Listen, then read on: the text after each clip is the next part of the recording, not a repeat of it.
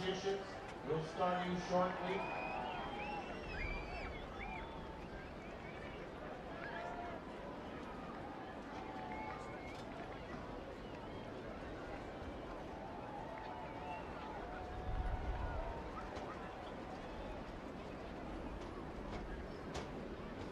Pessoal, então um grande aplauso para o maior de todos os tempos, Slater. Thank you, Kelly.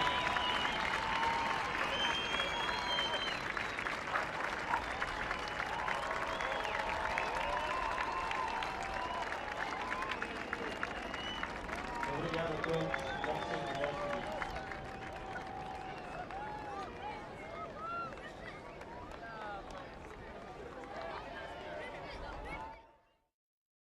As we see Joanne DeFay unleashing on that first turn right into the sunshine. I mean, it was great. It was difficult. Nice whip around on that smaller section. I really want to make the most of it. I just hope I can bring a little bit of, happiness. As we see Steph Gilmore now up and riding. Nice strong attack on her backhand. Just really want it really bad. And now she's just going to look for that finishing touch. And we are on the women's quarterfinals, have just hit the lineup, but we've just seen the greatest of all time knocked out by one of those who is one of the greatest coming out of California in Griffin Colapinto. Kelly Slater goes down and has the long walk up the beach with plenty of fans to be looking for an autograph. That's true. I mean, Kelly, this is, I think the folks understand that Kelly is and a star of the sport for so many years that this may be his, last time you get to see him live in competition. Never know, but I mean, with Kelly, shoot, we could be doing this for another 10 years. You never know. There we go. Who will be able to tell? Only Kelly. He'll let us know at some stage. Till then, he'll just keep getting barreled. We did hear some cheers on the beach, and we're thinking that he maybe got the barrel he was looking for right on the finish of that heat, but after the buzzer. So, of course, he goes down. And now in live action, Steph Gilmore, the 7-time world champion. Stylish start off, looking for some speed as she goes down the line and kicks out of that first wave. Priority now sitting with Joanne DeFay from Reunion Island, representing France. Fantastic competitor. Both of these women competed at the Olympics as well as the Rip Curl WSL Finals, the inaugural WSL Finals that ran at Trestles last year. And that's the last time that these two had a head-to-head matchup. Pete Mell and Shannon Hughes here in the booth. And Pete, we saw Joanne DeFay take out Steph in that last matchup between the two. Yeah, and it was, I mean, you wouldn't want to call it an upset, but it kind of was because of how Steph's form at that point, and especially Steph's form at Trestles. But it felt like that it was a new format, and it felt like Steph kind of got a little bit caught up in the format because her performance wasn't probably what she would have liked. Joanne DeFay, as consistent, solid as she always is, came out with the win there. So I think Steph's trying to get a little payback. As we take our eyes to the lineup, Steph up and riding once again. Now freed up without priority. Looks for a little cover up, just misses it there. You can see that she came down a couple hours ago.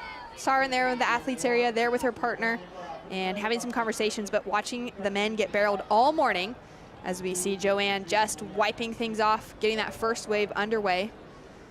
And I feel like Steph Gilmore is going to be very hungry to get barreled within this heat, Pete. Yeah, I would agree. I mean, and after watching all morning long too, and there has been a shift change as far as what the conditions are like. It was that really nice straight offshore, light offshore winds. Now we've got it coming from a bit more of a northerly angle and strengthening.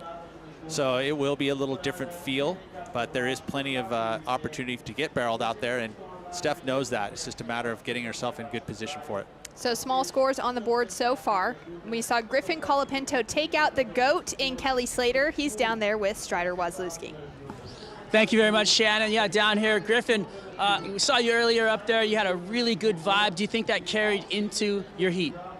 Yeah, for sure. I mean, I was just kind of getting in my zone. I had these sunnies on, just doing me, and I don't care what anyone thinks of me. I'm just going to do my warm-up.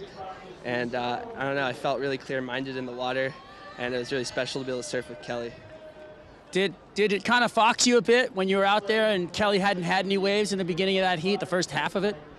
Yeah, I think I did what he usually does, is just build rhythm and start riding waves. So, you know, I just try to like flip it on him, and I kind of did that to Jadson too, and I don't know, I like that. Well, it's working out for you right now. What about equipment? Did you change anything, or are you sticking to the same board? Yeah, I rode the 511 round tail driver 2.0 in both my heats today, and I'm going to keep it going. We can't wait. Maybe see it back here on the glass. Congratulations. Thanks, Jared. I just want to say what up to all my friends and family that stayed up late tonight to watch me. I love all you guys. Thanks for sending me the good energy. Big shout out back home. Back to you guys. Always love hearing from Griffin and feeling that energy as he's just becoming more of himself the more years he spends on tour. He's an individual, that's for sure, as we look at the quarterfinals, which we will be seeing going out in the water this evening. So they got to stay up. Maybe they can take a little nap right now. Nap time for mom and dad and everyone else tuning in. Actually, it'll be morning in California pretty soon. So yes. they will stay up, enjoy it. Get some coffee in the system to see Italo Ferreira up against Jordy Smith.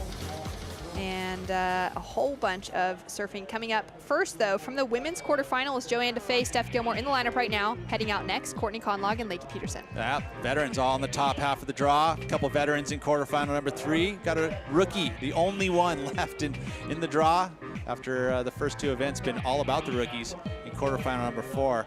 A lot of points there needed by those veterans, though, I'll say that. Well, exactly, because the quarterfinal matchups at Sunset, our last championship tour heat, was literally the opposite. All the rookies filled it out. And now in live action, Steph, powerful on her backhand, finds that hook right in the pocket, goes in for a second big turn, and just gets caught up by the whitewater. Puts a 4.33 on the board. Well, if she saw what happened in that heat previous, surfing your way into rhythm, Griffin Colapinto mentioning that, so Steph seems to be on that track. Here we go with Joanne DeFay. Joanne looking for that left-hander as well. A little more length drawn out in that first turn and then just gets caught up. Similar kind of to that first wave for Joanne, just losing her footing. Yeah, well, she see a little scratch of the wax there. Definitely having some slipping happening. We've seen it a little bit during, and it always kind of happens at this part of the day, which is kind of weird. So I don't know if there's something that happens with the sand and those shift in the tides. I don't know, but either way, oops, yeah, you see it just completely slipped as she was going up to do that final move. She'll have to just shake things off and recover as she gets back out into the lineup, especially when there's this many fans down on the beach to watch the action on this sunny Sunday afternoon. Love it. Very educated surf crowd, and they park it all day long. I mean, there's everything's down here. Food carts, sunshine, autographs, broken boards, souvenirs. It's all here. It's been an exciting morning of men's surfing. Plenty of barrels on offer, great conditions, the best that we've had throughout the entire waiting period. And a perfect day for the fans here in Portugal to really just be able to enjoy it. It's exactly what we were hoping for as we saw the forecast when we were kicking off a few days ago. Yeah, Surfline had called it that Sunday was going to be the most probably best day. We had a new pulse of swell that filled in overnight, and the winds were going to be in this optimum direction for most of the day. So tomorrow we will see a change. It'll most likely happen a little later in the afternoon, but odds that we may be running tomorrow, but we will see how the swell holds. But either way, we got quarterfinals underway. And interestingly enough, the last time the women were here at Super Tubosh back in 2019, both of these women made it through to the quarterfinals. Steph Gilmore went down to eventual winner Caroline Marks, who's not present this week, and we're so sad to be missing Caroline. Joanne DeFay went down to the great Carissa Moore, as Carissa was still in that world title conversation to potentially walk away with the world title here on the sand in Portugal. Carissa, though, went down in those semifinals to Lakey, and that world title conversation was moved to Maui. So both of these women familiar with the break. They've had a great success out here in the past, making it to finals day. And in their matchups, actually their personal matchups in the 3 out of the 4, they've all been in quarterfinal matchups head-to-head previously. As we see Joanne DeFay drawing that line, gets a quick cover-up, and that wave just hits a dead zone for her to be able to connect through and put on the finishing touches. Yeah, it was too bad because that, you know, the barrel to maneuver combinations have been doing and scoring very well. But yeah, just it split in half, and she took the high road, and then the wave just disappeared on her. Barrel was just a quick little pop in there. You know, if you're really looking to get a high-scoring barrel, it needs to be a very hollow wave. Quick scratch from Joanne to get under that wave and also potentially out of the way of Steph Gilmore. Yeah, Steph, you can see she was a little bit deep for the right-hander. I mean, for Steph, she would be eyeing those running rights. She is very, very capable on that forehand growing up at Snapper Rocks to take off on those real steep drops like that and slide into the barrel. One of the best in the world.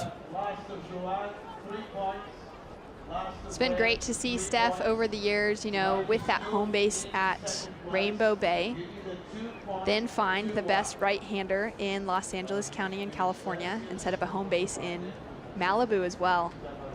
And continue to get barreled, but also just find those long, drawn-out walls and really, I think, just pour into the type of surfing that she enjoys the most, which is also probably what us as fans enjoy the most in seeing, is that style and that speed that she brings to any open face that she's able to find. So true. You know, anytime you're a 7-time champion, world champion, you're doing something right. And we can see Steph with her eyes in the lineup. So Steph Gilmore with priority. Having a look at the right, drags that arm in, gets the cover up, so smooth, drawing a perfect line. And she's gonna go for that finishing touch and put the pressure now onto Joanne DeFay. That's exactly what a good tube rider will do, is set up the line. You know, she takes off, and she was timing what she needed to do to maximize the barrel. From the beginning, she kind of slows up. You see the handbrake and all of it's moving in motion, so she waits until she can pump into the barrel and then maximize that tube time behind it, which she did. A smaller wave, but it was nice and round. The exit was clean. I mean, it can contrast to what we saw from Joanne DeFay, which came in at a 3, just the quick little barrel. But this one, see, the brakes are on. Now she realizes she needs to speed up, gets the perfectly paced speed to get all the way through it, and gets the finish move. So this is going to be the best score of the heat. What a way to kick things off. Just over 10 minutes down as we take another look at that hand drag. Disappear from view. That's what the judges want to see. The clean exit out. And of course, the finish. Got to make that happen. Maneuver there. So barrel to maneuver combination is going to score pretty well. Now talk to me about that little shuffle of her feet. We'll get back to that conversation in a moment about barrel riding as we see Joanne DeFay having a similar look. Drags that hand in. She's hoping for the cover up, and that wave doesn't offer her what we just saw from Steph Gilmore. Nice little bit of rail work though, and she'll kick out feeling slightly disappointed with that one. As we wait for scores to come through, Pete, for that last wave of Steph, it's looking really good. That little shift of her foot, that back foot that was positioned slightly more forward, as we take another look here for Joanne DeFay. Yeah, this one probably won't fit into her top 2. But to get back to that point, when you shift your weight up to the front, you get into the more stable part of the board, right? So you're actually setting yourself up to ride through anything that's in the bottom of the barrel. You can kind of glide over the top of it. It stabilizes everything. You're able to push forward on it. So all that momentum moves forward and just stabilizes you in the barrel. And then shifting that back foot out as she pops through the barrel allows her that stability and that power again to hit that in section. Yeah, and of course, you know, once you get back your foot over the fins, all of a sudden you can start going into maneuvers. You're going to have more control of your surfboard. And it's exactly what she did. She got back that foot back there and finished with a nice little solid hit and ended up setting a very nice number. Scores through a 7.83 for that last wave of Stephanie Gilmore and puts a giant requirement of a 9.16 on the board for Joanne DeFay. So in these quarterfinals, we do not do overlapping heats, so we're having 35 minutes. They were surfing 40-minute heats beforehand, with 20 minutes of non-priority heat and then 20 minutes of priority. Plenty of extra time. It's interesting that you know, if you were to, as much as we love watching overlapping heats, and the fans I think do, competitors not necessarily like it. They much would rather have the 30-minute heats or 35-minute heats with just them two in the water. I don't quite understand that, but I think it's just it's less distraction, right? You can kind of focus just on your competitor, and you don't have to worry about the other two competitors in the lineup and the waves and having priority, and you know, so a lot to think about. It simplifies it when you're just having your one other competitor in the water. Well, Federico Moraes was sharing that with me just around his post-heat time when he came in from the water, but hearing that the guys in the next heat, in that overlapping heat, coming 20 minutes through his, were starting to get some really good waves and really good scores, and he mentioned that it was kind of causing him to second guess where he was sitting. He needed to stick to his own strategy, but he also knew that there were better scores. There were 9s coming through in the heat after his, and he was sitting in a spot not able to get into that excellent range. Yeah, that's it's an interesting one, yeah. I mean, it's an extra noise that you don't necessarily want. Steph Gilmore sitting in a great position now and representing in anticipation of International Women's Day coming up on March 8th. It is March 6th here, Sunday afternoon in Portugal. The jersey of the 1964 and very first women's world champion in Phyllis O'Donnell. And with this wave, she will make her proud. Driving that line, and she'll have to kick out. I can see her looking for that barrel again. And priority. She's catching a lot of waves. I think that Steph likes to surf into a rhythm. You know, don't wait too long. You know, even though she has a 7.83, she was willing to pull the trigger on a little older wave just to maybe see if it's going to happen, even if she had priority. So lots of time, I think, as you get towards the last, you know, before the 5-minute warning, you can start to look at, you know, where you are in the heat and strategize in regards to priority there. But just riding waves is a good call. The 7-time world champion, of course, taking out her very first world title back in 2007, her rookie year. Chased that up with 3 more world titles in a row, which is just unheard of. Her last world title win was back in 2018, so it's been a few years that she has gone without being able to achieve that illustrious 8th world title to take out the GOAT conversation over Lane Beachley. Joanne DeFay, however, has just come off of her best result on the championship tour, her best ranking yet, with a world number 4. And Pete, she has been such a consistent conversation since she has joined the World Tour, of being right in there and right in the mix. And it's great to see her getting into those higher rankings and now in that conversation of world titles for a competitor with a few less years of experience than Steph Gilmore. Yeah, and she works really hard. Joanne DeFay, you can tell, puts in all of the extra hours outside of the heats to train, to be strong.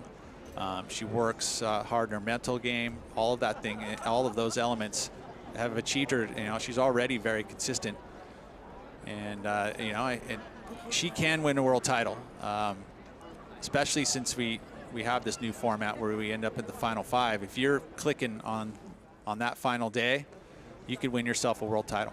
Yeah, it's essentially just a few waves away, which is a really exciting conversation that we'll begin to have as we look into the back half of the year. 18 minutes, 19 seconds on the clock. Stephanie Gilmore in the lead with a 7.83. As the high score, will Joanne DeFay be able to make the comeback?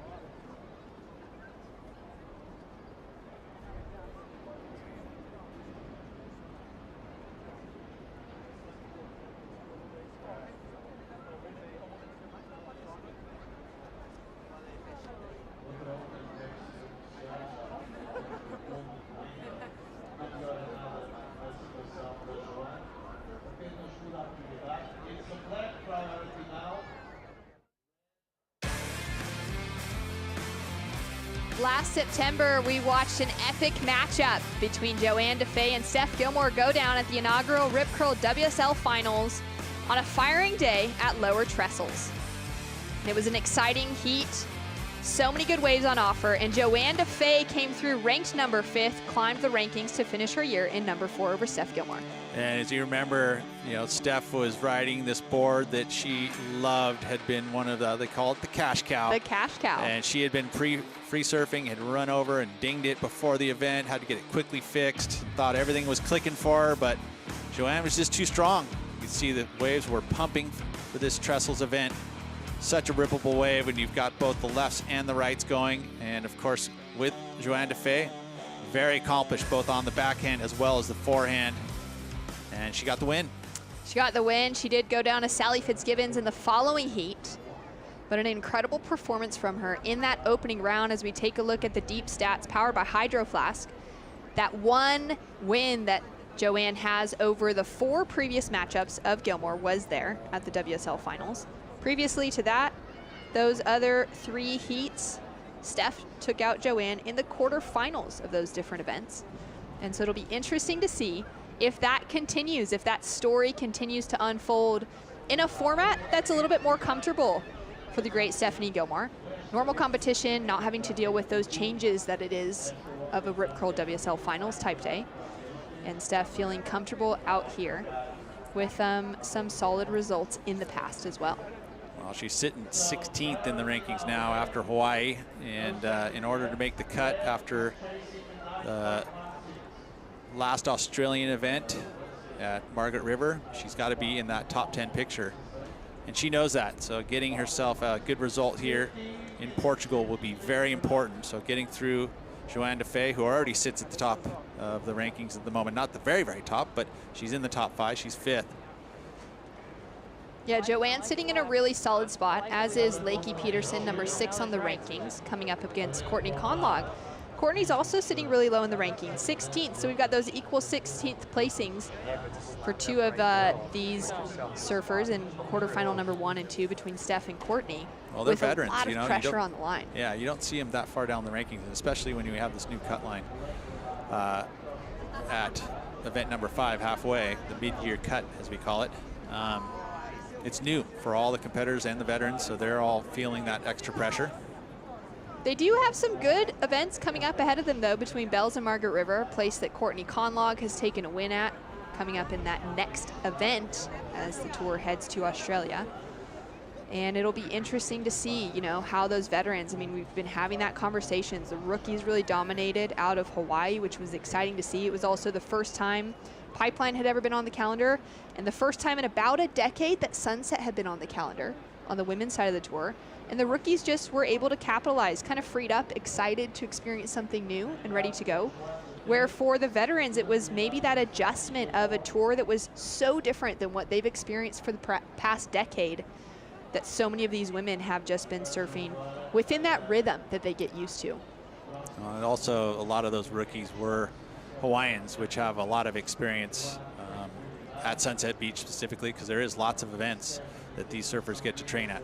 Joanne Defay looking for the cover up, dragging that hand, and she ducks through, now going for that finish. Slams it on with a huge turn. And that is the way to finish off a wave.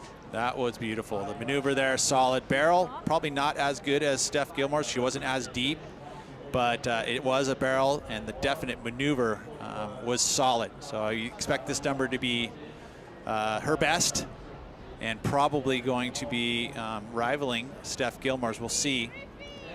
But that was good stuff there from Joanne Defay. Incredible wave from Joanne Defay, waiting for scores to come through. She's chasing a 9.16 to get the advancing position away from Steph Gilmore, out the back sitting with priority, but she just needs to chip away with those small scores on the board. Down to 12 minutes, 15 seconds on the clock, Pete. And as we wait for those scores to come through, Steph feeling like maybe she wasn't able to see what beauty we saw from Joanne on this one. And this was a lot of the scores going to come with that maneuver as well. You know, the barrel was good. It was a nice, clean wave, but she didn't totally disappear from view, which the judges take note. But the strong maneuver made up for it, and there's the number. A 6.83 shrinks the requirement on Defay down to a 5.34 now to take the advancing position over Gilmore. And Defay up and riding once again on a smaller wave. Great snap, similar to the finish on that last one. 11 minutes, 30 seconds on the clock. Strider, you're down there with the GOAT, Kelly Slater. Thank you very much, Shannon. Yeah, Kelly, conditions kind of in your favor, I thought, today. I feel like the big barrels were kind of in your wheelhouse, something you really like. What happened out there? Nothing. We saw that. Yeah. No, I felt good. I was fine. You know, the waves are super fun this morning. Great conditions for all of us. Everybody's stoked. Obviously, I think it sort of peaked around Jordy's heat. He had a 9 and an 8 and was throwing away scores that probably would have won other heats. And it really turned on about an hour and a half ago. And then, I don't know, the 2 heats before ours got kind of slow. John had 1-9, but other than that, those heats were a little slow. And I started the heat kind of more to the north. I didn't want to mess with the guys at priority down there. I knew if a good one came, they were few and far between, and I didn't want to be near the guys at priority. So I feel like I was a little stuck maybe between the 2 peaks, but I was just trying to stay in clean water, and nothing really came my way. And then I took my first one, and it wasn't a very good one, and then Griffin got his 2 waves behind mine. He got his left that was pretty good. So had I waited 2 more waves after waiting like 10 minutes, maybe I would have had that and could have changed the flow of the heat, but just the way it goes. And I had my chance on one right towards the end, a really sick right, but I was a little bit too deep and inside, kind of out of position. And that was about it. There just weren't a lot of opportunities. You know, making it through that heat, you had yourself in the yellow jersey conversation, yeah. But still moving forward, looking at Australia.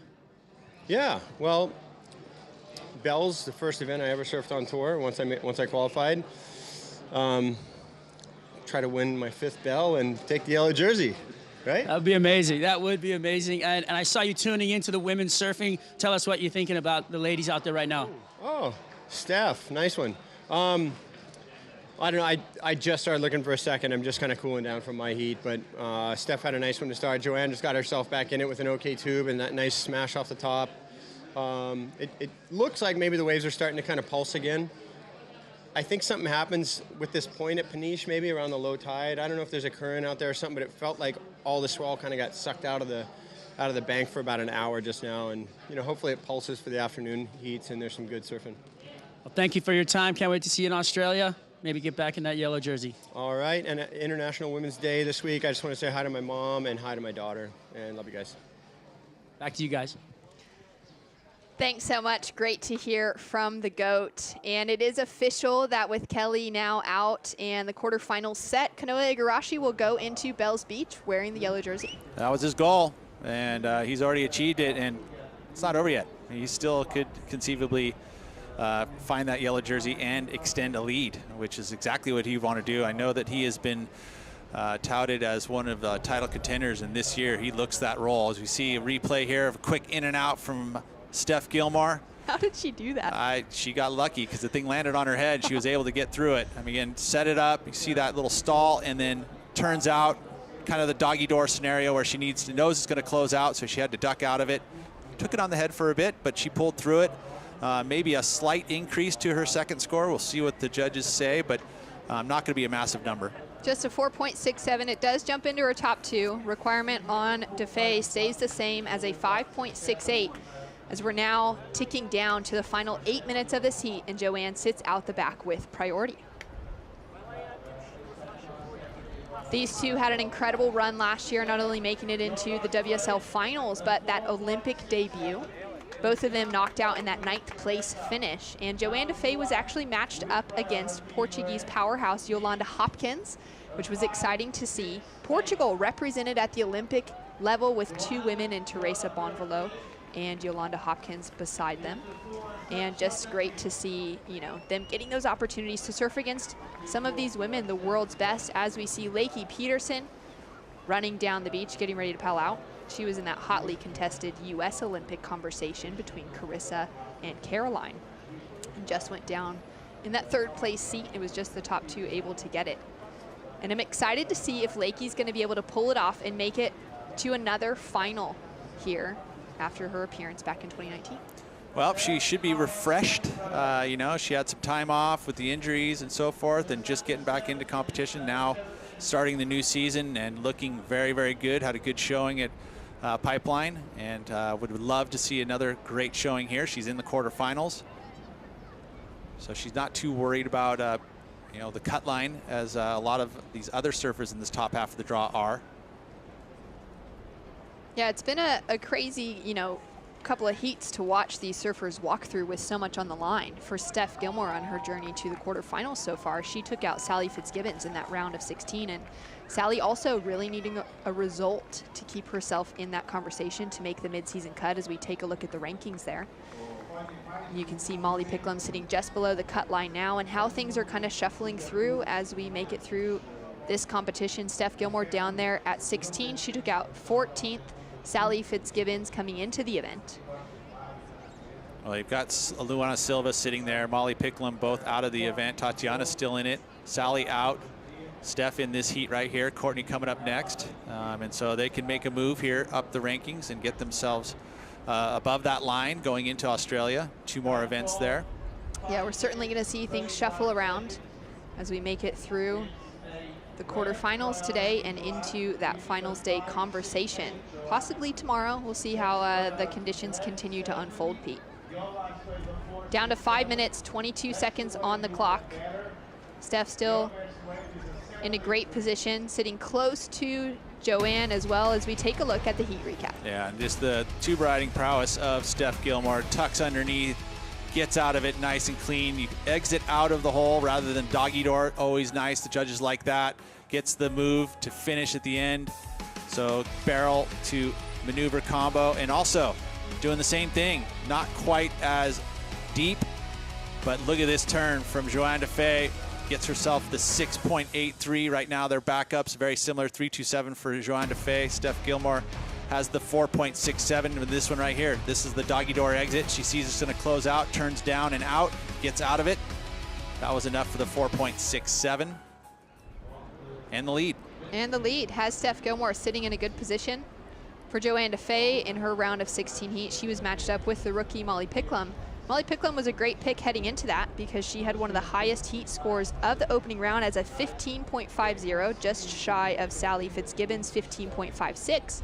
But then in that round of 16 heat, it came down to the experience of Joanne DeFay taking out the lead, advancing to the quarterfinals. Yeah, just a really, really savvy competitor in Joanne DeFay. She's the sweetest girl ever. She doesn't really hassle in the lineup either.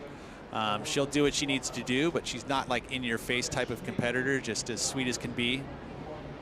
But always doing the next right thing. Very smart, very high heat IQ for Joanne DeFay, and that's why she's had such great success here on the championship tour. Yeah, it'll be incredible to see how her year continues if she is to bow out in this quarterfinal. Sitting with priority, chasing that 5.68. Her and her partner Simon work so hard behind the scenes to keep her physically prepared for anything that the conditions may offer. And that's especially important at a wave like Super Tubosh, where we're currently located here in Peniche, because it is heavy. We have seen a lot of consequence, shallow water, a lot of those rips as those tides change, and the heavy swell that these surfers have had to manage throughout the last few days. And so for Joanne, she would have been so well prepared with the level of fitness that her and Simon maintain behind the scenes in preparation. Well, one thing I've noticed about, and I talk about this with certain surfers, and Joanne is one of them, that has a good read on the ocean. She can sense when stuff's changing and make adjustments, and when she does those adjustments, they're usually the right call. She knows how to read funky lineups, you know, and it's all of a sudden they're going to put you at a place. They've moved it because the conditions have deteriorated somewhere, and they move you to a new spot that you've never surfed before. She can adjust really quickly, and that's something that is very valuable at this level. She's already sitting with a 6.83 on the scoreboard, which took her a while to find. That was her 6th wave that she caught, that little duck under the barrel, and then that really solid power hack to finish off with. So we've already seen her get the score that is higher than her requirement to take the advancing position. Yeah, she's capable here. It's this, and she has priority. So now she just wants the ocean to provide an opportunity, and only one opportunity would be nice for Joanne if she was thinking that, because she doesn't want Stephanie Gilmore to up the ante any as well, being that she has the highest number in the heat. Down to 2 minutes on the clock. Partner Simon there watching from the beach. Maybe not feeling that kind of sweetness at the moment, but more of a wishing that Joanne would start going on the hunt and get that last score to take that advancing position through with 1:30 on the clock. Maybe an opportunity here. You can see those lines glistening sparkles here with the northwest wind. That wind has really started to shift over the last hour. Put a lot of texture on, and very different from what the women would have been watching this morning. Possibly getting a free surf in up or down the beach as well. There are some different peaks available for the surfers to get their hair wet before paddling out. And here we go, down to 60 seconds on the clock. Opportunity awaiting, and now we'll see if Joanne is able to perform for that 5.68. And she decides not to go on that one. Pete, a smaller size wave? Yeah, I would say that they, you're going for those smaller waves. You have to surf your heart out to appease those judges. They want you on the set waves, and they're not going to juice you just because you surf a small wave really, really well. But this is it. This might be the chance she has. All right, here we go. The hunger from Joanne. Looking for this first opening section. Nice and bowly. Makes that air drop down, and she's looking to put on a strong finish through the froth. Excellent rail work. Pete, will it be the 5.67 she's looking for to advance? I would say, well, you just put me right on the spot, didn't you? I did. Okay, well, I'm going to say, let's wait it out for the judges to make the call, because there was some good surfing here. Although we are at Super Tubos, and the barrel usually means a lot, so I would have to say that it'll probably come up short. We didn't get to see the finish again, but that was good surfing by Joanne, and she got the opportunity. She did the best she could with it. We'll see what the judges do. All right, scores to come through. Remember that the 7.83 from Steph and the 6.83 from Joanne both included the cover-up. They both found the barrels with the in-section finishes. Joanne putting on a great performance on that last wave. We'll just leave it in the hands of the judges to see if it is enough, as we see her sprinting up the beach. Just picked up her first major sponsorship of her career by O'Neill. So stoked to see that. And scores in, not enough. A 4.93 for Joanne DeFay factors into her top two, but does not get her the requirement. JoJo goes down as Steph Gilmore advances into the semifinals out here at Super Tubos. Her best result to date at this location. More to come right after this.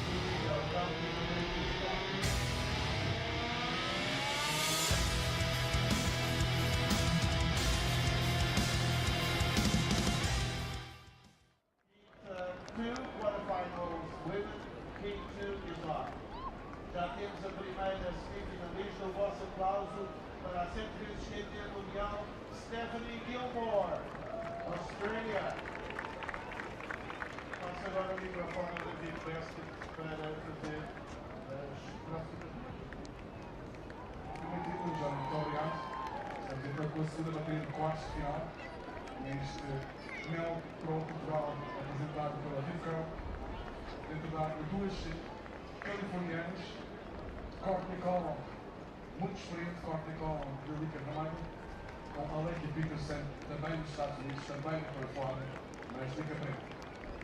P2 on the quarterfinals for the ladies events, day number 4 of MEO Portugal, presented by Rip Curl. Two surfers from USA, two surfers from California, Conlogue wearing the red sealant, Peterson in black, also from California, USA. Muito boa tarde a todos.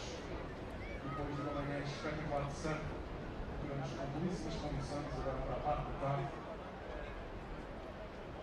So once again, welcome all of you for a beautiful day of surfing, a beautiful morning already. There's beautiful conditions out there for the latest quarterfinals.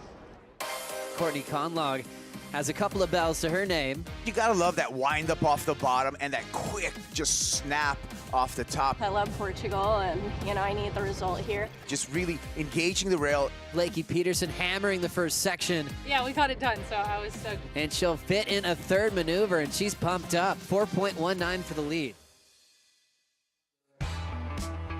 Courtney Conlogue, Blakey Peterson, women's quarterfinal number 2, hitting the lineup after we just have witnessed Steph Gilmore finding the barrel, finding the advancement over Joanne DeFay into the semifinals. And now the two Californians, one from just south of Los Angeles, one from just north of Los Angeles, And it's going to be a great matchup between world number 6 in Lakey Peterson and world number 16 in Courtney Conlogue. And we'll see who comes out on top. My name's Shannon Hughes, joined in the booth by Strider Wazalewski, and what an exciting day it is to be running the quarterfinals. Yeah, it's been a jam-packed day of action out here. We've had so many different looks to it, and now we're into the women's side of the draw, and this one right here that's going to play out in the water, a lot of history. These ladies have been, getting in the ring for a long time, and it's fun to watch, some old history and play out here, and they really don't want to lose to each other. It's kind of like a sisterhood thing, but, everybody's really nice on land, but once they get in the water, there's no friends. Well, they've been able to push each other their entire careers too, which is amazing. Through their junior careers into their professional careers. This will be their 10th matchup head-to-head on the championship tour as well, which is so exciting. And as we talk about that and talk about this heat going on, we've just seen Steph Gilmore we've witnessed Steph Gilmore take out an incredible victory. She's down there with Louisa. Yeah, guys, we're just talking how cold it is. Conditions changed a lot since the moment you went in. How did you read the ocean?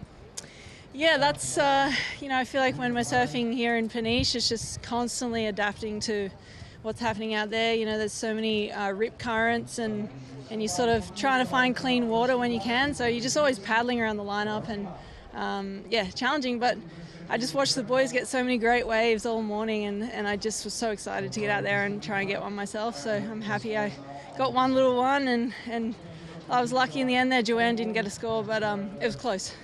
Last time you guys faced each other, you lost. So I'm wondering if you brought some experience to this heat. Yeah, I definitely, if I've lost a heat to someone in the past, I sort of use that as some kind of motivation, some revenge. I lost to Joanne in the very first heat of the finals at Trestles last year, and that one really stung a lot. So, yeah, I definitely wanted to get that win here today against her and move into the semis. Are you feeling confident? Yeah, I'm feeling great. The wind has kicked off a bit, but my boards feel good, body feels great, and I'm really enjoying being here in Portugal. Are you going to keep the equipment? Yes, of course. I'll keep it rolling, unless if it drops a little bit more, I might go back to this is a step up, so if I go down to maybe something smaller if we surf tomorrow. I don't know, are we surfing again today? I'm not sure. Let's see. Okay, cool. Congratulations, Steph. Back, guys. Thanks so much, Louisa. I'm not sure if the women will be in again. We'll have to wait for the big call as we see huge rail gouge from Lakey Peterson, and just throws a little bit of spray out the back on that second turn, comes through that frothy section, looking smooth, putting that board top to bottom, and puts the little tail out to finish things off with, Strider. And great to hear Steph when she is competitive, when she turns feisty. And that is a great energy to be coming out of her heading into the semifinals. That's great insight to see and feel and look into the mindset, and I feel like we lost her for a little bit. First couple of events of the year, she was unable to surf pipeline, came into Sunset, was not really 100% there. You could see it, and now I feel like whatever happened between Sunset and now, whoever got into the headspace, whoever talked to her, whether she did it on her own or not, I just want to say congratulations, because she is 100% looking like she is back and ready to rumble, and I love it. She has that eye and that kind of fierce competitive feeling out of her, and she's surfing really well, and you can see the confidence. So great things coming for Stephanie Gilmore. Yeah, I love it. I love hearing that sort of insight and that honesty that comes through with those surfers when we're able to get that little bit of a moment inside of their head. You know what's even more interesting is, well, we'll talk about it after we see this replay. This is Lakey Peterson off the bottom, finds the corner and pushes hard. A lot of water coming off the top of the wave there. And then she kind of skates across this section where you can see the wave kind of flowing, and then it's going to meet a section on the inside where she's going to put the board up there for a quick hit and out. Well surfed wave for what was on hand there. I think she's looking for more. Comes in just below a mid-range score. Back to what something that Stephanie had asked: are we surfing again today? And that question is indicative to the league and understanding that we are dealing with conditions that completely are at the mercy of Mother Nature. And with that, we have no idea. I mean, things could change so quick that they go, we're over, we're done. But, as this thing plays out, we'll find out more. But to me, I'd say we're going to go as far through the draw as possible. Lakey Peterson having a look at that one, has to straighten out as it gets away from her. She dropped in a 4.5 for that last wave. Courtney opening up with a 3.00. And this is a great matchup, you know, looking at their former results against each other, and then the time that they've spent here in Portugal. Both of them have competed here for a number of years between the Cascais Women's Pro over a number of years before the women joined the men back up here at Super Tubos for the first time since about 2010. And Lakey Peterson went all the way to the finals last year and went down to Caroline Marks, as we see. Courtney, Pig Dog, grabs the rail, flying down the line with so much speed that she just couldn't pull in to get the cover up. That was a wild ride right there. That was like, wow, really, really fast, right? Yeah, I mean, you know, it's really hard with this wind coming up the face to even make it down into those bowls, but she does a great job. She had great form right there. She was trying to slow down enough to get under the hood, and then as she tried to straighten out there, the wave kind of catches her, but look at that, just leaning her body into it, trying to push all of it onto that to slow herself down. Doesn't quite negotiate the technique perfectly, but then right here, as she tries to straighten out, the lip just wears right on her back. But look, she's still there. You see the foot up or something was a hand or something was still there at the end. That was crazy. That actually does give me kind of sad memories to the last time we saw Courtney out here at Peniche back in 2019 Strider. Courtney went down heavy on a section, kind of airdropped, landed on her back on her board and broke her board. The board, I remember that. And she got that concussion out here. Yeah. It was her third concussion in 2019. Her first concussion was at Snapper, second concussion at Margaret River. And then the third here at Peniche pulled her out of the water for a year before she was able to surf again. So most of that strange year of 2020 where the rest of us were dealing with all sorts and competition wasn't happening, Courtney Conlogue was out of the lineup due to that head injury. And it's so good that we got to see her come back in 2021 and find some rhythm again, secure herself on place on tour again with a 9th place finish last year, just to get herself in above that cut line as well. And I'm sure for her, there's a lot on her mind. If she, you know, gets hit heavy by the lip again, it's kind of that moment that she went through the last time she was here. She looks great. She looks like she's doing fine, and she's surfing really well, charging. She's got a big smile on her face, but she's ready to rock, and I feel like she's 100% right now. The way that she's strutting around the competition area, the way she's surfing, she's got a lot of energy coming into this one. You got that Red Bull jet ski out the back, keeping an eye on everything that is going down. And it's been great to have just the variety of teams that it takes, Strider, to make a competition like this happen.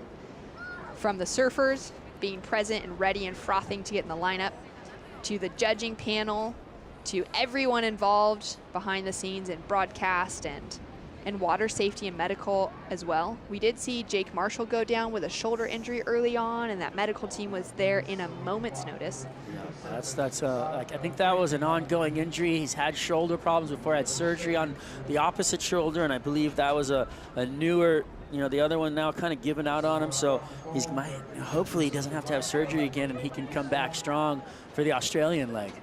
Yeah, that's exactly what we would hope. It's been a crazy year of injury on the men's side. I mean, out of Pipeline, the number of replacements that we have. Well, Pipeline will dish them out to you, that's for sure. That place is brutal. Such a heavy wave with so much water movement on such shallow reef. And it's kind of like here, you know, there's a lot of water coming in, and it's very shallow out there. To tell you the truth, this is a sandbar, so it's obviously not as hard as the reef, but the fact that the sand is such fine grain that you're actually, feels like you're hitting cement when you hit it. I mean, I've seen quite a few raspberries come off the bottom here on people's faces where they hit their face and they actually have, you know, draws down to the blood. So this place, no joke, especially with the power that we have on hand from these swells. Yeah, it is an extremely powerful spot. We hear that from everyone that comes out of the water, even on a 2 to 3 foot day, let alone when we actually have it heaving and overhead and barrels being thrown. As we take a look at Lakey Peterson sitting out there, she is in the lead at the moment. Not anything significant as we see, but she does have the best scores so far. And Lakey, in that injury conversation, injured her back just before the North Narrabeen contest last year in Australia and had to pull out of the rest of the season. She is now back in as that WSL wild card, or that replacement for the entire season. So based on that injury, they've decided to give her that opportunity back on tour, which she is so deserving of, especially after her finish being so close to that world title and in that race back in 2019. Yeah, she is definitely one of the contenders for a world title at all times. She's so athletic. She's trained super hard. She's got Mike Parsons in her corner, who just really, you know, is a constant note of reality. There's no soft coding. There's no easy comment from Mike Parsons. He's going to tell you exactly what you did wrong. He's going to put you in the right positions, and if you don't perform, he's going to let you know it was your fault, because he is actually so knowledgeable and he's got so much to give to these athletes that he's going to put them in the right place at the right time at all times. Yeah, it's so important to have the right person in your corner, and it's so cool when we get to hear those sort of insights from the surfers on who they have behind them, the types of conversations that they have, and all the different things that they're battling with. There was a great interview that came out on The Lineup, Dave Proden's podcast with the WSL back in September, where Courtney Conlogue got to share about her experience in going through those concussions. And, you know, just so good when we get those opportunities to really know what's going on behind the scenes, so that we can have that much more connection to the athlete in the jersey. Yeah, it's fun to get to know them and really understand what's happening with their lives. They're back behind the scenes with their family and their upbringing and everything that has gone on in their lives to this point to get them to be the people that they are. There's so much adversity, so many trials and tribulations that, you know, people go through in life to get to where they're at. There's a story behind every human, and I love that. You know, everybody's got something that has pushed them or has, you know, repressed them and gotten them to become a champion of some sort. Courtney on the move, 20 minutes, 45 seconds on the clock, and just moving herself a little bit farther to the north, and now maybe repositioning herself here. It's wild, huh? The views, this view just looks so nice and clean out there, and you look from the other side, it looks a little windy. Just the grain.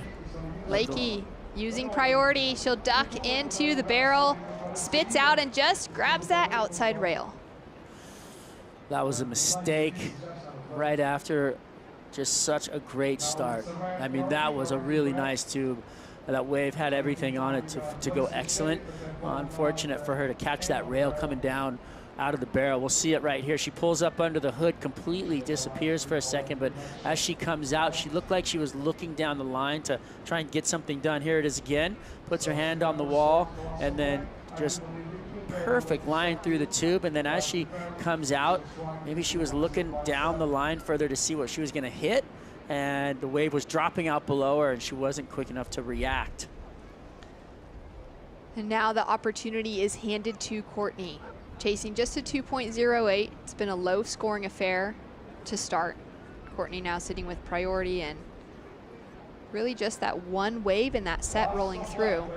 Coming up in our next quarterfinal, we're going to have Carissa Moore up against Tyler Wright, and that is like the mega heat. 5-time world champion against the 2-time world champion. And both that have just such solid performances in these types of conditions. You know, this morning I saw Carissa in the water, and she just attacked this lip line. And I, you know, from a first glance, I wasn't sure who it was. And, you know, going through your Rolodex in your mind, and then you all of a sudden you realize, oh, that was Carissa Moore.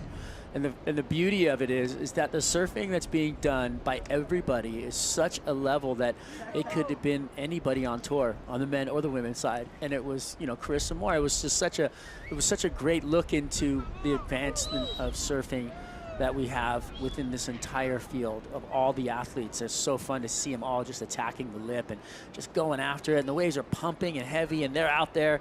Everybody's in the mix, pushing each other. I love it. It's so fun. It's so cool to show up early and see everybody in the lineup trying to get in a couple of waves. And you get some of those veterans that decide not to paddle out because of the mental, you know, toll that it takes of battling the lineup with the world's best surfers, all of them out there trying to get a warm-up surf in before competition starts.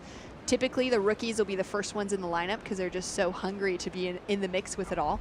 And then you get some of those locals as well. Had a chat with Kika, one of the local shredders here from Portugal who will be competing on the qualifying series coming up. And she was saying she got out there this morning, got a couple of waves. And so you got some of those up-and-comers that want that experience with the world's best.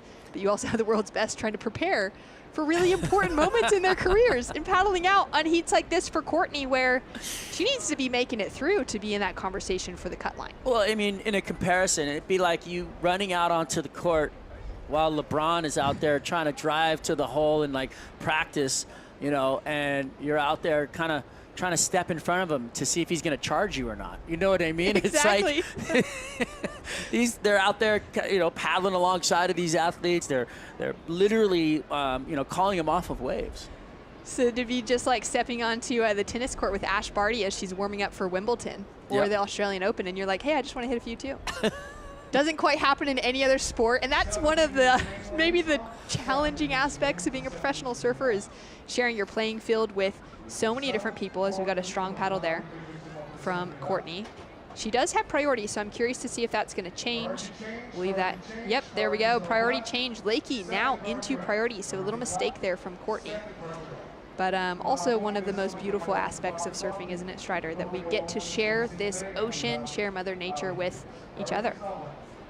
As we see Courtney, well, that priority mistake did not even factor into the question. Driving into that first turn, stays in that top third of the wave. Now hitting some of those speed bumps and wobbles as she comes in for a powerful finish, drifts the tail just a little too far.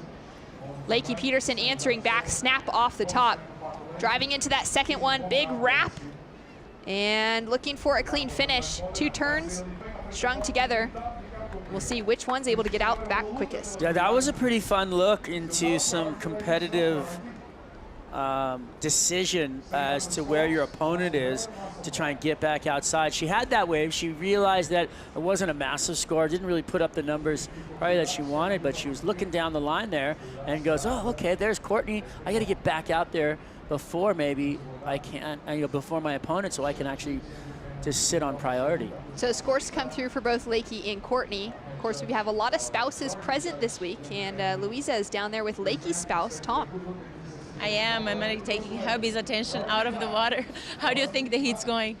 I think she's doing pretty well at the moment. There hasn't really been a whole lot of opportunity yet, so she, scores are pretty low, but she's looking good. She just got a really good one, so I'm hoping, she keeps it going. You know her style better than most of people here. What do you think she's gonna look for? I think she's just trying to stay busy all day long. The one surfer who's been the busiest has sort of been the one getting through, so she's just trying to not miss too many opportunities and just keep her surfing going. So, yeah. That's it, guys. #1 fan right here. Back to you. Thanks so much. Great to have the insights from someone that knows Lakey so well. Staying busy out there. And he looks pretty calm given the situation. Yeah, I was just gonna say, when you have somebody close to you in a heat, like whether it's your brother, whether it's your buddy, you just feel like you're in the heat too, and you're kind of angst out. Here we go, live action. Courtney, just pushes a little too hard, maybe. Actually, just hitting some uneven water. You see all that rip in the water there. She dropped into that wave, the lumps on the face, and the wave was not smooth, and so when she went to do her turn, the board kind of skipped out a bit, and she tried to regain composure. It was a little rough though, and she went for a little bit of a slide. Looked like she was body surfing. She did look like she was body surfing. It's a big wave to go body surfing on. Cold water too. Imagine that, being body surfing out there with just the water temperatures as well, all the brain freezes. Thankfully, they got boards under their bodies and more waves to come. 13 minutes, 45 seconds on the clock. Lakey Peterson in the lead now with a 5.67 for her last wave. Courtney Conlogue chasing a 7.17. And we do have another wave rolling through. Lakey using priority now on her backhand, pin drops out of it. Courtney chasing a 7.17 to get the advancing position into the quarterfinals. A lot of pressure on the line. Will Courtney be able to find it? The fans are here. They're ready to find out. We'll find out right after this.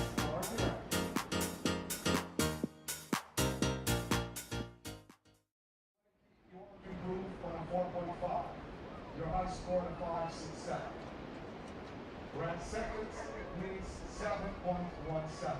30 minutes remaining. Quarter round, second quarterfinal. 5-6-7 pela equipe Peterson é melhor onda da bateria. Ela tem também parcial, no segundo parcial 4.5, lidera. Prioritária da bateria está ali em primeiro, Colapinto. Tem apenas até agora 3 e 2.43. Ou seja, a soma dos dois parciais da Quarterfinal é inferior à nota da melhor onda da noite, com 5-6-7, para um total de 5-4-2 agora. Quarterfinal então a procura de 7.7 para chegar ao primeiro lugar, ela tem agora a prioridade. 12 minutos e 15 segundos terminaram esta segunda bateria de quartos de final. Bem-vindos ao MEO Portugal, apresentado pela Rip Curl.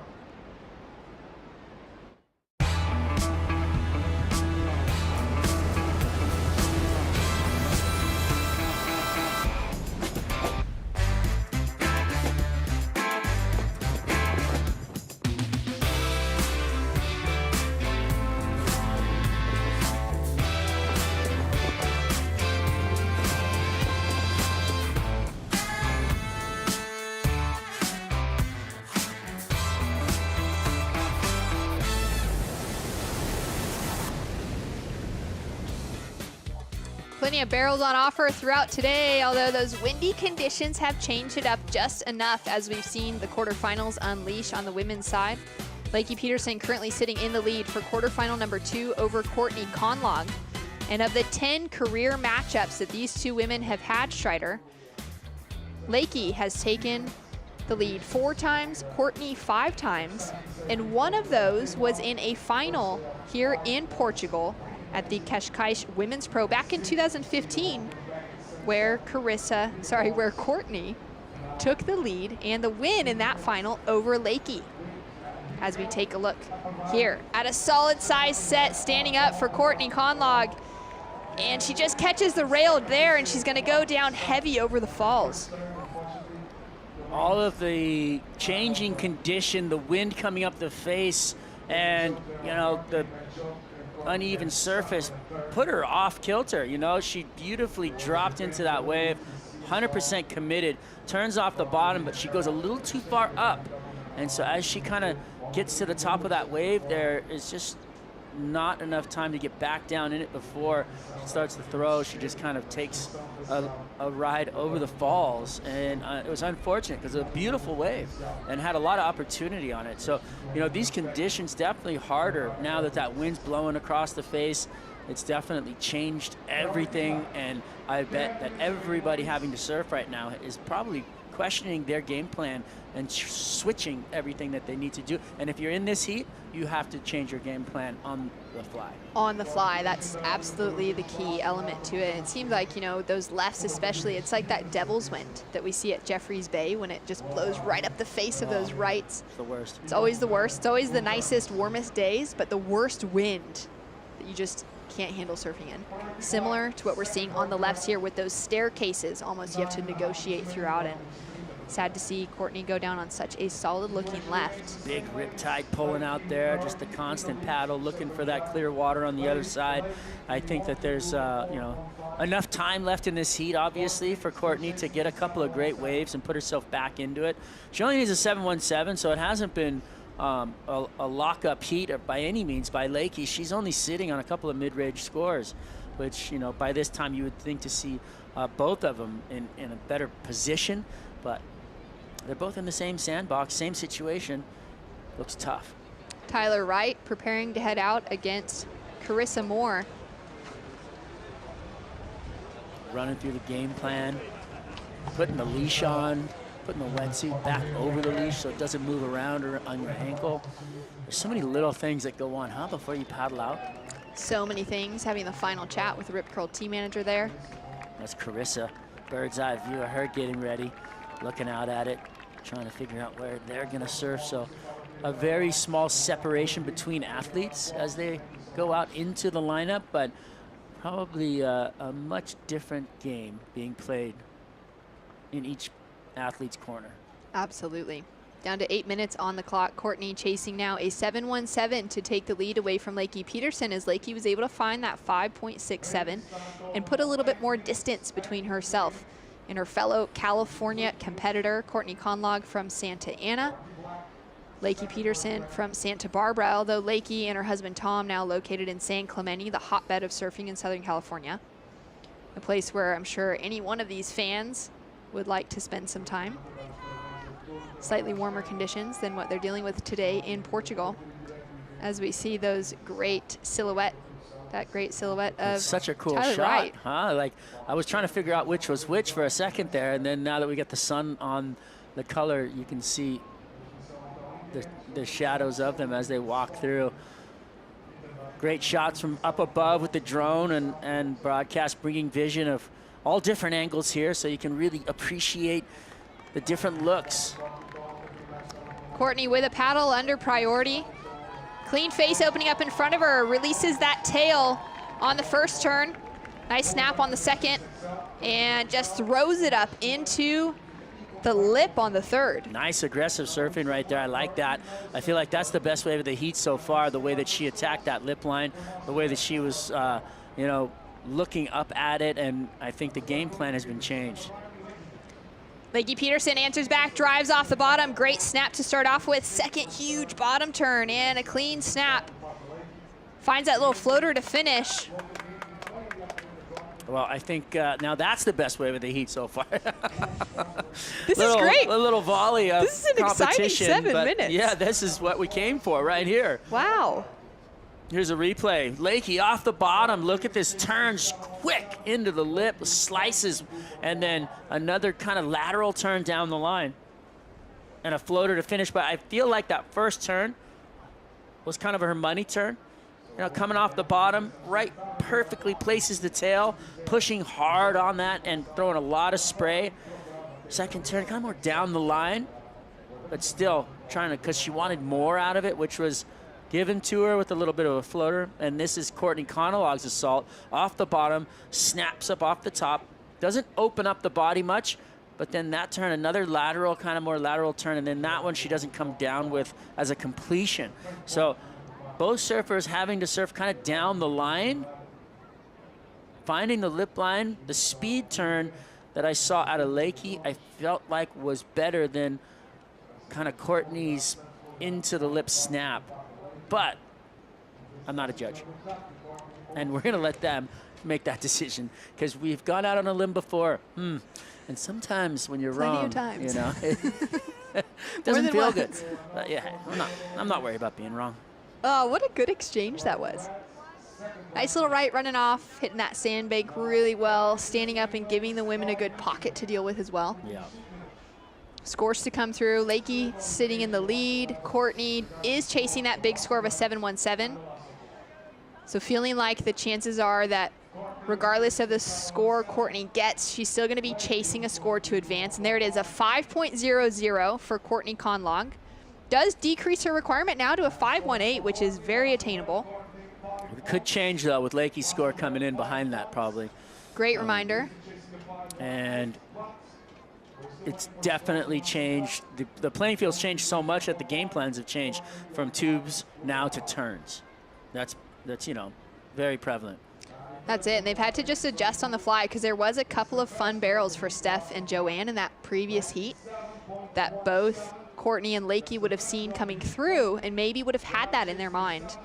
Lakey Peterson capitalizes with a 717, puts that 7.84 requirement back onto Courtney, and sets herself up in a solid position, looking for finals day once again, if she's able to hold on to it. Courtney is freed up, though, under priority. Well, she definitely needs more than she needed before, and you know, rightfully so. I think, you know, Lakey's turn had a nice open lip line, and she really came after it super fast. Nice big spray off the top, followed up with a couple of nice turns on, she had the opportunity on a better wave. Courtney had the first wave of the set, a lot of jumble, a lot of mumble on it, so having to kind of jab up into it to kind of make something out of it instead of having that clean face where she could do a nice turn and use the rail on it. She had to go to the fins and use the back of the board on it. So, you know, there's just the conditions will dictate your maneuver, so you can't really kind of go through a routine. You have to actually just be reactive. And for right now, it's changed. It was before the first wave of the set was the best wave. Now, it looks like the second wave that's a little cleaner as the sheets get pulled tight by that first wave coming through. Absolutely, especially that first wave having those ripples on it. As we see Courtney with priority. She's gonna have a deep bottom turn. Great engagement of the rail. Is she gonna make it out of the finish? That was a heavy, shallow section to throw her board up into.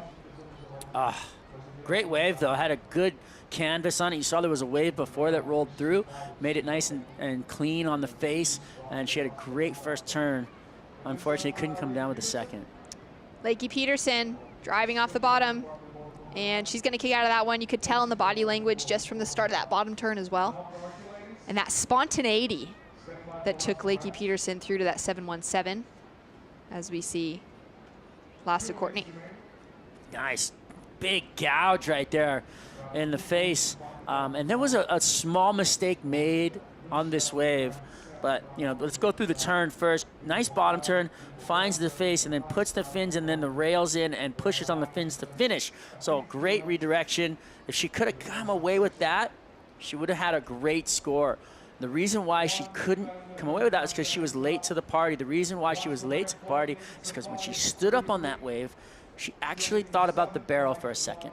And when that 1 second, 2 seconds passes by, it made her late to the turn, which made her late to that last section. An unfortunate rhythm, you know, out of rhythm balance happening there for Courtney on that wave. Yeah, timing is so crucial. Maybe the most important thing when riding a wave, and a strong paddle. That offshore breeze really just blowing up against both of the women. And priority now has shifted to Courtney. Lakey's just handed it off to her. That's gonna be... It hurts. And, well, you know, we'll see if another wave comes. 50 seconds left. That's all, you know, all she needs is one more. In the words of Steph Gilmore, moments like that sting. But she's sitting with a big requirement on Courtney. So Lakey's done what she needs to. She's put a tough ask on Courtney in a 7.51, a near excellent score to take the advancing position. Yeah, be the best wave of the heat. You know, it's what she needs. I don't put it past her. She would have gotten it on that last wave. She would have come down with that second turn. So, you know, the big two-turn combo, the judges love it. Maybe time for a wave. Will it happen? There's some movement out there. Down to the final 10 seconds. Lakey Peterson looking for another opportunity in the semifinals, same to her 2019 appearance where she took out Carissa Moore on Carissa's way to a world title. And Lakey played spoiler for a moment, although Carissa gained it back in Maui. And now we see Lakey with another semifinal finish, at least here at the MEO Pro Portugal. We could see her in the finals.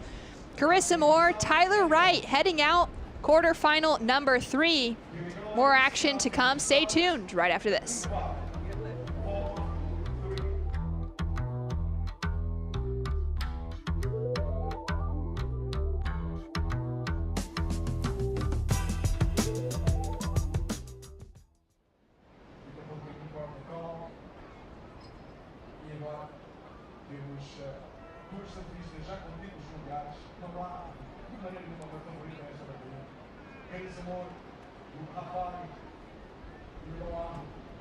Originalmente foi Costa Sul do Irlanda. O presidente que sai da luta de Alemanha está a Wright, da Costa Oeste da Austrália, está de Liga Preta.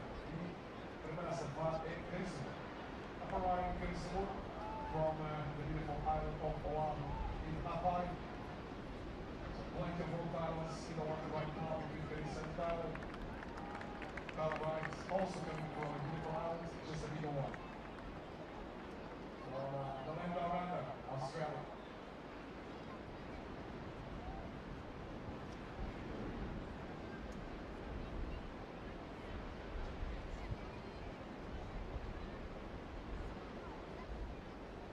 Priority black. Priority black. And waiting for scores in the first round.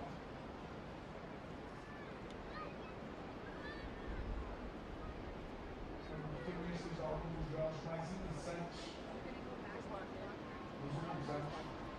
Carissa está. Carissa conheceu pela primeira vez uma prova do outubro na altura daquela cidade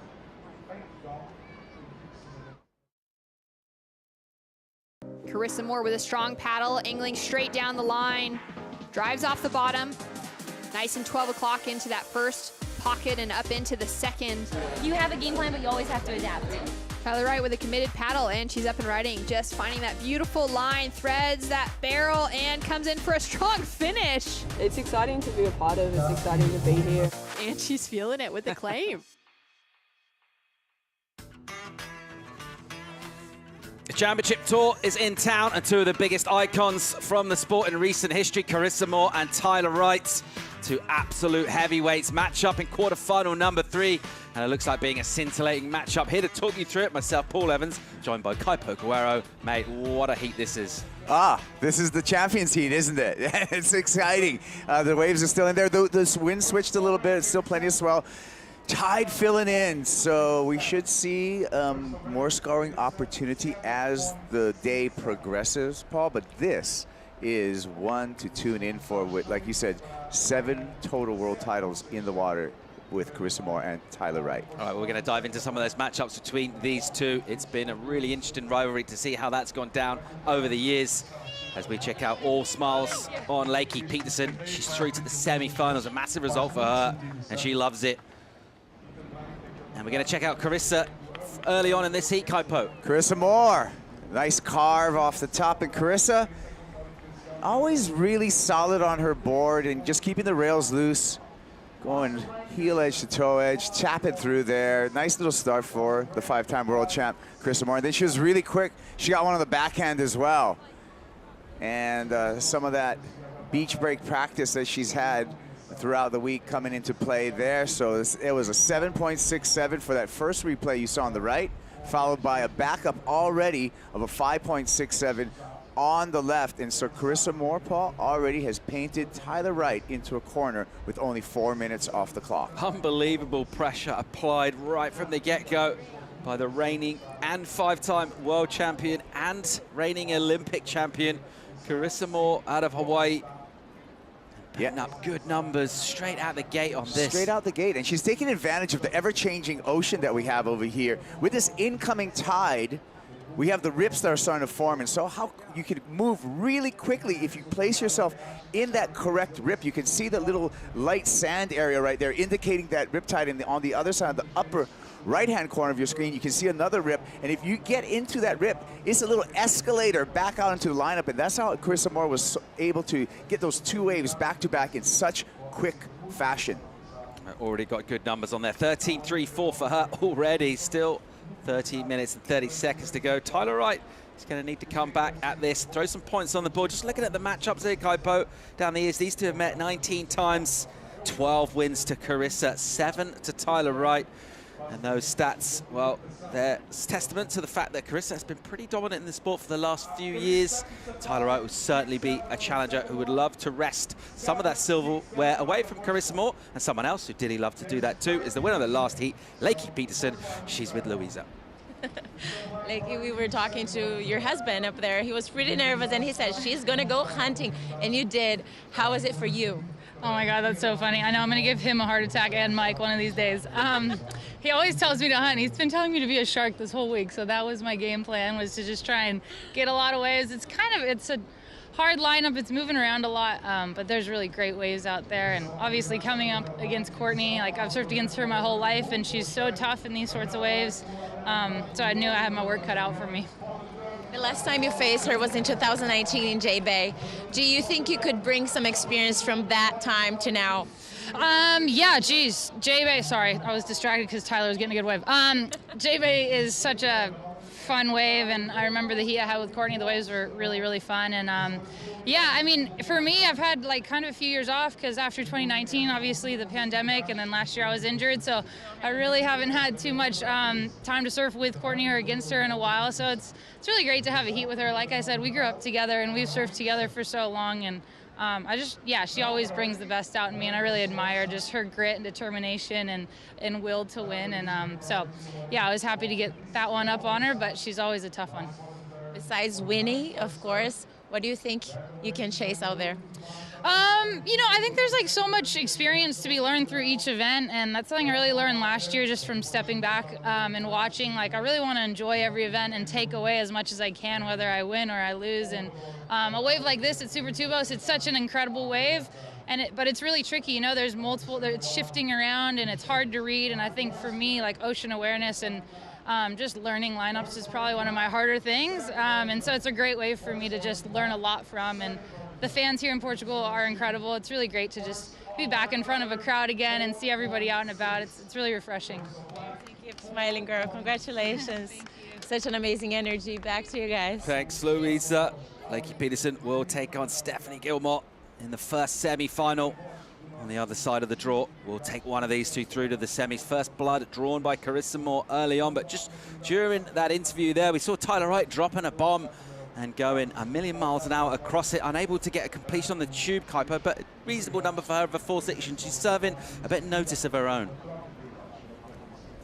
Wow, let's check this out. So the top turn there, that's where all the score is going to come from, because I don't think she came out of this barrel. So a pretty hefty score, actually, if we take a look at it. Here we go with Carissa Moore pulling into a barrel of her own. This happened during the break, and looking at the score for Moore, that was an incompletion. So that was just a 1.5, but a pretty big number thrown down for Tyler Wright, a 4.6 for that one turn, and then the incomplete tube ride.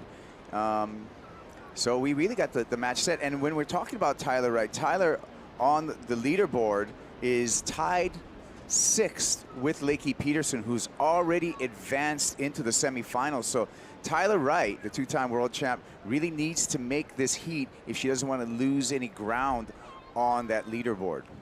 Swell energy, still bombing for our third quarterfinal. We talk about the names and who we'd expect to be around, and these are certainly names you'd expect to be in quarterfinals at least. And for surfers of their caliber, it's really going deep, making the finals, trying to get the win. That's what they're looking for. Only one of these two obviously can make it through to our final 4 surfers in the semi-final. I'm not sure when we're coming back for finals day. In the meantime, we'll stick with live vision and a beautifully threaded tube from Carissa Moore. Look at that carve off the rail. It's so nicely done, Kuiper, and another big number coming her way. I agree. That is going to be a great score for a well-surfed wave for Carissa Moore. Let's check it on the replay. Looks down the line, pumps before she gets behind the curtain, threads that tube, and then watch this on the rail the whole time, right back around before she kicks out. That was a combination of barrel riding as well as a major maneuver and just a picturesque look at a well-executed tube and carve by the 5-time world champ, Carissa Moore. Well, advantage more early on, certainly. Let's see if she manages to turn the screw when this number comes in. And we just want more of this, more waves, more opportunity. Can't wait to see what Tyler Wright replies with. Certainly seems to be favoring these rights at the moment. That wind blowing across, it has picked up quite a bit. It's cleaner on the rights there, Kuiper. They're a little bit more sheltered, and that's probably where there's a lot of good scores to come. Yeah, I concur. And with this ever-changing wind is definitely surfers have to be very adaptive of everything that's going on in the heat. And it looks like Carissa Moore has already really dialed in the conditions as we still wait for that score, Paul. Let's think about some of our world champs that we got on tour. We've got 2 of them in the water right now. One of them really is going for, well, a 6th world title. Also, her legacy. We've got a 7-time world champ as well, currently on tour. Equally tying Lane Beachley. That's Stephanie Gilmore. She's through to the semis as well. And this really is just an amazing moment on the women's side of the sport. As we check out these world champs, that's what we got with us on tour right now. There's 3 of them. 2 of them in the water right now, Kuiper. There you go, 7 world titles, but guess what? Those 2 equal 1. Stephanie Gilmore with 7 world titles all on her own. Just interested to get your thoughts on thinking about those 7 titles from Stephanie. How much motivation, how important do you think that is? How significant to Carissa Moore? Oh, for sure. 110%. Actually, that's not a percentage because you max out at 100%, but I give you 100% that Carissa Moore wants to get that 6th world title, and why not 7? and maybe we'll have the tiebreaker at some point for the first that gets 8 world titles in the women's competition. Well, on the flip side of that, so I was just going to ask, how motivated do you think Stephanie is now to try and put a little bit of extra distance and get the 8th and try and keep that margin between Carissa? Because Carissa's coming back at her, particularly in the last few years. Yeah, definitely. I mean, Carissa Moore has a ton of momentum with her 5th world title in 2021, an inaugural gold medal for the USA for surfing in the Olympics. So Carissa Moore is big news, and she's not done writing her own history. Huge number in for Rismore, 8.5 drops for her last effort.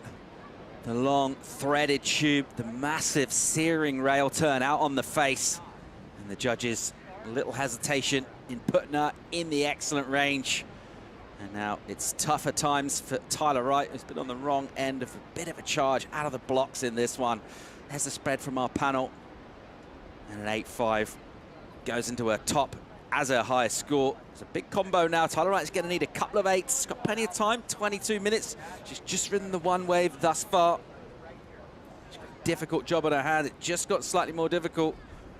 Let's go down and hear from a member of the very impressive Wright surfing family. We got big brother Owen. Yeah, guys, I'm joking. He's so tall. I have always to do this. You're hanging around. Are you giving Tyler some advice? She doesn't really usually need too much advice in conditions like this. It's usually the other way around, but Carissa's got a bit of a jump on her right now. But like if Tyler made her last wave, it would have been 10. So it's really close. And I think Tyler's going to make a good push and a good comeback. I think they've just been sitting up a little bit too high. There's a couple rights sneaking down, and that's where Carissa got her scores from. So hopefully Tyler moves down there and gets one. Okay, I'm going to let you go. Cheer again for her. Back to you guys. All right, thanks, Louisa. Owen Wright watching on, and at the moment, well, his sister is up against it, but he'd be absolutely backing her. We know what she's got in the locker. We know the skill set, the ferocity as well, with which she can compete. She's going to need to go big. She's going to need a couple of excellent numbers, Kaipo. Yeah, and we saw that we already saw danger signs for Tyler Wright in that really quick start from Carissa Moore, but you don't become a 2-time world champ, Tyler Wright, if you don't know how to answer back from a deficit. And Tyler Wright's done that time and time again. So this is still a lot of time on the clock and a lot of play in quarterfinal heat number 3. Our drone view, you just pick up that texture on the surface, that north wind. Pretty much switched to a little bit more northwest now. So we're going kind of cross off. There's still some clean faces. There's certainly still tube rides. We've seen plenty of them in this heat. And as Owen was saying, if Tyler Wright had made hers, she could have been on her way to a 10. As we'll check out a little belt of energy coming through. You can still see it's pretty thick. And a little bit of separation between these two. So Tyler's headed down the beach here. Carissa's sitting at the bottom of your screen. Should be feeling pretty good about getting this one off to a really, really strong start. What do you do when you got a score like that already? You've got a couple of 8s. You basically think, well, I'm only going to take off if I think there's another excellent number coming my way. That's right. Carissa Moore can afford to be very selective at this moment. And also, you can see the separation that Carissa put between herself and Tyler Wright. She finds there's no need to be in Tyler's space at the moment, with Tyler having priority. So Carissa Moore really playing a smart heat right now just to stay out of the way of Tyler Wright. Let her make the decision on what wave she's going to take and regain priority and gain heat control back again, because she knows she's got a ton of time on the clock, Carissa Moore. It's interesting seeing Lakey just in that previous interview saying that, you know, she'd been away from a tour a little while and had the opportunity to kind of reflect, looking a little bit from the outside. Also, Tyler Wright, similar story, bit of time away, and I just wonder what you think, Kaipo, when she's come back on tour, how different do you think she finds it? How different is the tour in the last couple of years? How much have things moved on? Well, I think Tyler Wright has settled in as a human being. coming back on tour.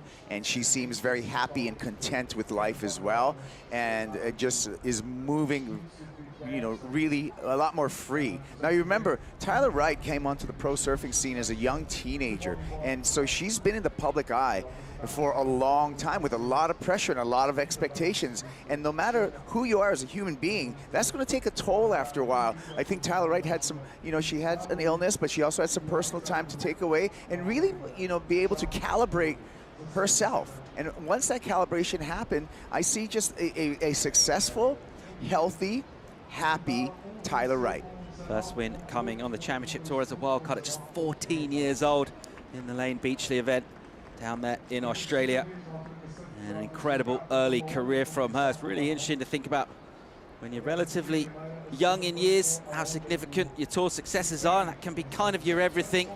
And a little bit later in life, well, you can take a slightly more broader view on all those kind of things, as we'll see. A quick in and out for Carissa Moore, unable to do real damage on the scoreboard. She'll paddle back out, and a little bit of time will tick away, which she won't mind either. 18 to go in this one. Still plenty of time for Tyler to hunt down those 2 excellent scores. That's what she's going to need to come back at Carissa Moore, the 5-time world champ, who's just really shown no mercy in this one, getting a couple of quick hits in the beginning and never really looked back from there. Whereas Tyler Wright had to be a little bit more patient, and as she did find that one opportunity, the wave didn't run away from her. Yeah, that 4.6 she opened with, she was just, you know, pretty much inches away from a high 9, maybe even a 10. So the potential's out there for Tyler Wright. She does have the priority. She has her complete control of the entire lineup, as we see right here. And the scene has switched. Now Carissa Moore has switched banks on Tyler Wright, and looks like Moore's interested in this one, Paul. Great looking wave here. Carissa Moore is up and driving, and she's going to have to come from way back. She won't be able to do that. That one will run away. Definitely shown her intent. She knows how to find the barrel. She's done that really well already in the opening 19 minutes or so of this heat. Looking to try and find an exit there. But there was a lot of water ahead of her, and also when you get onto that inside, it looks different. You see how much is swirling around. It's a very dynamic situation, Kuiper, with the wind, the tide as well. It's all swirling in the mix down there. A lot of water moving, right? And a lot of water moving out here. Look at the preparation for the next quarterfinal. Tatiana Weston-Webb, a massive finish for her. Second in the world last year in the Rip Curl WSL Finals at Lower Trestles. And she's taken on a very, very highly rated rookie in India Robinson. That's our final quarterfinal matchup, the 4th of those. And we'll decide who's going to take on the winner of this heat, which at the moment looks like being Carissa Moore, but still at the moment plenty of time for Tyler Wright to come back. Big separation out there in the lineup. Quite surprised to see how much distance there is between these two at the moment. Let's see where Carissa ends up. They look like they're keeping quite separate from each other. How do you like this tactic?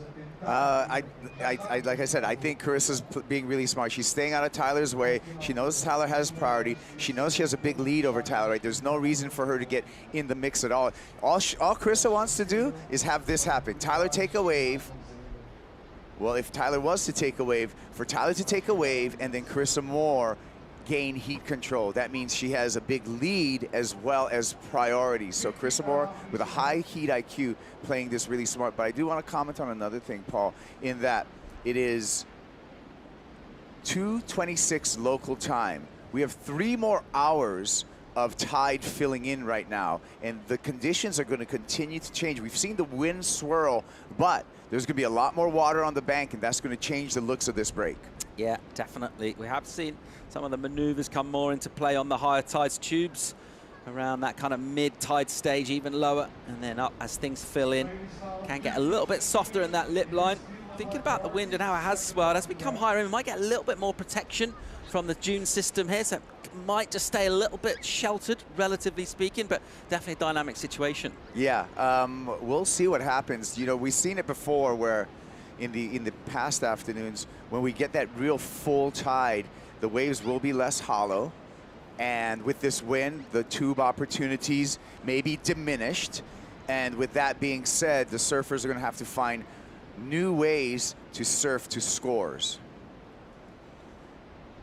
Can't just count on the tube, is what I'm saying. Yeah, great points, and all about staying on your toes, so to speak, in any kind of surf event, but particularly in Europe where things change continually in terms of that tide. Obviously, swell conditions changing too. The crowd really enjoying this on a Sunday afternoon, and they've been treated to a bit of a show throughout the day here today. They've had a lot of surfing already. Still plenty left to come. Men's quarterfinals coming up soon as well. One more heat of the women to bring you after this will be Tatiana Weston-Webb against India Robinson. Then we're going into men's quarterfinals.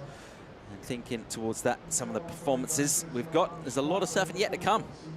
Yeah, so if you're joining us, stick around and enjoy the show, because we're nearing the pointy end of stop number 3 on the championship tour. Got a little paddle here.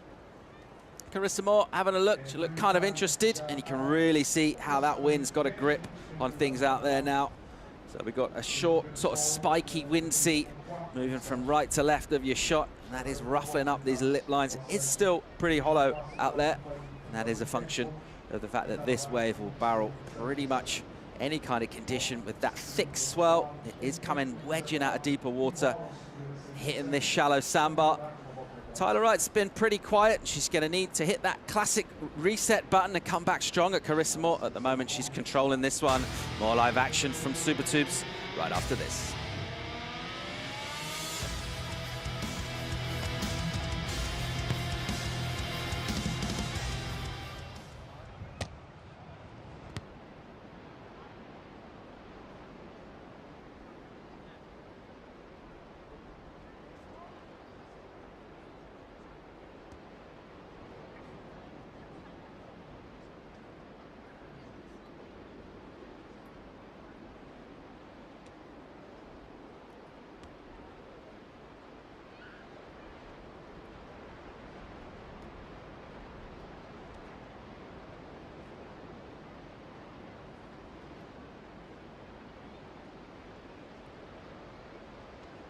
Nossa atenção para Taylor Wright, com prioridade, algum interesse nesta direita. E vem a australiana. Atenção para tudo, linha alta, é como para a saída. E não é muito fluxo. Depois o snap fica incompleto. E a cabeça espeitava ali por cima. Observar a unidade. Era com 6 e 7. Vocês, se quiserem. The MEO Pro Portugal presented by Rip Curl is brought to you by MEO, the official title partner of the MEO Pro Portugal presented by Rip Curl. By Corona, this is living. By Visit Portugal, official tourism partner of the MEO Pro Portugal presented by Rip Curl. And by EDP, official partner of the MEO Pro Portugal presented by Rip Curl. Welcome back to quarterfinal number 3. One-way traffic so far in the form of the 5-time world champ, Carissa Moore. Dominant so far in this one over Tyler Wright, a 2-time world champ herself. Unable to really post anything meaningful on the scoreboard so far in this one. And Carissa with tubes, with great turns too. Let's see if Tyler Wright can come back and change up this situation, this predicament she finds herself in. It does have that feel to it, the early work done by Carissa Moore. Conditions do seem to be deteriorating, and it's so valuable to have those points on the board. In the early start in this, Carissa came out so strong and has never really shown any kind of margin. I'm going to show you the wave that Tyler Wright caught during the break. Let's have a look at this, Kaipo. All right, so gets there, and that's exactly what Tyler needed. Little snap, but oh, missed opportunity after that barrel ride start for Tyler Wright. So that one went array, and now you see Carissa Moore with priority on the chase. So before in this heat, when Carissa had the lead and no priority, you notice she had a lot of distance between herself and Tyler Wright. Now that I talk about heat control, now that Carissa has the lead and priority, what she's doing right now, she's chasing down Tyler Wright. She's going to be in pursuit of Tyler Wright because she knows she can really back Tyler into a corner, and she wants to utilize that priority not just as an offense, but also as a defense. And Tyler trying to run away from Carissa Moore at this moment. Yeah, she saw a wave there. She wanted to get to it. Tyler Wright was actually gaining quite a bit of ground on Carissa. Just in terms of the paddle, she did open up that little gap, and that took away the chance for Carissa to kind of control that wave. However, it all came to nothing ultimately. And Tyler Wright unable to get on the wave, and that was not the reply she wanted. It's kind of a crucial wave, that last one. It was a bit of a softer wave, wasn't it? And she fell on the turn, so as well as being unable to add significant points, just in terms of her own mindset, it's not really the way she wanted to wrest back momentum, and she's very much still up against it. Just over 9 to go. Yeah, and you know, looking at who's going to be wearing the yellow leaders jersey right now, and those scenarios, we saw Brisa Hennessy, who came into this event with that yellow leaders jersey. She's out of competition, and so now the door is open for Carissa Moore to get that yellow leaders jersey. If she makes the final, and Tyler Wright does not, well, or Lakey Peterson, then Carissa will get that yellow leaders jersey. On this heat recap, Paul, we can see Carissa Moore with the great surfing that she did just to start off this heat to gain control. And it was this one. The 767. I'm sorry, this is the 4-6 by Tyler Wright. We're trying to claw back there. But it was Carissa Moore. It's been all Carissa Moore right now. The barrel ride, the exit, the full rail carve, and that was an 8.5 for Carissa Moore. A dominant performance from Carissa thus far, 8 on the clock. Our drone pilot picks up beautiful vision of the famous sands of Subatubos and the Peniche Peninsula. Pretty much as far west as you can get on the coast of Portugal. And it is a surf-drenched coastline. There's waves all up and down, and none more so than this town, which has the advantage of all aspects of orientation, offering us great options with various winds and dealing with winter swells, which tend to be pretty thick and meaty out of the North Atlantic. We've been blessed with swell throughout this waiting period. We've had a little bit of wind coming with it too. That's what we're looking at this afternoon, and that's part of the story here, and all about putting together a campaign in this is surfing your heats and winning them when conditions are perfect, and when they're not, when they're marginal, you've also got to come and you've got to perform as well. Yeah, well, before we went to that recap, I was talking about the possibilities for the yellow leaders jersey. So I'm going to refresh that again. Lakey Peterson, if she makes the final and wins, she's going to have yellow. Tyler Wright would need to win to be in yellow. Carissa Moore, if she just makes the final, first or second, she will be in yellow unless, on the opposite side of the draw, she makes the final with Lakey Peterson and Lakey takes out the win, then Lakey will be wearing the yellow. I know that's a lot to digest, but basically we have 3 surfers at the moment who have a possibility of taking that yellow leaders jersey onto event number 4. Let's see how that story plays out. Just one of several compelling storylines. There's a look at India Robertson out of Torquay in Victoria, Australia, a rookie on tour, part of that amazing rookie story that we've seen from the get-go of this season. A different look to the championship tour this year, and a great looking start. Hard to think of a better one in recent memory. 2 incredible events over in Hawaii. Tatiana Weston-Webb, she'll make her way down the beach to paddle out shortly. In about 5 minutes, they're allowed to paddle out, find their way in the lineup, try and get a little read on where they want to sit. Now they've been taking in a little bit of advice from their various corner crews, and also just watching conditions out there and seeing where the scores are coming. And I think one takeaway they might have is start early, start strong. Oh, yeah. That's always a good idea, and the clock can just run away, especially in these ever-changing conditions, and your opportunities for good scores can diminish as well. Again, there you see the need for Tyler Wright, Paul. Yeah, she's got a big combination. 16, 1, 7, it's a couple of 8s, or a 10 and a 6 if you'd like to do it that way. And she is putting in some physical work, just paddling and trying to get away and trying to get into a position. She does look incredibly fit and focused. She's looking in great form. We've only seen flashes of her really in the early rounds of what she can do, and she really needs to perform at this quarterfinal stage to get into that semi, and then obviously the final if possible, to really sort of get into a position where she'll feel she can be a favorite at any event. The same thing, of course, can be said about Carissa Moore, who's been pretty dominant in this one. And now after you head all the way up the beach in one direction, when you turn around and head back the other way, that's generally signs, Kaipo, that the heat's not really going your way. Yeah, and you see Carissa Moore is going to chase Tyler, going to continue to chase Tyler. She's got complete heat control right now, and Tyler in a big deficit. Carissa with priority. All Carissa wants to do is really allow the clock to run down at this point. She needs nothing more than just to stay around with Tyler and let the clock wind down. Just over 4 to go now. Carissa Moore with that priority, with that massive lead. It all came early on in this. She threw up good numbers, and then she threw up that excellent number. And since then, really, there's not been much else to bring you. Just a couple of short, abbreviated efforts from Tyler Wright, and unable to really go past that mid-range number that she got first of all. Basically came from one turn. As our crowd just take it all in. A long day at the beach here, dealing with some pretty big shifts climatically as well. Chilly in the morning, single digits in Celsius, I think mid-40s in Fahrenheit. It's warmed up a bit now if you can find yourself in the lee of that whipping northwest wind.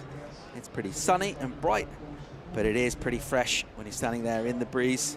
But nothing that us dedicated spectators here aren't prepared to brave in order to see the best in the world.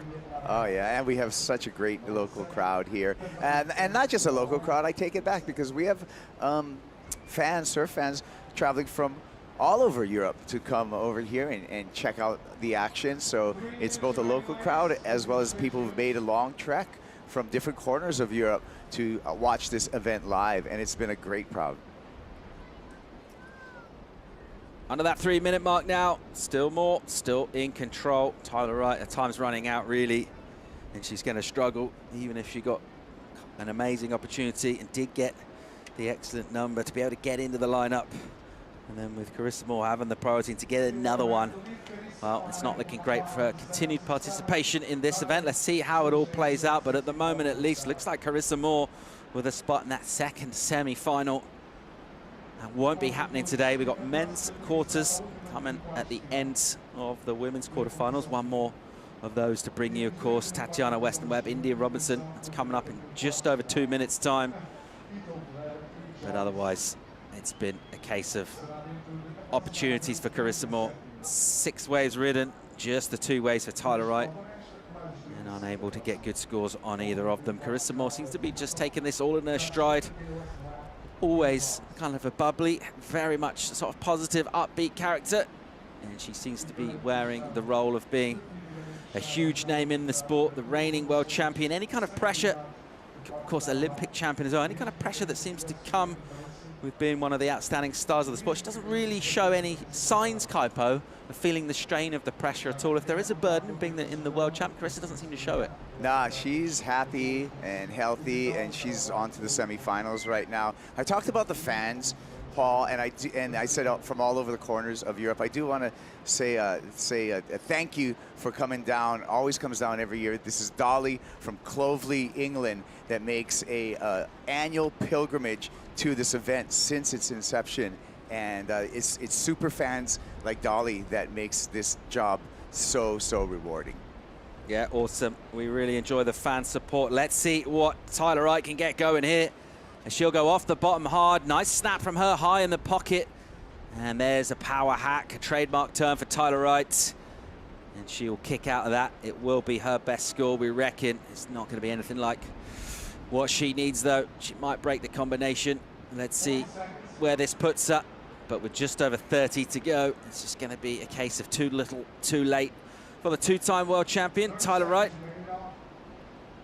And that wind was really ripping through the lineup. Now, able to find the lip here a couple of times, though, Kaipo. Yeah, I like it. I mean, the surfing's on point. It's just the clock worked against Tyler Wright. She's going to run out of time to mount a comeback, and she's going to go into Bells carrying a 5th place finish from this stop number 3. Meanwhile, Carissa Moore, she's on to the semifinals.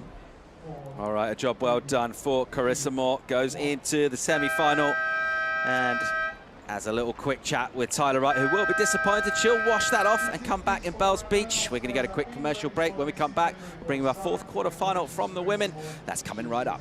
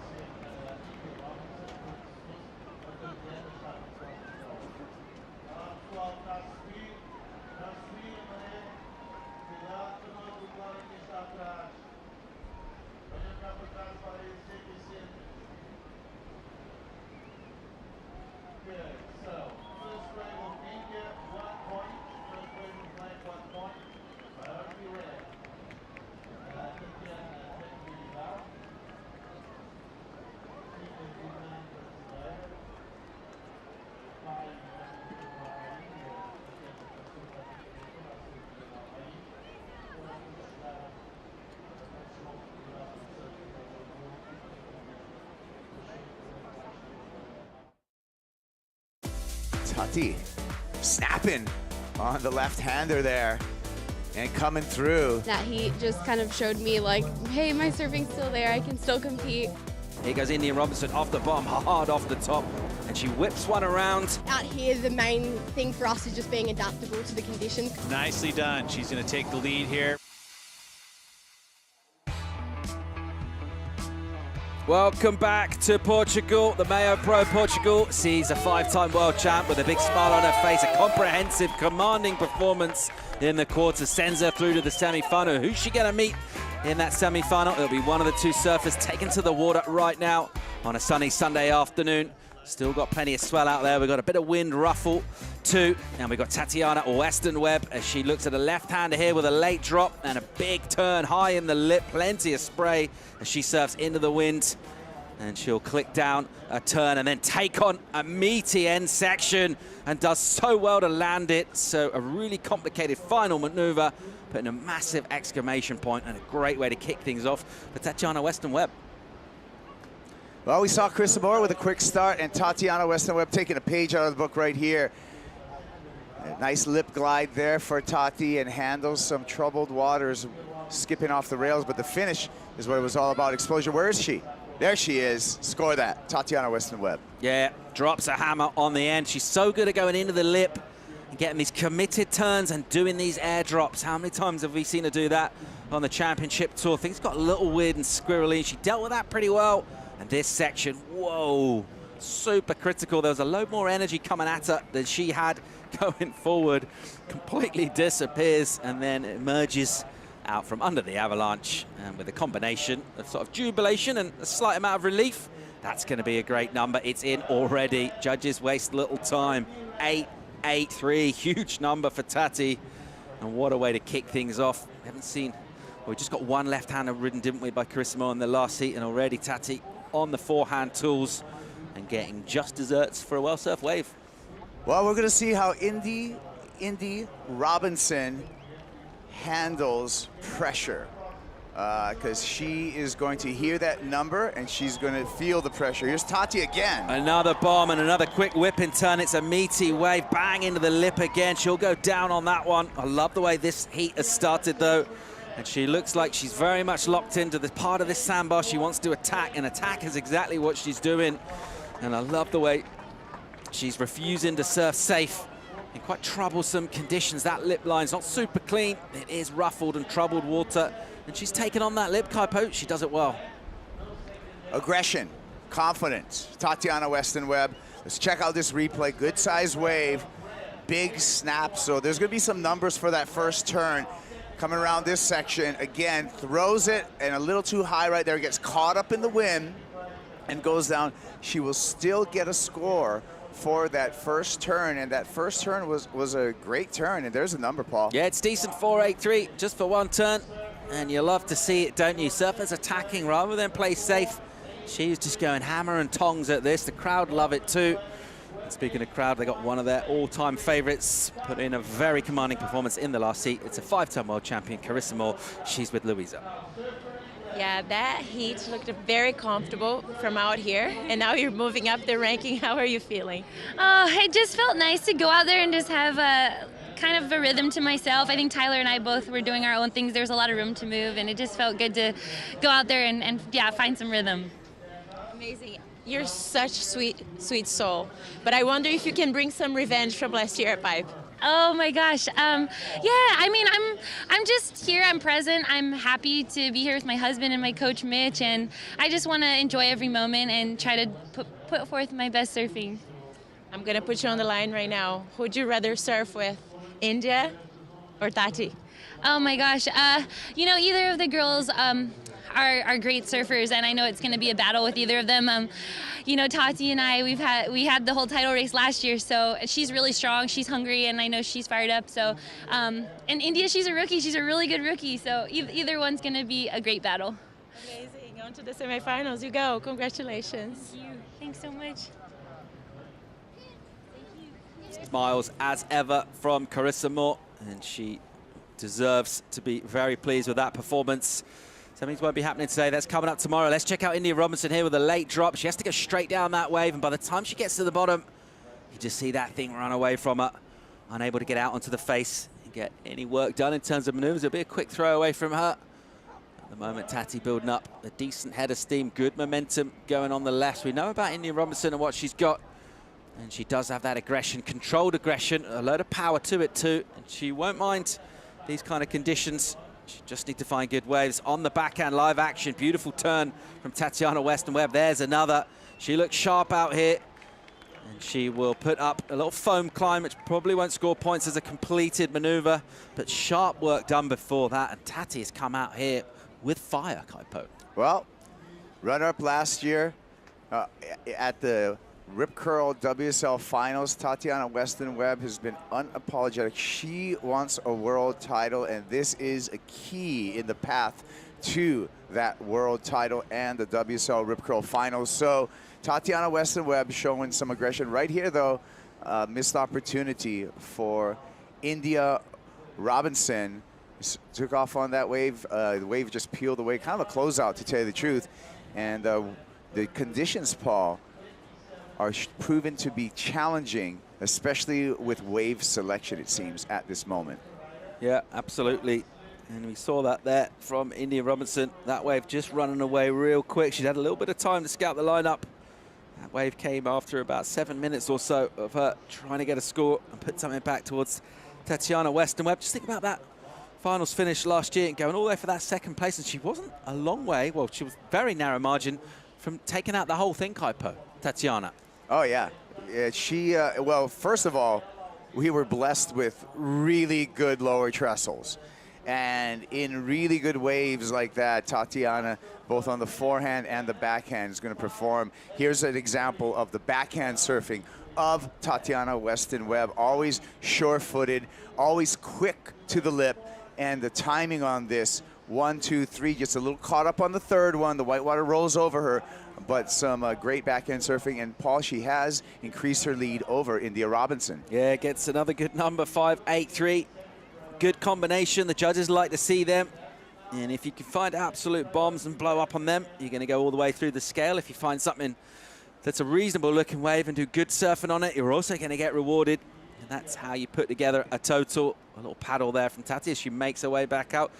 She's also, as well as getting scores, she's just that bit more mobile in the lineup. And when things do get a little more complicated and tricky, it's pretty good not to be glued to the one spot. Let's see if she finds something as she makes her way back out. But already getting that really strong start over India Robinson, who wants to be a little bit wary of the fate of Tyler Wright in the last heat, who was never really able to put much up. And by the time she started to catch waves, there was so much kind of pressure involved that the scores were huge that she needed. Meanwhile, here goes Tati again, having a look, because that's exactly what she's doing. Looking for opportunities up and down this beach. She won't add much to her total with that one. But India Robinson, we talked about her coming on as a rookie already with good performances in Hawaii. She is sitting higher currently in the rankings than Tatiana Weston-Webb, so she will have confidence coming into this event. She's already made a couple of rounds and surfed really well. Yeah, she can really set herself up if she can dig herself out of this hole against Tatiana Weston-Webb and advance out this quarterfinals into the semifinals. India Robinson is going to be, you know, your leader as far as the rookie class going into stop number 4, where there's going to be a home field advantage for India Robinson from Janjuk. So she's those are going to be home waters over at Bell's in a break that I guarantee you she's very comfortable at. The last rookie standing in the MEO Pro Portugal, presented by Rip Curl. Quarterfinals going to conclude at the end of this heat, and we will have selected our semi-finalists for the women. We know 3 of those names right now. We're going to see Stephanie Gilmore, who surfed really, really well this afternoon in a heat against Joanna Fay in bombing conditions. It's going to be interesting to see how that goes down as she takes on Lakey Peterson. And then on the other side of the draw, Carissa Moore, who looked pretty much untouchable in that last heat. She's going to take one of these 2 on. Tatiana Weston-Webb at the moment with the advantage in this, but still plenty of time for this woman on your screen right now. India Robinson, as we have been repeatedly pointing out, the rookies have been one of those stories that have been very interesting this year. There's a bunch of cool stories. Obviously got that new mid-season cut and a new look to the tour as well. We're kicking off on the North Shore. And that new energy, it's not only in the personnel, in the venues, but the whole feel about the tour feels invigorated, and it's a chance for these young and up-and-coming athletes to take on some of the legends. Yeah, and as we look to that mid-season cut, after stop number 5, after Margaret River, we're going to take the top 10 women to survive that cut. Just 10 of them, and we'll add 2 wild cards at each event for the remainder of the year to see who's going to end up in that final 5 and a chance at a world title. So it's going to come up pretty quickly for this rookie class. Are they going to do a full year on the championship tour, or are they going to be cast back into the Challenger Series? Here's Tati. On the backhand, a good-looking wave as she paddled into it. And by the time she got her line and engaged that heel edge, that wave just ran away, and she had to eject. Goes the pin drop. And because she got a pretty well-executed pin drop, she managed to get in the water before that white water steamrolled her. Popped straight up, back on the board, and heading back into the lineup. Yeah, a great look at the schedule for this year. We've mixed things up and brought back some amazing venues. We've got some classics, some icons, some old favorites, some brand new venues too. And Kaipo, you look at this schedule when it first comes out, and you start to be thinking about events. I mean, wow, there's so much there to admire. Great looking schedule for 2022 on the Championship Tour. There you can see the mid-season cut right after the Margaret River Pro, and then our reduced field goes into the return of G-Land, a new venue, Surf City, El Salvador. We're going to go back to Saquarema for the Oi Rio Pro, where we're going to see tens of thousands of people on the beach there. Corona, J-Bay Open, the classic right point break, and then to qualify for that final 5, you're going to have to go through the end of the road, Te Ahu Po'o, Tahiti. We've already been to Hawaii, so I'm going to ask you, which one are you looking forward to most from the remainder of the season? I am looking forward to every single one I get to show up to tell you the truth. But actually, I got 2 favorites in this mix. I love the people over in Saquarema and the energy at the Oi Rio Pro, and of course, being a Polynesian, the Tahiti Pro at Te Ahu Po'o, the end of the road, and just feeling my roots over there. I love that place, and that's really going to be the proving ground, especially because we're going to have the women in the mix there in Tahiti. Starting the season at Pipeline, finishing in Tahiti. So Polynesia representing the beginning and the end of the tour. In the middle, we go all around the world: Australia, Europe, Indonesia, Central America, and of course the WSL Rip Curl Finals on the US mainland in Southern California at Trestles once again. What a finals it was last year. And as we are mixing up formats and showcasing new ways to bring you professional surfing, so far it's been highly entertaining watching the surfers on tour adapt, and as fans just having the chance to take it all in and appreciate it. Nothing really to bring you scoreboard-wise in this. Not much to get excited about from India Robinson's point of view. It's small, low numbers for her. She needs to get her skates on, get something going. Tatiana Weston-Webb got a massive number early on, got that 8.83. A huge score for hammering a left-hander, a big meaty left as well. The ocean's gone a little quiet since then, Kipes. And that, you know what? Tatiana Weston-Webb does not mind that at all, meaning that she doesn't have priorities, so India Robinson does have first choice of any set coming through. Tatiana Weston-Webb with the lead is very happy for a lull to come through and just burn some time off the clock because she wants to make her way into the semifinals. Okay, still 19.5 to go in this. There's still time for India Robinson to get some numbers and to really just surf herself into form. She just wants to try and catch some waves. Essentially, obviously she wants scores. What she really needs to do is just get herself some of that all-important heat momentum that we like to talk about. She does have that priority. Let's see how she goes with her next move. Just a couple of sort of stuttered starts for her. Just some small throwaways so far in this one. Mentioned heading to Bells Beach in Australia, her hometown of Torquay. After this, the iconic Bells Beach coming up next month on the Championship Tour before we head over into Margaret River. So very exciting looking Australian leg on the Championship Tour. And crunch time, really. Usually when in Australia, we're just kind of taking our early sort of steps in terms of the season. This time around, we've got that cut-off coming after that. So there really is jeopardy right from the get-go. Just the one throwaway from those first 5 events. Surfers really need to perform, and this event, coming as the 3rd of those 5, absolutely crucial to get a result. And we had surfers having a little look at a wave. No takers there, probably a pretty good call. That one ran away pretty quick, a little small, a little soft. And it's as we were in terms of the scoreboard. And it's Tatiana Weston-Webb who will still be feeling pretty good about her chances of getting into the semis. Yeah, she's looking good now. Lots of time on the clock. And like I said, India with that priority, and that's pretty valuable for the rookie at this moment, because that priority is really going to give her a chance if she, to break the combination that she's currently in. So, you know, she gets a 6-point ride or so, she's going to be out of that combination. Tati just forcing the hand right here, surfing under priority, scratching into this one. Weston-Webb going left high line, an absolute ton of speed, tucks under, really nicely done. Just puts herself back, and again, double tube for Weston-Webb. Doesn't get the complete on the second one. But surfing with so much speed, and really enjoyable to see that angle of her. You could just see the way she put herself into the tube, managed to control the line with a load of speed. Went in again for a second vision. That's all that second tube was. Wasn't able to get a completion. It will be a relatively low number for her, just a throwaway. But still looking sharp, still looking in form. And crucially, any points that could have been available on that wave for India Robinson, well, she took it away from her. Meanwhile, here goes India. She has a look at a wave, and she realizes there's not much going on. She thinks, if I kick out now, I'll get myself back in the lineup, try and get that priority, try and get myself a shot. Looks like we've got some lines coming through. We need some waves in this one, Kaipo. Well, let's check out this replay. Under the priority, Tatiana gets this one, gets this first little barrel section, sees more down the line, and that one just clamps on her. But, you know, it's just good to stay busy out there. She didn't have priority, so she might as well just roll the dice here.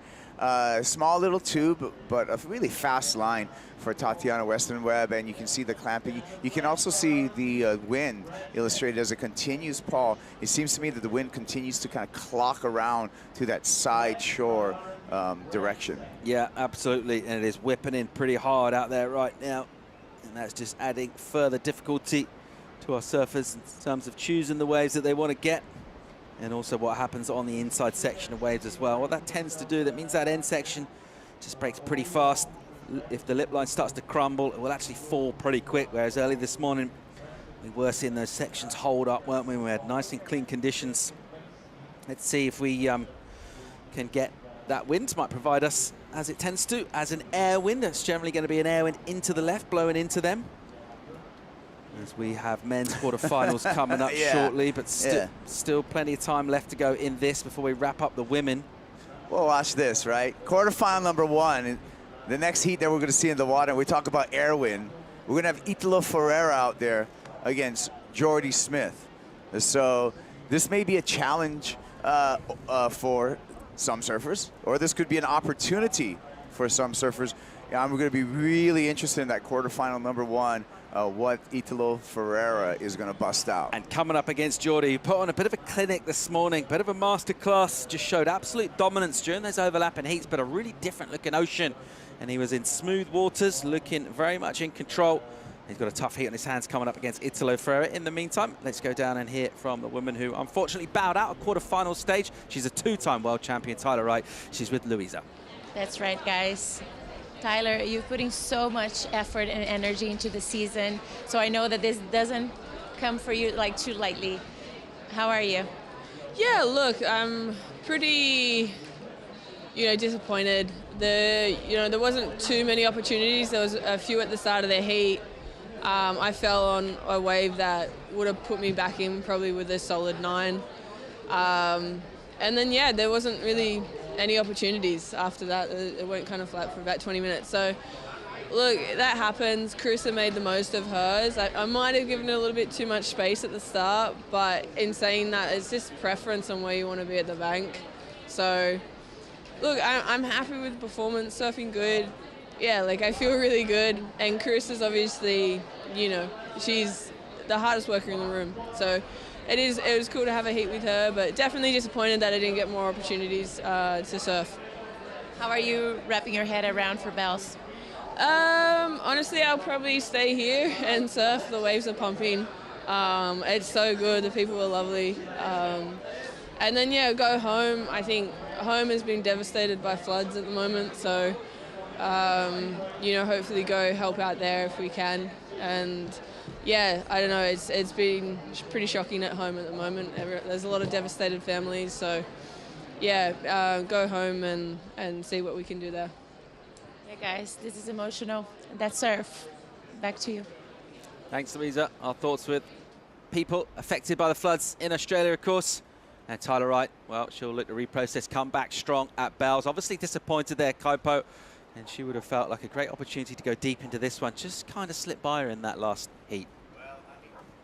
Well, you know, I got a message from one of our commentary crew, Ronnie Blakey, and the devastation there in Lismore, the southeast of Queensland and the northern New South Wales has been radical. And Ron Blakey's over there helping out. There's so many people who've had that tragedy. So we're really encouraging everyone to encouraging donations and positive energy and lots of love. And thank you, Ronnie Blakey, out there for the help that you're doing back at home. And I hope everything gets back to normal real soon. But a great effort there, and miss you, mate. Just under 12.5 minutes remaining in this one. It's still Tatiana Weston-Webb with the numbers on the board. It's still India Robinson with all her work yet to do in this. She needs a couple of scores, needs a combination. We're going to get a quick commercial break. When we come back, we'll wrap this heat, and then we'll go into men's quarterfinals. Stay tuned.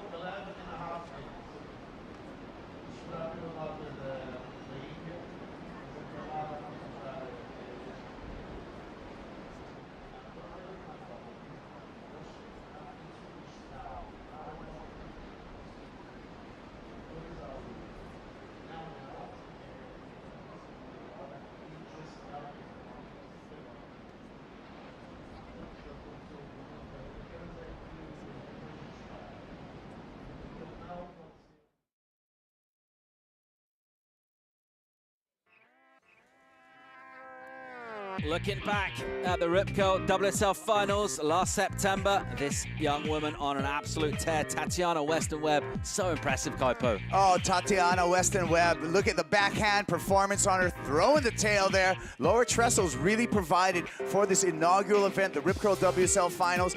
This was a Super Bowl of surfing, and it stood up to that title because we saw some big performances. Tatiana Weston-Webb coming so close to a world title runner-up, but that world title went to Carissa Moore, who now has a handful of them, Paul. 5 world titles for Carissa Moore. Yeah, what an unbelievable climax to the season. The surf as well, big and glassy at lowers. And just amazing to see the world's best going hammer and tongs for the title. This is during the break. India Robinson trying to come back. India Robinson, the rookie, showing the rail game that got her on the championship tour right here, and that really unique style that she has, really leading with the top half of her body. We can really dissect this in the slow motion for India Robinson. Check out the technique. She leads with her shoulders and swivels back around there. A lot of power from India. Gets back into the lip, a little air under her board upon that re-entry. One more time, showing some control, some variety. India Robinson, and she's going to put in a good number, and she's going to break that combination right now, Paul. Guess who's back in the heat? India Robinson drops a 7, and she's back at this now, brings that requirement down to a 7.67. She needs similar, just slightly better. And India Robinson, the rookie, the young Australian, is back at the races here, and that's exactly the way she needed. She would have liked not to have to wait quite that long for it. You can only really take these opportunities when the ocean provides them. And she absolutely met that challenge there. That one turn from our vision from behind. It's just so critical and crucial. There's a spread from the judges. Bit of a range going on there, Kaipo. There you go, the unabridged version. We throw out the high, that 7.8. We throw out the low, the 6.5. We average out the remaining 3, and that's how we end up with that flat 7 for India Robinson. We talked about her having to put an effort into digging herself out of that deficit, that combination situation. She just did that. Oh, man, it's going to be showtime, because look who comes up next. Here we go, Italo Ferreira. The champion here, the last 2 times we were out, would love to get a 3rd. The world champion in 2019. And Italo Ferreira, game face on. He'll just be looking at sections out there. Who knows what's going on in that man's mind? But I'll tell you one thing that I do know, it's going to be electrifying. Hey, what a tremendous quarterfinal number one we have for the men. You don't want to go anywhere because Italo Ferreira versus Jordy Smith, that's going to be a matchup that you're going to tune into, and that's going to happen just in under 8 minutes right now. But we still have our last semifinalists to get decided here between this match with Tatiana Weston-Webb and India Robinson. And India with a late charge, perhaps, Paul. Yeah, this one absolutely ramping up now. It was pretty much all going Tati's way, and just with that 7 that India Robinson was able to lock in, well, we've got a heat on our hands here, and there is still plenty of time left. That priority for the moment with Tatiana Weston-Webb, but with multiple sets coming through, and India Robinson with a bit of time on the clock to try and come back at Tatiana Weston-Webb, who will not be feeling safe at this stage. She'll know she needs more points in the hunt for those. Well, here goes India Robinson on a drawn-out left-hander. Nice bottom turn. Beautiful style on it, but ultimately she is just kicking out. Let's go down and hear from the better half of Tatiana Weston-Webb, the hubby. It's Jesse Mendez. He's with Louisa. Yeah, the hubby's right here. How is she doing? She's having really good scores, but I wonder how is she doing for you, the lover's eyes? She's doing great. She had first very good wave right off the bat, and then she backed it up really strong too. So yeah, India just got a good right, so she's kind of back in the game. There's still a lot of time in the clock, probably around 6 minutes, so she has some work to do. Just keep calm and go through the heat. When she's out of the water, what does she tell you? Like, what is she looking for there? What is she telling me? I don't know. We don't really talk much about that, I guess. But I don't know. I'm sure she's very stoked because every heat she had this year was very kind of going against the current, and this heat really like is going through in her way since the beginning. She started with an 8.83. That's probably one of the highest scores someone started this this whole event.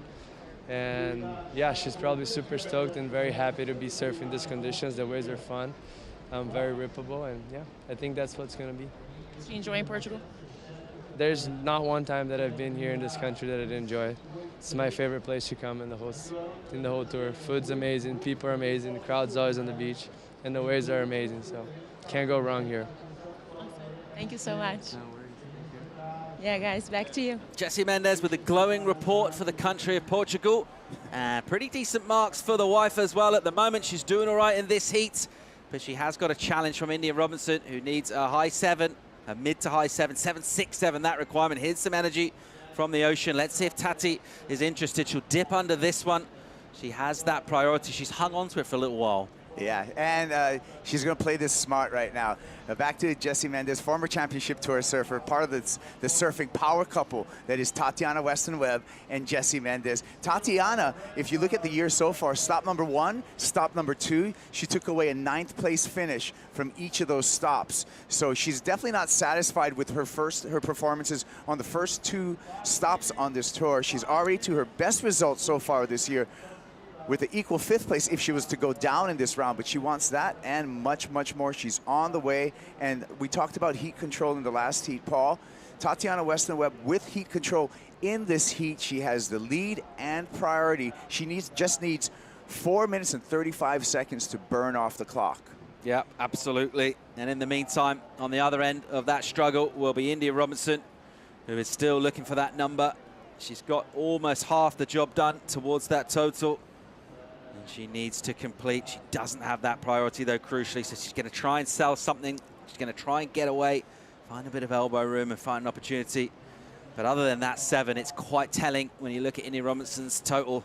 She hasn't got anything else over a 2, so it's been all throwaways for her. She's not ridden a lot of waves in this, so any kind of momentum that she might have had from a previous round, she hasn't really had it so far in this. It's a tough ask. Yeah, it is. And look at the big man's going to hit the water right now, Jordy Smith, readying himself for quarterfinal number 1 for the men's, which we're going to roll in right after the conclusion of the women's quarterfinal. So lots of action happening to end the day here. Day number 3 of the MEO Pro Portugal, presented by Rip Curl. And look at Tatiana Weston-Webb. She's just going to stick like Velcro onto India Robinson. She's a veteran. She's not going to give her a chance at all. She's going to shadow her. She's going to get in her space. And if a good waves comes through, Tati's going to take it. Yeah, absolutely. And just using all of that heat strategy, that heat management, using that priority to control becomes crucial towards the final moments of heats. As I pull back vision, and you can see a few opportunities standing up here. India Robinson needs to ride a wave. Tati doesn't at this stage, doesn't necessarily need to take off. She's got that lead. She might use it tactically to block a wave. Let's see how that goes down.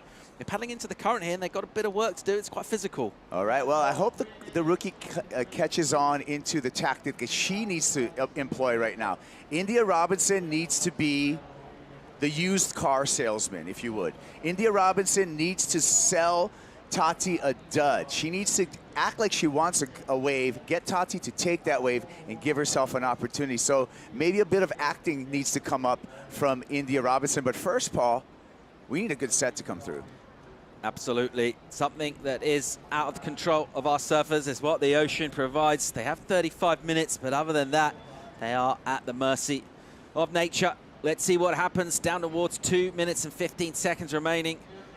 And trying to sell something. If she does, India Robinson will just be turning to look at waves. Of course, she can paddle for them. Tatiana Weston-Webb, she can put herself in position for waves. But if she paddles in earnest Kaipo, then the priority will switch. That's right. We have our priority judge, Ian Buchanan. Ratso is up in the tower, and he's keeping an eye on all of these priority situations. And there you go. Tatiana Weston-Webb pulls the trigger. She uses the priority here. That wave ran away real quick from her. Sail from India Robinson. She sold Tati on that wave, and now she's opened the door a bit. She's got priority. She's got 90 seconds to get a good wave. Opportunity here. Lumps coming in exactly as you said. She was trying to sell Tati wave, and she did that. And even there looked like a little bit of hesitancy in Tatiana as she paddled. She got a little held up in the lip. The wave was fast anyway, so unable to add to the score. Now, will there be an opportunity here? 7-6-7. She's going to need a good wave. She's going to need to hit it hard several times. Let's see how she goes about doing that. Looked like she had some sets heading in down towards that more southerly bank. Now she's heading back the other way. Generally, that's not great news as she paddles into the churn of this rip right now. She's going to need just to go something basically. You'll have a little scan of the horizon. You just sort of general instincts of a surfer will tell you how long it's going to take these various lines to get in. And if there isn't something really significant out the back, she's just going to have to try and take off on something. Yeah, shorter period waves. She's probably going to have 3 more chances at it as these waves hit the sandbar right now. So there's chance number 1 going to go under her right now, and she's going to have 2 more swings, possible swings, given the time on the clock. India Robinson desperately looking for a chance here to show something, show us what she can do. She's going to have to go this wave. There's a paddle from her. She's up and riding on the backhand. This wave's going to run away fast. Unable to find a lip. Finally, she does, and she hits it pretty well and goes up late and slight amount of desperation into the second turn. There will be an incompletion. She'll probably bet a low score. She's not going to get anything like the required score. And as the clock will run down, it'll be disappointment for our last rookie standing, India Robinson. Well, she's made the quarterfinals here. But this woman, Tati, world number 2, last time out. A little lap as she brings it in with the hand drag. And she'll get plaudits from the crowd here. Drops a little hammer on the inside. A job well done. She should do a semi-final where she'll meet Carissa Moore. We're going to get a quick commercial break. When we come back from that, we're going to bring our former world champion, Italo Ferreira, taking on Jordy Smith. Stay tuned.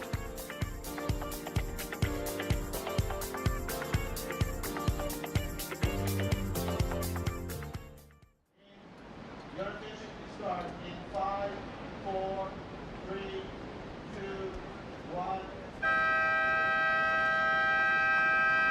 The heat is on.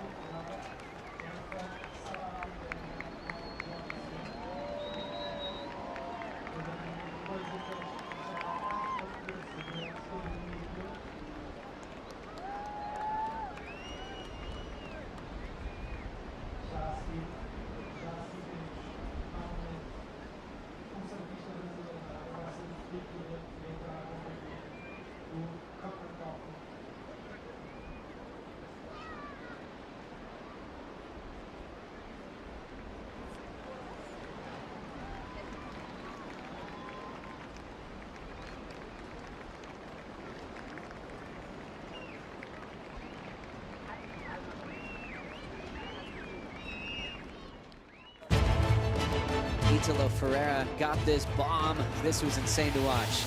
That gigantic floater going 100 miles an hour, pulls it down, no worries. It's pumping all day. And to make a 10, maybe on the final. We're always having fun. The waves are on fire, but best feeling in the world when heats go your way. Big wide open pit. Smith has some room to move. And he comes flying out. Italo's, sheesh, I mean, what much can I say? Guy's on fire. I just got to go get good waves, that's all. Let's start the rematch from 2019. Jordy Smith versus Italo Ferreira. A rematch of the final. This time a couple of heats earlier in the quarterfinals. Jordy from South Africa finishing off his first ride against Italo. And Ferreira, the goofy foot, holding priority, is always going to surf a very active heat. He's going to try to get the crowd behind him. He's a total entertainer. Joe Trappell with the Mavs legend. Peter Mel here for the call. Italo versus Jordy. We saw this in a final in 2019. Both of them have featured in 3 finals at Super Tubos. What can we expect in this heat? Fireworks, straight up fireworks. You would expect that automatically from Italo, but feels like Jordy, knowing full well what Italo's way of doing things, getting quick starts. Well, Jordy said, no thanks, I'm going to take the first wave of the heat. And he goes up and vertical. Beautiful flow from Jordy Smith, one of the most flowy surfers on tour. Gets the finish, so good start here for Jordy. Not going to be a massive number, but a good start. Jordy Smith gets on the board with a 4.5. As we see just a quick look out the back for the next wave. Just shuts down quickly. Conditions dramatically changed from what we had this morning. As we go back to backhand surfing, Jordy Smith crushing another solid backhand turn. Through the inside, snap to slide, and Jordy's down. So trying to move quickly against Italo. It's usually what Ferreira's doing to control the energy in the start of a heat. I wonder if Jordy thought about that when this horn went off. I would say he did, you know, and a silencing of the crowd too, because there's definitely a sway towards Italo Ferreira on this beach. You hear him go down there. He's getting world champ screams and cheers. Jordy was over here on the back deck, kind of chilling it out. He's still nursing that toe injury he had before Pipeline, still sore. I know, a turf toe. Turf toes are pretty brutal. The only way you really can heal up from them is just a complete stop of everything. You know, and staying off it, not even really walking. You know, he's got to kind of just let that thing heal. But Jordy's surfing through it. And almost impossible for an athlete, especially when they have big goals. At some point, you've got to return to the jersey. Italo coming into this event 16th in the world. That's already changed dramatically with this result still in the making. 27 years of age. And the big story for Italo here at Super Tubos is trying to be the first to go 3 in a row at this venue. It's so rare to do that anywhere around the world, but he's had a special connection with Super Tubos. We'll take a look at Jordy's last wave. So out of this right, he went and paddled up the beach. Boom, there's a little left for him. That's kind of what happens sometimes when you get clicked into rhythm. Not massive numbers, got himself a 5 and a 4.5. Would have loved to have completed that last move to add another half point maybe there. But either way, early lead going to Jordy Smith. Jordy with a 5 and a 4.5. Priority with Italo. Interesting that he's just getting started now. Italo setting up the backhand, quick to the lip and falling on his first opportunity. Now let's hear from Tatiana Weston-Webb on the beach with Shannon. So much, Joe. Tati, that opening ride was unbelievable. What did it feel like to live it in the moment and to make that final section? Thanks. Yeah, I'm really happy with that heat.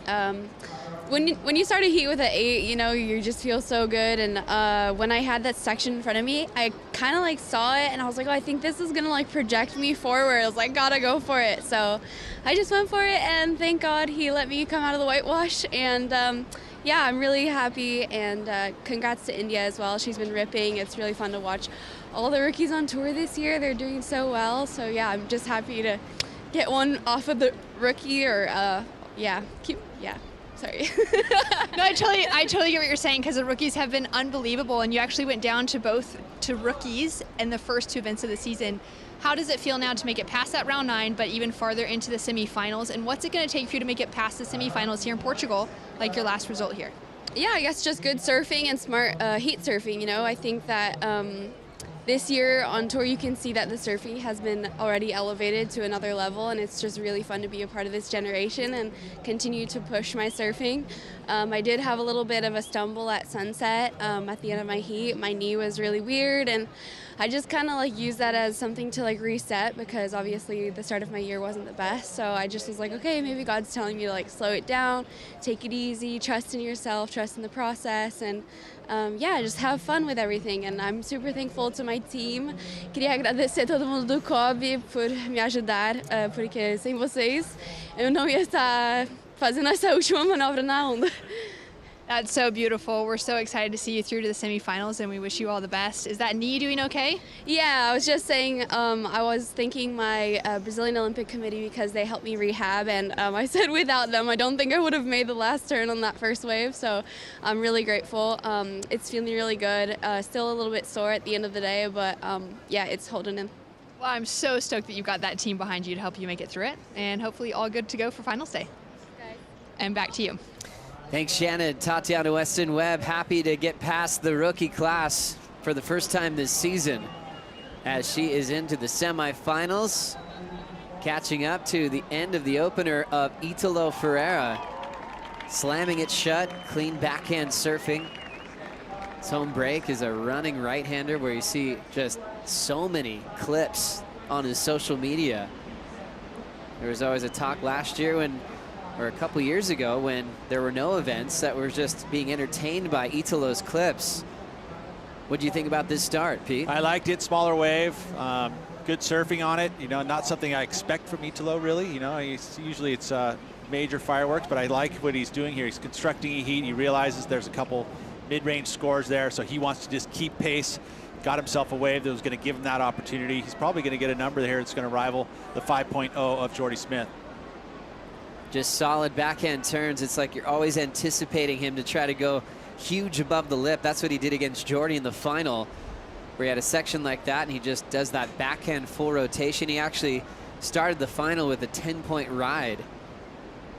Had an 18+ combined total, and Jordy just really didn't get going once that big air was thrown down with that type of wind direction we had for the final back in 2019. Kind of got similar winds, right? It was just more westerly wind. It's starting to clock around, but it's definitely on the left. It's going to be the right wind for him to go above the lip. And that's how Italo kind of kicked things off in the opening round. It started cleaning up as far as more barrel opportunities on that opening day. He got barreled in the back half, and he did about 4 or 5 airs in the first half of the opening round. All different versions of rotations on the lefts. Jordy's been mixing it up quite a bit, from turns to barrels to get this far. Not really too much in this event above the lip. Off the bottom, full rotation, stomps it. Italo Ferreira combos it up with a big front side float. So crazy how, you know, you have to compete against somebody who can do that on the regular, especially in these types of winds. I mean, how beautiful was that landing? It was just cushioned. He just knows how to land just the tail just ever so slightly to just make it so easy for him. It looks soft, you know, and that's what he's done. He's trained very hard. You know, he uses toats. He's able to use that kind of tool going really fast into his aerials, so he understands it. You know, you don't always get this type of conditions, but just look at how he was able to steer it in the wind. Even though it wobbled under his feet, he had control and gets a finish. Big number. Lead is now changed. Very impressive for Italo. It was only a matter of time, wasn't it, Pete? Yeah, and just look at this in slow motion. Gets the feet, and he puts it into the wind, and you can see when he has the tail, it kind of lifts. He rotates around, no worries, doesn't blow out from under his feet because he knows how to control it. And then the finish here, easy. Once he does that air on the first turn, that's critical. Judges will love it. Italo Ferreira was calm at the start. You're kind of wondering if he was changing any sort of strategy. Usually it's really hyperactive, catching a lot of waves. Fell in his first opener, then he got a nice clean couple of turns in on a right, and then exploding above the lip on the left. So 2 scores coming in for Italo. He'll definitely get the lead off Jordy. And the pressure is on Smith, probably remembering the final from 2019. They've had now 4 previous one-on-one heats. Italo leads 3-1. A few of those heats were all in the same season, that 2019 year, where we saw Italo clinch his world title. G-Force, lifetime shaper, father of Jordy Smith. Jordy's so proud to grow up in a shaping room. You know what that's like, Pete? I do. It makes you understand surf equipment, how to do ding repair. You know, lots of things that are helpful when you're on the road. You know, being able to fix your boards if need be, or you know, pick up a board if you're going to have to find one in the rack somewhere. You'll know what you were looking for. You know, I was thinking about Jordy in this moment here. There's a certain events on tour that the crowd, you know, just like stadiums around the world for, you know, football games or baseball, where crowds are a factor. And this is one of those events where the crowd plays a major role. They know their favorites, especially, you know, here in Portugal. They like their Brazilians, but they love their Portuguese even more. But they are connected, so you see that this is one of those events because you're close, and they're very vocal.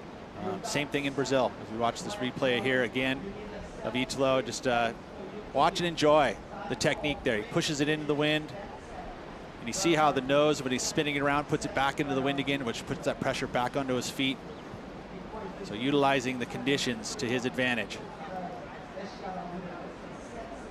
So impressive what Italo can accomplish above the lip, as he is the future of surfing. We're watching it now. Big airs into the wind. He can combo it up. His feet are perfect. He never has to hesitate to shuffle his feet around. There he goes, throwing the fins towards the flats. Incomplete there. That world title run for Italo famously finished at pipe in the final. Back to this one. Yeah, this one he didn't get quite the pop, didn't have the speed in the beginning to get above the lip as much as you would have liked. But he knows how to force it too. I mean, he can do them on pretty much any section at any speed. He knows how to figure it out, how to get the rotation in there. He's very balanced front foot to back foot, which is really key in being able to control your board in the air. And Italo, as far as controlling him in a heat, Pete, it's almost impossible, because if you try to go, okay, keep him off a wave, a closeout could be a keeper for him. Yeah, he's just looking for one section, and I mean, that was the difference in the final in 2019. The wave that he got his 10 on didn't look like a score that you'd want, but he can huck himself into the flats, and that's all he needed to max out the scale. And you think about the world champions, generally that's what they can do. You know, John can do that. Italo, of course, Gabriel Medina over the years. Kelly on in his time, always he was able to find ways to get big numbers on less than stellar waves. These guys have interesting heats. Whenever Italo has gotten a win off Jordy, which has been 3 separate times, he's gone on to win the contest. When you talk about the final here, semi-final on the Gold Coast, he went on to win and kicked off the year #1 in the world.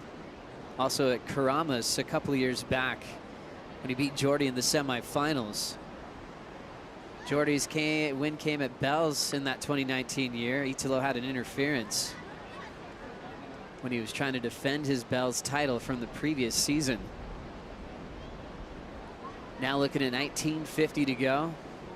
Jordy chasing a 7.38. And we talk about how the youth have all these airs. Jordy was that guy who threw a rodeo flip down in Indonesia on a boat trip, and for many years that was considered one of the best airs ever landed, with Still how hard it was, how big it was, how easily he landed it. For where Jordy is now in his life, Pete, is this something he needs to go to now to get involved in this heat with Ferreira, or do you want him to stick to turns and trying to hunt down the bigger waves? Looking at conditions, I would personally say that if he can find himself a section to go and do that type of move, to go for it. Most likely heading the direction going on his backhand, so he'd have to do basically a rodeo flip if you wanted to pull that one out. He has them. He's now relying a lot on his flow and his wave choice. He even mentioned it himself. He's like, hey, you know, my injury, I'm making it through heats by getting the right waves. Now rolling in here, the South African checking out a left, hard off the bottom, belts it perfectly. Drills another backhand open face hook. Inside corner is kind of shutting that one down. It'll hold him to 2 turns. I feel like it was pretty important for him to complete that last move. I mean, throughout this event so far, those falls at the end have been factoring into the score. You know, you want to have that complete clean finish. You know, you're only getting a certain amount of opportunities per wave with turns. So having that fall at the end factors in. But those were two nice, beautiful hooks by Jordy. Good wave choice again. You know, it was facing into the wind, so it had a nice smooth face. One of the bigger waves we've seen in this final. We're kind of reminded of power surfing never going out of style and always being in fashion. And when Italo probably suffered his biggest loss last year, it was against Connor Coffin at North Narrabeen. It was that one clip that we saw 1,000 times where did Italo make that big rotation? He didn't right away, didn't get the score, but Connor was just focused on his backhand, doing big power moves. That made the difference. Speaking of the powerhouse from California, he's preparing for Felipe Toledo in the next quarterfinal. Look, he's got a good little sweat going, so he's nice and warm. Exactly what you need to be before your heat. Said he was just happy to catch some waves and really feel in rhythm. He said, well, really for the first time this year with the jersey on. And he hasn't looked back since. That'll be a classic with Felipe coming up in quarterfinal number 2. The yellow jersey officially moving to Kano Igarashi as he's still running through the quarterfinals. Kelly went down to Griffin Colapinto. That's another classic to watch. Colapinto versus Kolohe Andino in quarterfinal number 4 today.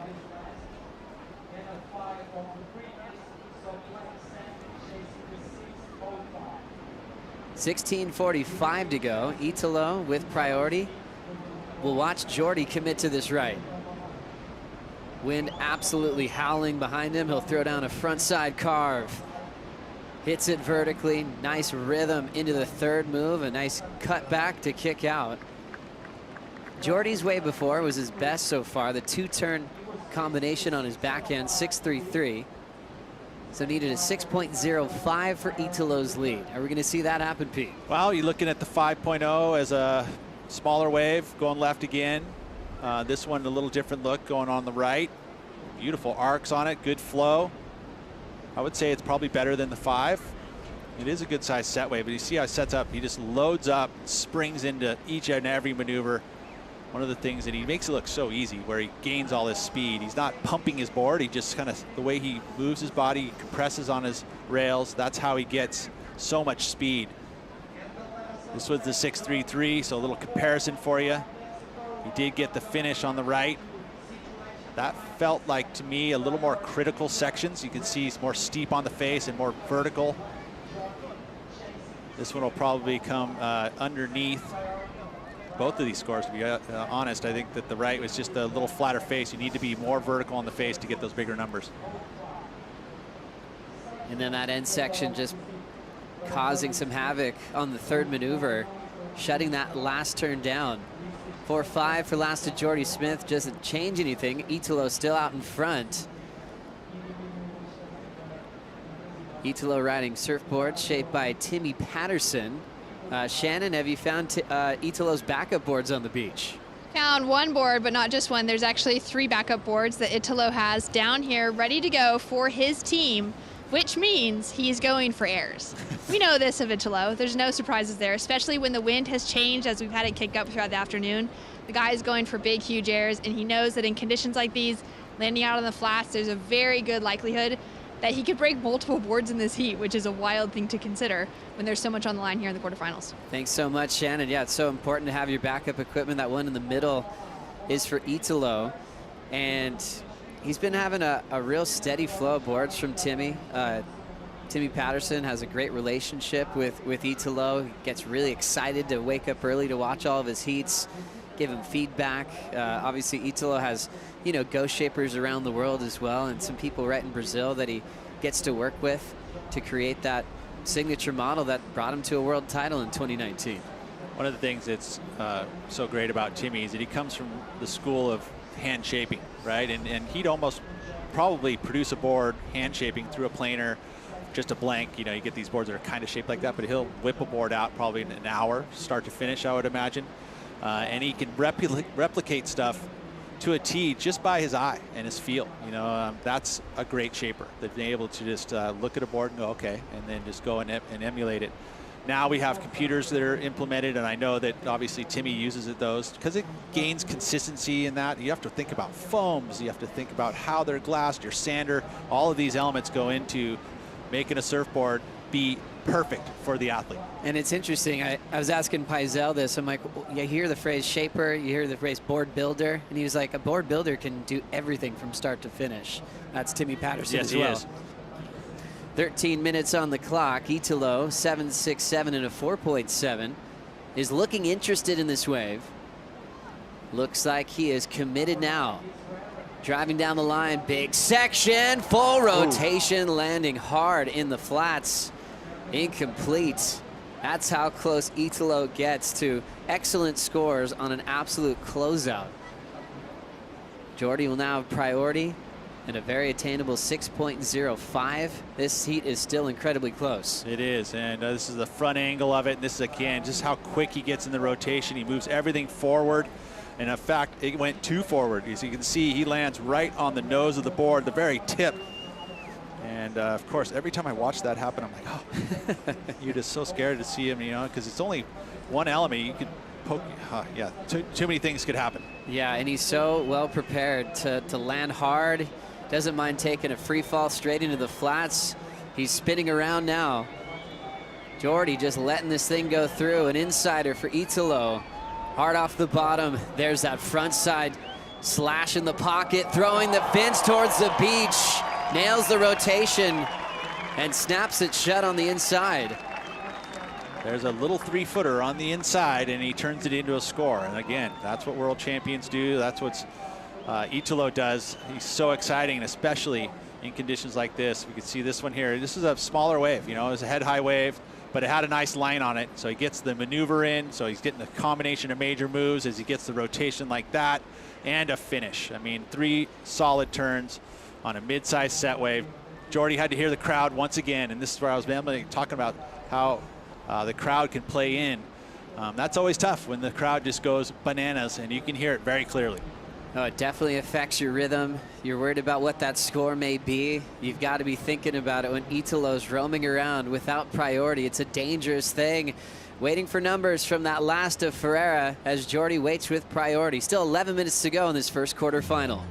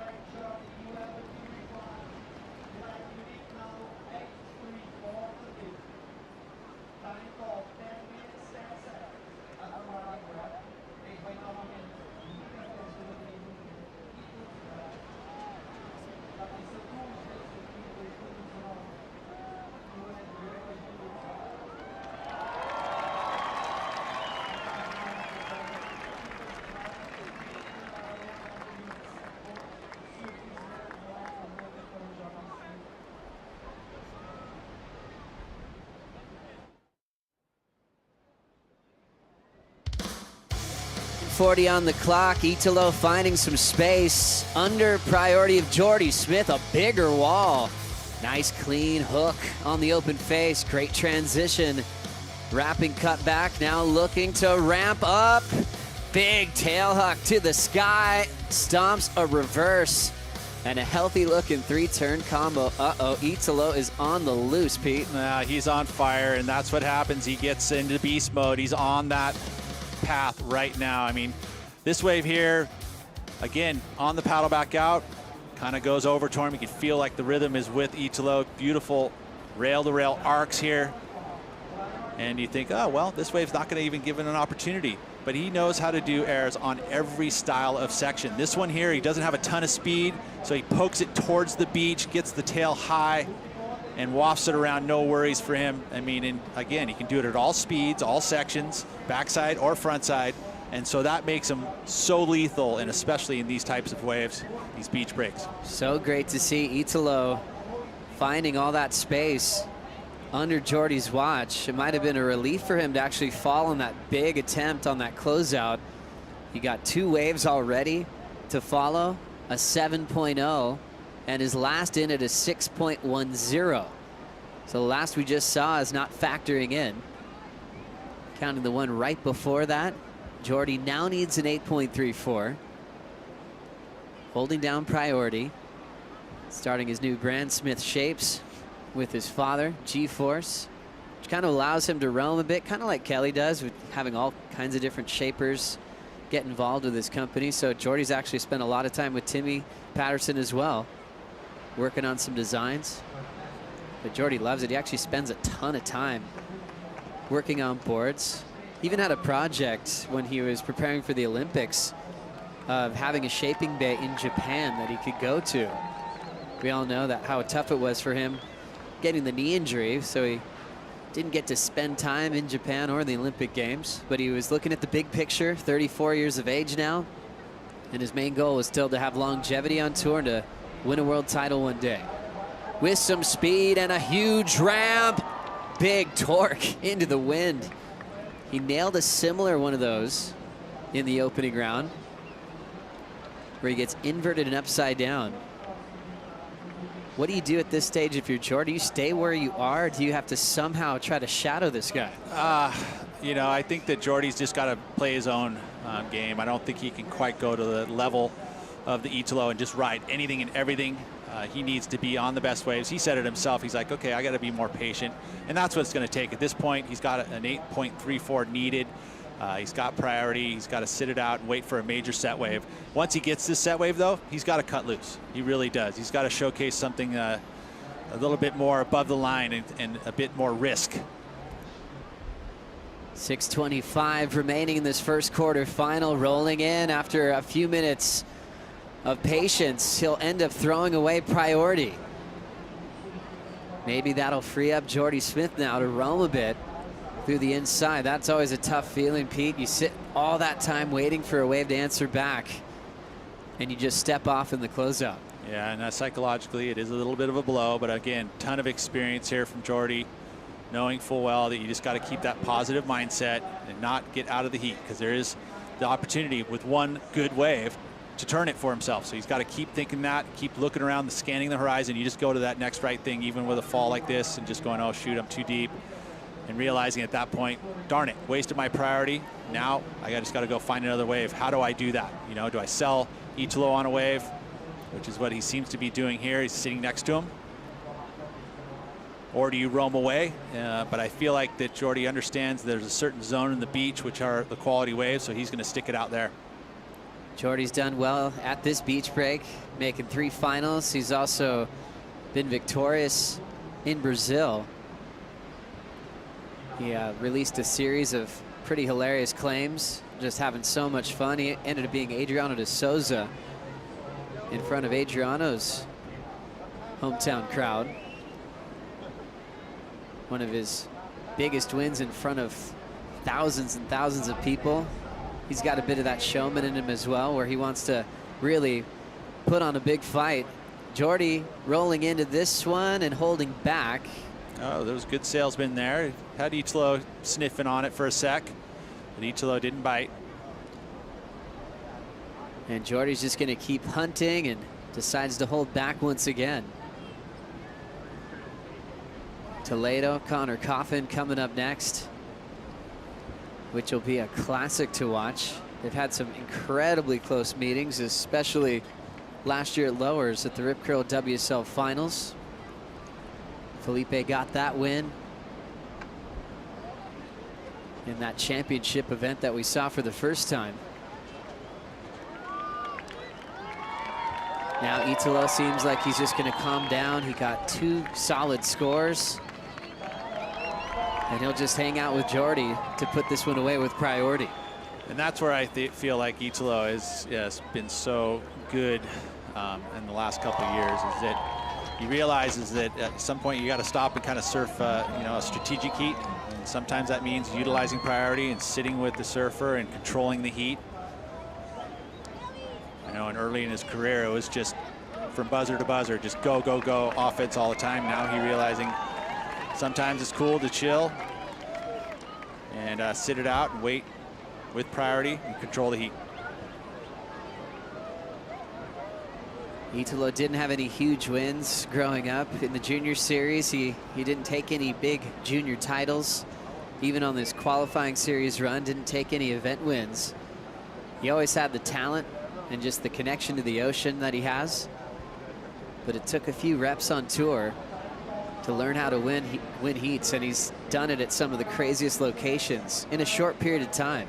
I mean, a lot of it, I think, is just that he's been able to, you know, get this aerial ratio so high, way higher than most anyone. I think the only people that compete with him would be Felipe and Gabriel as far as aerials completion rate and any sections, any direction, any place.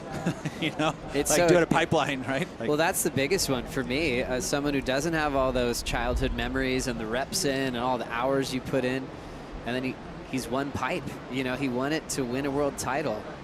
It's just, that's the kind of super athlete that he is. He believes he can win no matter what the waves look like. He beat Kelly Slater at 6 to 8 foot cloud break as a rookie, and he'd never been there before. And Kelly had been surfing there for 30 years. Yeah, no, it's pretty incredible. And that is, you know, that's between the ears, right? It's a belief that he has and has always had.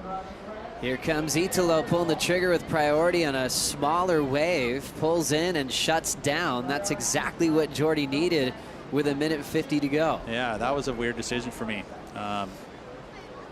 Maybe he thought that wave was going to barrel, but it didn't seem like it was. So, yeah, a little bit of an error there, although it may not really matter at the end of this, but he did leave the door open, and now Jordy has the opportunity if a wave comes. 90 seconds for Smith. And a very attainable score. Jordy, just like Italo, has had 10s at Super Tubos throughout his career. And he's just going to rely on the ocean for one more shot.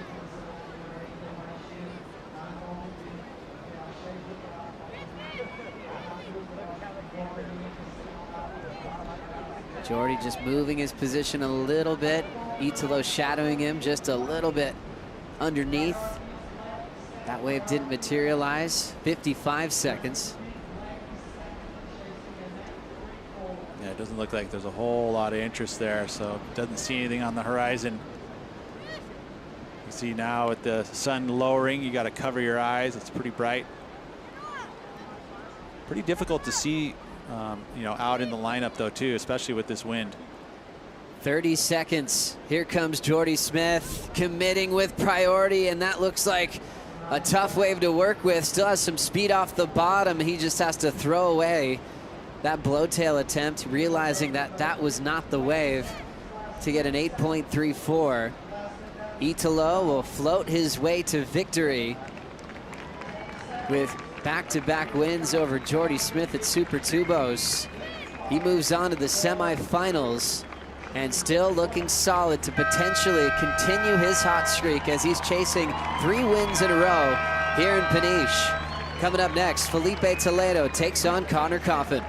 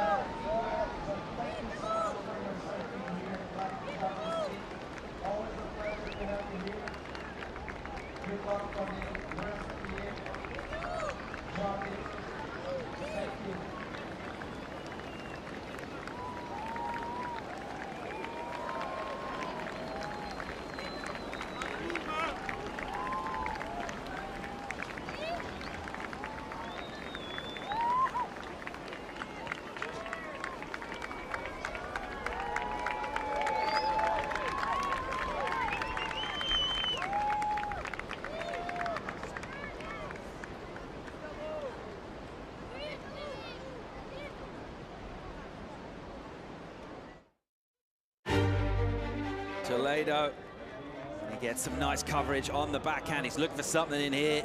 Goes for a massive rotation. It is buttery, soft and smooth. The crowd loves it. I mean, waves are firing now, so good. Conditions are perfect. Connor Coffin looking to come back himself, gets a nice tube, and Connor Coffin comes out. There's the raised arm. Wow. I mean, the waves are so good, and I was stoked. Yeah, that one felt really good.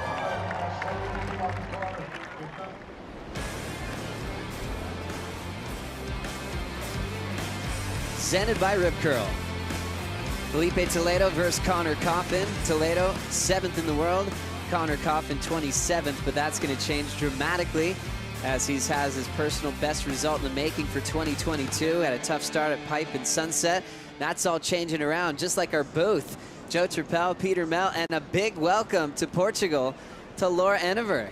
Laura, thanks for joining us. Better late than never. Just rolling in for the quarterfinals onwards. How was your journey? How was your jet lag? You feeling well? Yeah, I arrived about an hour ago from Sydney, so a long trip and straight into it. I think it's probably like 3 or 4 a.m. at home, so if there's anyone at home watching, I'm up with you, feeling it.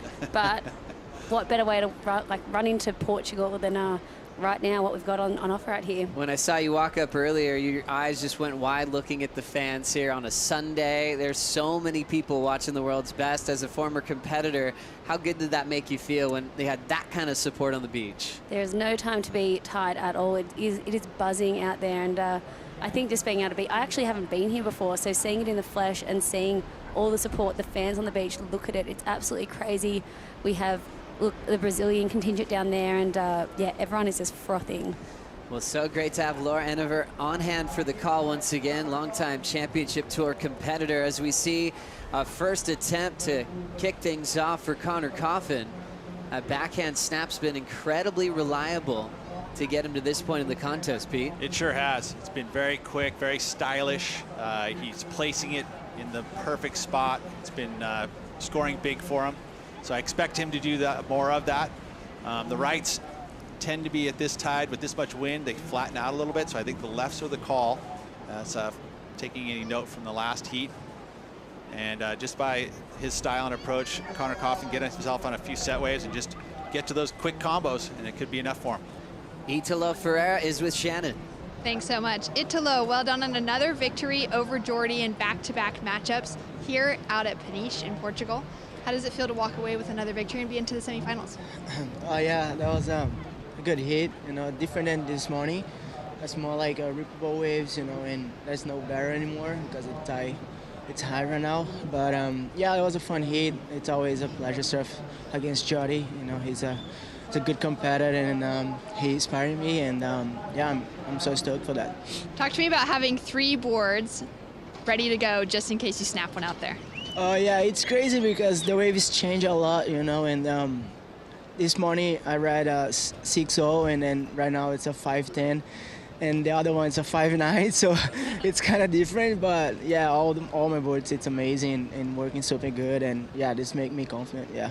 Fantastic, and having the kids down here on the beach, everyone just wants a piece of you this week. How are you keeping your head in the game now heading into finals day? Oh yeah, it's very fun to see all the crowds, you know, and have the support, and this is special here in Portugal because I love this place. Would you like to say something in Portuguese? Sim, agradecer a todo mundo pela torcida, realmente está sendo evento incrível.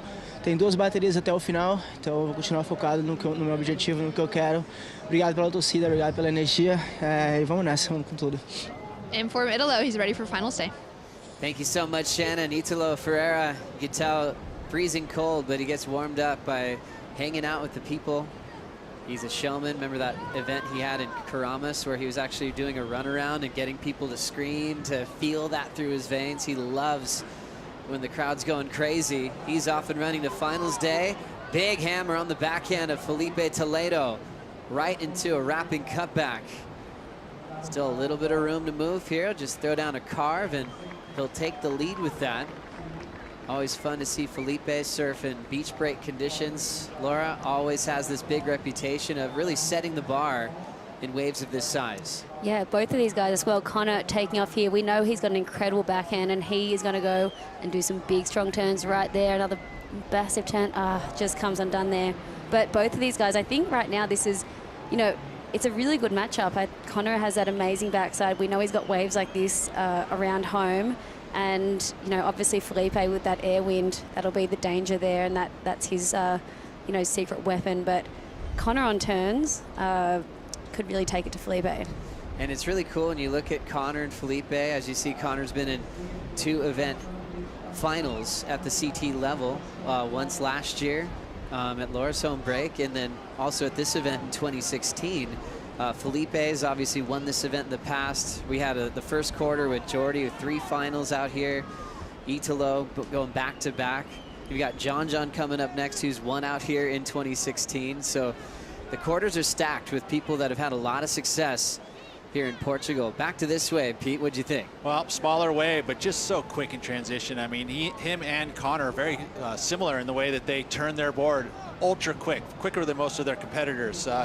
See a little bit shorter board for Felipe. He's got this swallowtail quad, and it just puts it into place and just whips it so quick, so fast.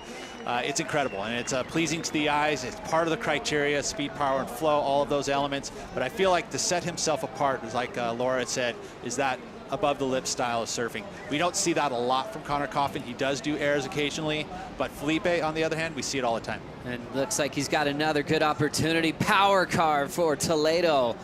Throwing down a beautiful arc once again.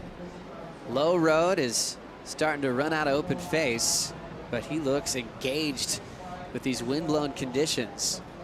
Toledo throwing down a 417 on the left. That'll go into his top 2 on the right in just a moment. Laura, what'd you think? Yeah, I love this. This is just standard Felipe, big slash in the pocket. Those boards are so fast. And another one tweaking it all the way around, kicking that tail out at the end.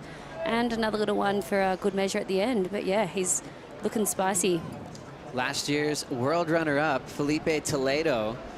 We got to see some interesting things with all the different matches at the WSL Finals. He entered the title match after he started off at lowers as world number 3.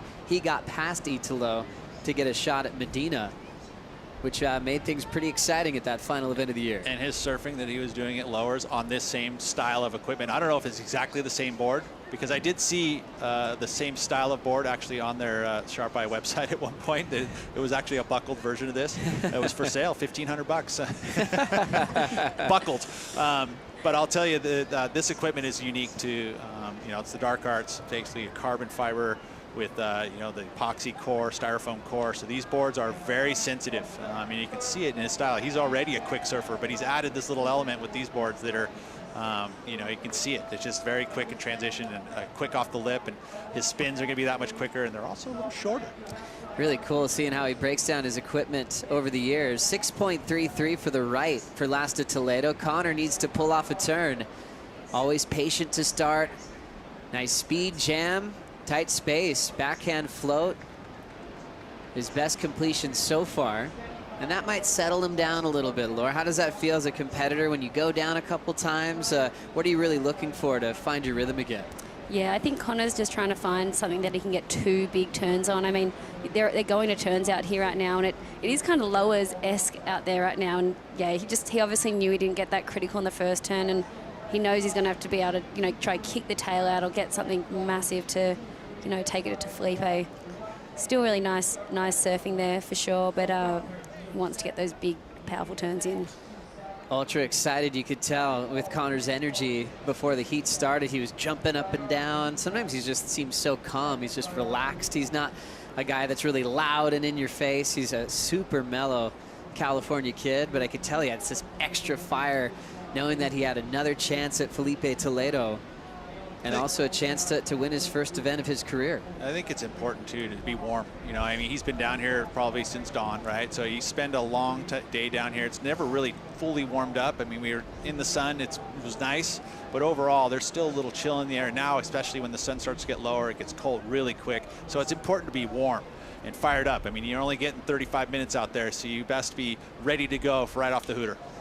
Hopefully Connor is warm, because I think he was running out, and his girlfriend noticed he had a little hole in his wetsuit just out of nowhere, and he was like, damn, I don't have time to change it.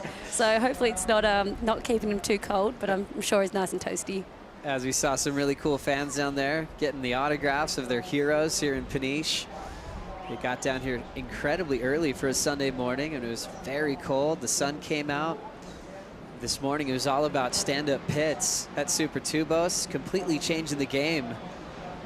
All coming down to turns lately. Here comes a section for Connor to pull into, and it'll take him down. Remember Felipe Toledo, when he kind of broke out onto the scene in 2011. It was a U.S. Open Pro Junior event. Laura, you were competing on the women's side back then. Felipe Toledo won. He beat Connor Coffin, who was in the final.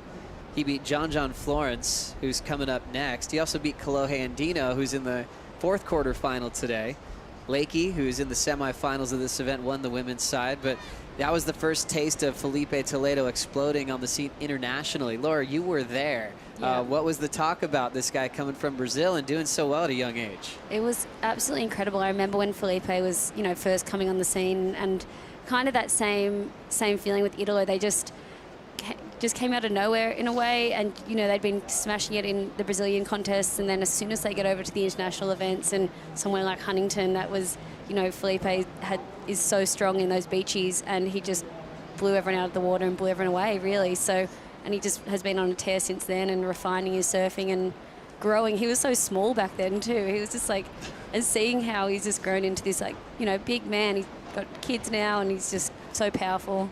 Didn't he have, he went pretty far, and then that was when we had a junior event as well as the pro event kind of combined back to back. So he's surfing multiple heats, but he made it pretty far in the qualifying event too, right? Oh, the story was, can he win both? Yeah, that was exactly it. He was looking that futuristic. No one saw anyone go that fast on beach break conditions. Or on a wave, for that matter. 'Cause I was there too for that whole thing. It was pretty incredible to watch him and what he had done at that event, because all of a sudden it was like, here he is. He just put the stake in the sand, and I'm here, and I'm competing for world titles, and it felt that way. And if we knew then that 2011 final would all feature in the quarters over a decade later here at Super Tubos. I put a pretty good bet. At that point, I knew you had that feeling, yeah. What a talented group. Toledo obviously qualified really young. He was still 16, qualified for his rookie season in 2013. That was with Nat Young, who was Rookie of the Year. Seabass, Glenn Micro Hall was a rookie that year as well. So Felipe was still a kid just learning about the tour. That's straight off the top of his head, folks. He doesn't have a bunch of notes. He does kind of have notes, but he doesn't look at them. I can't read my handwriting. I know, I can't either. Joe the Wizard.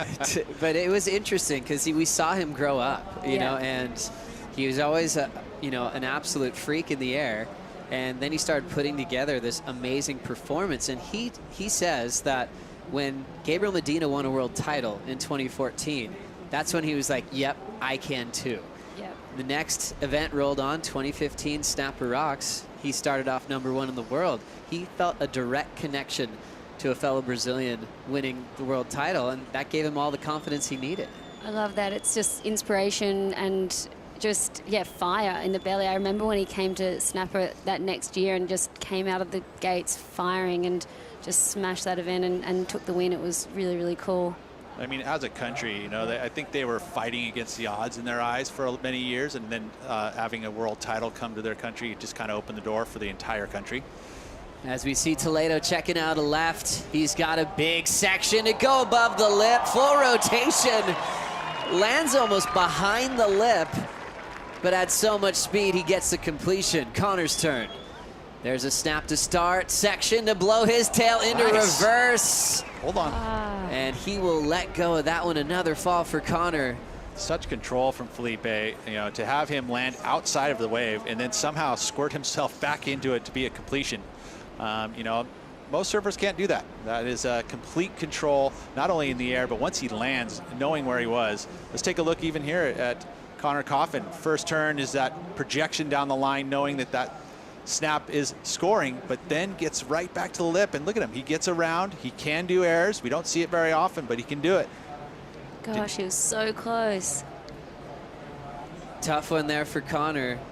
Back to Felipe's make here, Laura. What'd you think? Yeah, this just looked like a Tony Hawk's pro surfing game. Skating, I don't know, Kelly Slater one. But yeah, the way he could pump back and land on the back of the wave there was so cool. Like, what the hell? It's amazing how much control he has in the air. It's not like he's holding his breath going, I hope I land this. He's actually thinking about his landing. He has so much time up there, Pete. Yeah, he does. And again, they're utilizing the wind. You see that nose every time the tail goes into the wind, and then once it gets it rotated around, the nose goes back in, and that's what softens the landing. This isn't going to be a massive number for Felipe. Reason being, it wasn't a super critical section. He landed kind of off and had to fix it. So I don't know if this will even go into his top 2. As we see a frontside power whip from Toledo, wrapping carve again. Obviously, airs are always exciting to talk about, but he's incredibly powerful. That makes him so deadly in beach break conditions. Dangerous when he has a crowd behind him, especially when they speak Portuguese. He's won multiple times in Brazil, which is a feat that not every Brazilian can handle when they're expected to do so much. Laura, how'd you like these moves? Yeah, that was amazing. I mean, just that classic Felipe carve again. And I mean, interesting to see that last air, only a 3.17 it came in as. So Felipe's probably going to hear that and just stick to his forehand maybe, if he's going to just know that he can get those mid sixes on those amazing carves that he can do. So unless, you know, obviously finding a big left to unload on, but yeah. Now looking at an opportunity potentially for Toledo. He will commit.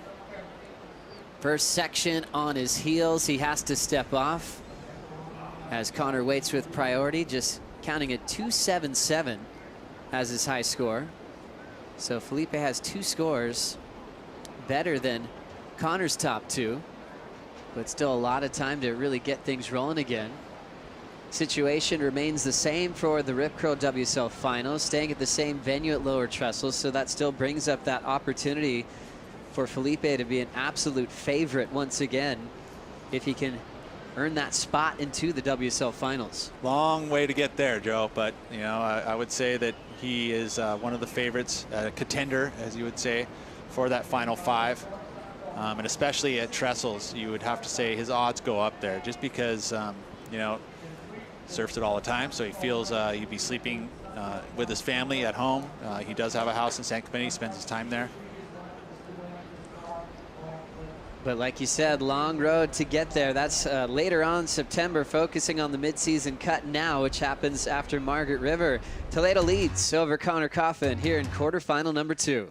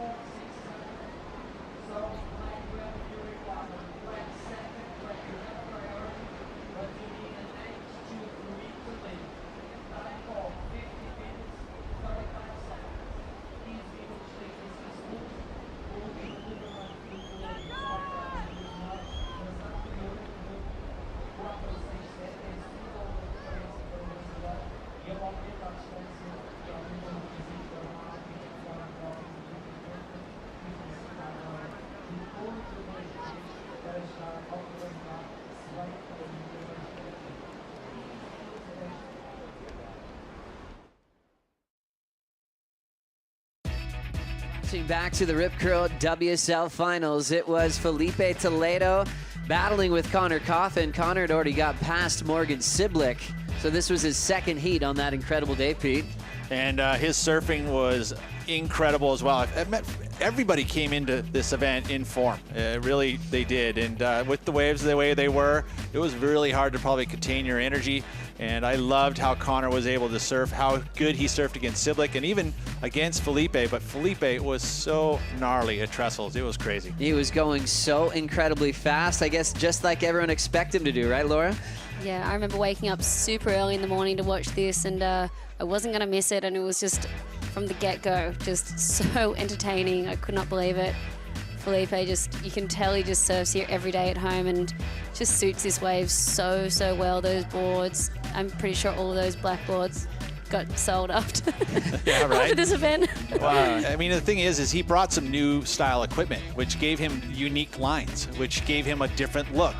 You know, he had all of that there, but like the arcs all of a sudden became tighter and more precise. And he was carving in the lip. So he's doing these lines that we hadn't seen Felipe do before. And then riding quads as well. He's been playing with all sorts of different designs. He said he'll hop on twin fins a lot these days. He's a guy that experiments a lot more than people think with different types of surfboards. I've seen him longboarding before, just down from lowers, and he just finds the joy in trying a lot of different things. Yeah, last year was really cool. Felipe was just in such a good headspace on tour. It was Adriano's last year on tour, and the whole Brazilian crew were just having an amazing time at every event. And I remember Felipe was like, he'd gotten a bit heavier than usual than the year before, and he loved that. He was like, yeah, look at my dad bod, and he was just right. He was just like, I know, he was still so fit. I'm like, what are you talking about? But Right, yeah. I mean, for Felipe though, there was a little fluff there, but it's gone now instantly. He was just like throwing buckets anyway. I was like, man, it's working. Made it to the finals. He found a lot of comfort in his headspace as well, and he was willing to share that with us, of going through some highs and then some lows, and then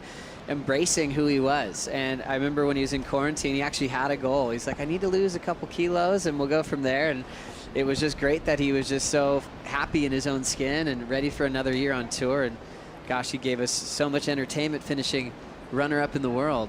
And taking all the young Brazilian crew under his wing as well, and keeping that family, vibe alive everywhere they're going. They're just, they're walking around with some sort of soccer ball and playing tennis here or doing some sort of fun activity all over the place. So well, they're supporting each other, right? Yeah. I mean, that's what it came down to. It was like, and that's where it all kind of went back to that now. And it feels like the Aussies have kind of taken a book out of that. For sure. They were at some point, back in the 80s and 90s, they were like that, but then it kind of got lost. But now you've got this kind of these groups that support each other. They're down there for every one of your heats, and that's cool. It's a good feeling. Down to the 12-minute mark, Connor holds priority, needing an 8.23 to get the lead off Toledo. And that wave's not coming through. Let's hear from Jordy Smith with Shannon. Jordy, what was it like to come in? I mean, you were absolutely in form, surfing so well up against the aerial antics of Italo in that last quarterfinal. Yeah, thanks. I think if he could draw it up on paper, these would be his ideal conditions, Just kind of 3 to 4 feet, gale force mode into the lefts. And he's the best in the world at it, so I think that just means that I got to improve and get a little better. Something to aspire to. Yeah. Your 917, it's the highest wave of the entire event. I just checked. How does that feel? Yeah, it feels good, I guess, but still would have liked to make the heat. But yeah, I think just having my situation be as it is with my toe and everything like that, I was stoked to kind of get those waves for sure. How are you feeling then? Anything you're going to change and heal up in preparation for Australia? Yeah, I definitely just going to get back to the grind and just continue working hard. Like I always say, it's not about the results, it's just about the regrets. So kind of just put all the effort in and see where that puts you at the end of the day. Stoked. Well done, and we can't wait to see you in the Australian leg. Back to you guys. Thanks a lot, Shannon. Always great to catch up with Jordy Smith, and sometimes it's pretty tough after a loss. Sometimes competitors try to run for the parking lot as fast as they can. Those are the hardest interviews to do as a commentator, right? And as well as an athlete. They're asked to come and, because it's the thrill of victory and unfortunately the agony of defeat. Man, Jordy's always so gracious with his time. Obviously, he's got great things to look forward to. One of my personal favorites to watch on the Bells Bowl. Yes. Bells and Margies. I love Jordy in Oz, and I love that this first half of the tour, it's like, besides here beachy, it's all big power waves, and this event has shaken things up in the rankings. Like, it's so cool in both the men's and women's side. Like, it's going to be so exciting going into the Oz leg. It's so interesting. For the women, it was the return of the champs and the older guard that's taken over the final series. We've got John Florence preparing for Kanoa Igarashi in the next quarterfinal. And John obviously has been missing out on this event for a few years with some injuries, but won in 2016. Kanoa had a great result here last time it was on in 2019, made the semifinals. But Igarashi is now the new #1 in the world, heading into Bells. So two guys at top of their form coming up next. Conditions have changed. It's not just top to bottom spitting barrels where you kind of always have to lean towards John. Going to be hard to pick a favorite in that next heat, Laura. I was just thinking that. I'm sorry. I'm not Laura, but I jumped in there. But no, sorry. if you're excited, go ahead, Pete, go for it. No, go. I mean, I was just going to say, I think all the coaches will be getting their notepads out and changing everything up for this afternoon. And yeah, it's super exciting. Like you said, Pete, cannot pick a winner at the moment because, you know, with this air wind, but then, you know, both of these guys can go massive on these big airs and lefts and stuff. So, yeah, it's going to be a cracker. And just being so competitive with Kanoa, maybe I'm almost leaning towards Igarashi, just with how he can just master a competitive lineup and make those tough decisions and know when he's got to take maybe a subpar wave to turn a heat. Yeah. We'll see how it plays out. I was going to say, I feel like whoever gets the first couple waves, like gets that initial kick start, is going to be the winner of the heat. We'll see, though. That's going to be a fun one, followed by Andino versus Griffin, an all San Clemente showdown at the end of the quarterfinals. This one still just waiting for Connor to really open up. He said how happy he was through the early rounds, just able to surf and get a rhythm. This kind of is reminiscent of some of the heats that he went down on in the Hawaiian leg of the tour. Up and out is Felipe Toledo, managing his time. Big story for Felipe last season, winning in Lemoore, California at the Surf Ranch and stopping Gabriel Medina for the first time at that venue, which kept his seat solid all the way through to lower trestles at the end of last year. It's interesting though, like, what are these surfers doing with this new format, this new schedule, and all of a sudden having all this new time off? Yeah, Laura, you're so familiar with balancing your CT results and your QS results. You had some exciting moments in requalification when it came down to Maui, and now it's really nice with these new tiers and schedules. You can really focus on one tour. It really is amazing. I think, you know, focusing on both the QS or the Challenger Series and the CT at the same time is, you know, it can be really distracting. But as we say, Connor, have a look here. I love the new format. I love that, you know, as gnarly as it is for, you know, to have this cutoff, I think just being able to focus on the tour and then jump on the Challenger Series if you haven't made it is awesome. Speedy turns on the back end of Toledo. Fourth banger there on the inside. He pulls it off. They're aggressive, they're powerful, radical. Peniche loved it. It's like he threw more and more spray on every single turn. He was like, whammy, one more to the sky. It reminded me when he had Jordy at lowers and the sets weren't coming and he just started getting 1-footers and going to town. I don't know if anyone could beat Felipe at this game, Pete. What'd you think? Well, look how small the wave is, and he just had major maneuvers on just this small little inside wave, and that's what makes him so crazy, explosive, like on a 2-foot wave. Again, I mean, he's carrying a low of a 4.67, and then he surfed this wave way up. I mean, as far as the quality, looking at it in the beginning of it, and he just, yeah, again, polished, quick, all of those great adjectives that have for great surfing. Could have been at the Kelly wave pool right there. He's just in such a rhythm, and it's such a good point, Laura. It's an unpredictable ocean, but his reaction time is so quick. He gained speed in between turns. Judges ate that wave alive, 7.67. Now he's put Connor needing 2 new waves, hitting the 5-minute warning, Pete. Wow, yeah, what a showman, you know, and again, just surfing waves that the quality, they're surfing them up. You know, you would have looked at that wave and went, oh yeah, maybe a 5 or a 6 if you surf it well. And here he is getting a 7.67 on a, you know, a mid-range left that didn't even have a ramp, and he still surfed his way into a 767 without an air. I was looking at the results here just in regards to Kanoa Igarashi and John Florence and their consistency. I mean, Kanoa, the last 4 years, of 2017, 18, and 19, he's been nothing but quarters. He's had 2 semis there, whereas John's been kind of hot and cold. He's gone a quarter, and then a 9th, and then he got a semi, and then he got a 13th, and then he won a quarter. He didn't surf in 2019 or 18. So you'd have to say that a little inconsistent there, but Kanoa, very consistent. Fun one to look forward to. Connor finally making a move, power jam, but just out of control. And that backhand that's been so deadly throughout the early rounds has been tough for him to pull off in the afternoon win. And pushing hard, you know, I mean, this is a big heat. You want to rip, right? So you push a little harder, you go a little higher risk, and when you do that, you obviously risk falling, and that's what's kind of happened on a few of those turns. So now down to 350. Toledo looks like he's going to calm down and just hold priority, letting that wave go through. Connor's already putting himself in a much better position with this result. Say he just hangs on to a quarterfinal finish. He's already moved up at least 10 spots on the leaderboard to 17th above the cut. Uh-oh, here comes Toledo. Off the bottom, tail high reverse. And a shifty. Just toying with that section and knew he was going to get the crowd to go absolutely nuts on that landing. I feel like Felipe was like, yep, I've got my pocket, you know, I've got the 6 and the 7 and I'm feeling good.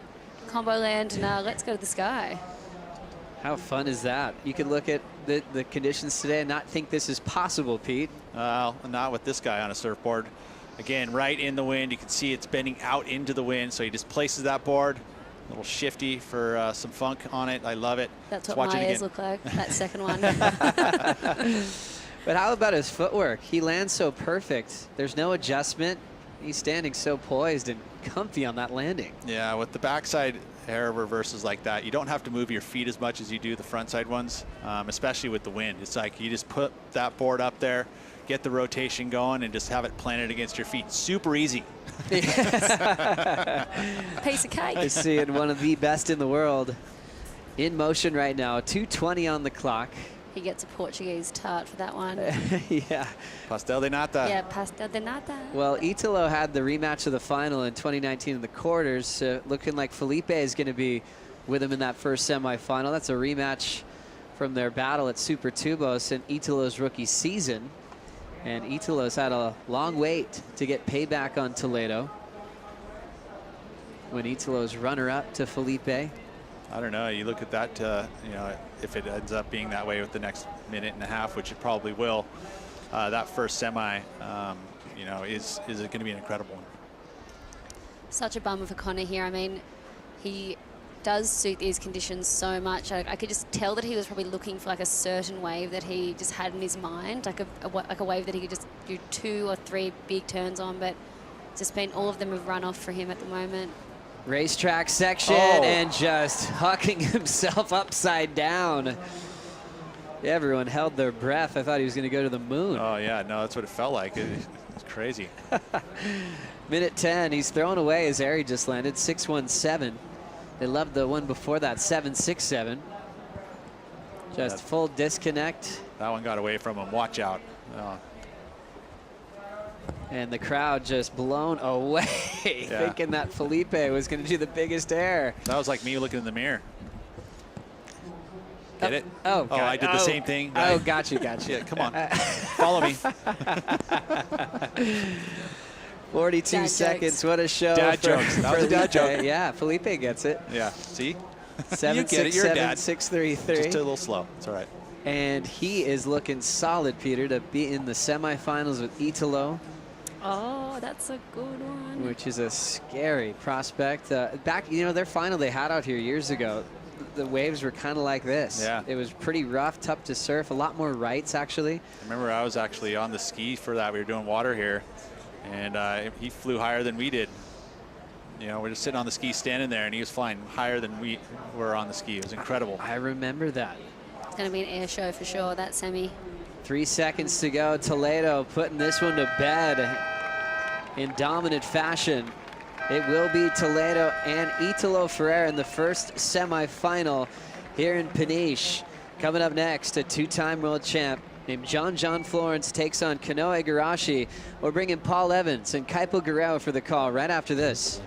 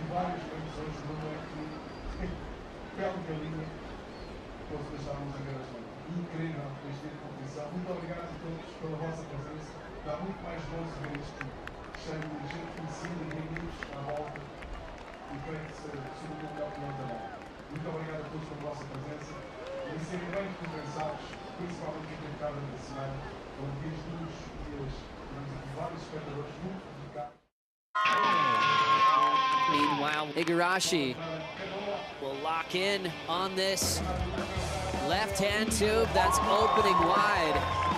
Looking for a good way to finish, driving hard into the lip. But I really just like stood up. You know, I'm happy to be in the quarters. So this is John going right. It just seems like every way was barreling. Big, perfect right-hand barrel. Wow, what a wave.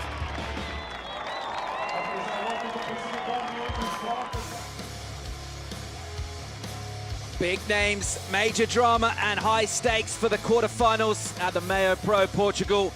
As we see a little debrief on the inside from a last heat that showed absolute fire from Felipe Toledo. He's through to the semis. On a coffin, no slouch himself. He'll bow out for a quarterfinal finish. And now let's reset and set up a sumptuous looking third quarter. Kanoa Igarashi from Japan taking on John Florence from Hawaii. Paul Evans in the studio alongside Kaipo Guerrero, and we cannot wait for this thing to light up, Kites. I cannot wait. And hot dog, we got a semi-final number one just set up. Italo Ferreira and Felipe Toledo are going to be facing off in that semi-final number one. Now we're going to set up semi-final number two. Here's John Florence. Here he goes down the line on the hunt, and he throws in a layback jab under the lip, doesn't get a completion from it. He'll just make his way back out, so getting the early start in that. Kanoa will have priority now. Just want this thing to have plenty of ways, plenty of opportunity. Yeah, that's right. So winner of this quarterfinal goes into semifinal number two. And like I said, that semifinal number one, you're going to want to tune into, because that is promised to be a clash. But you know what? This side of the draw as well, Paul, it is a heavy side of the draw. We got Kanoa and John in quarterfinal number three, and quarterfinal number four.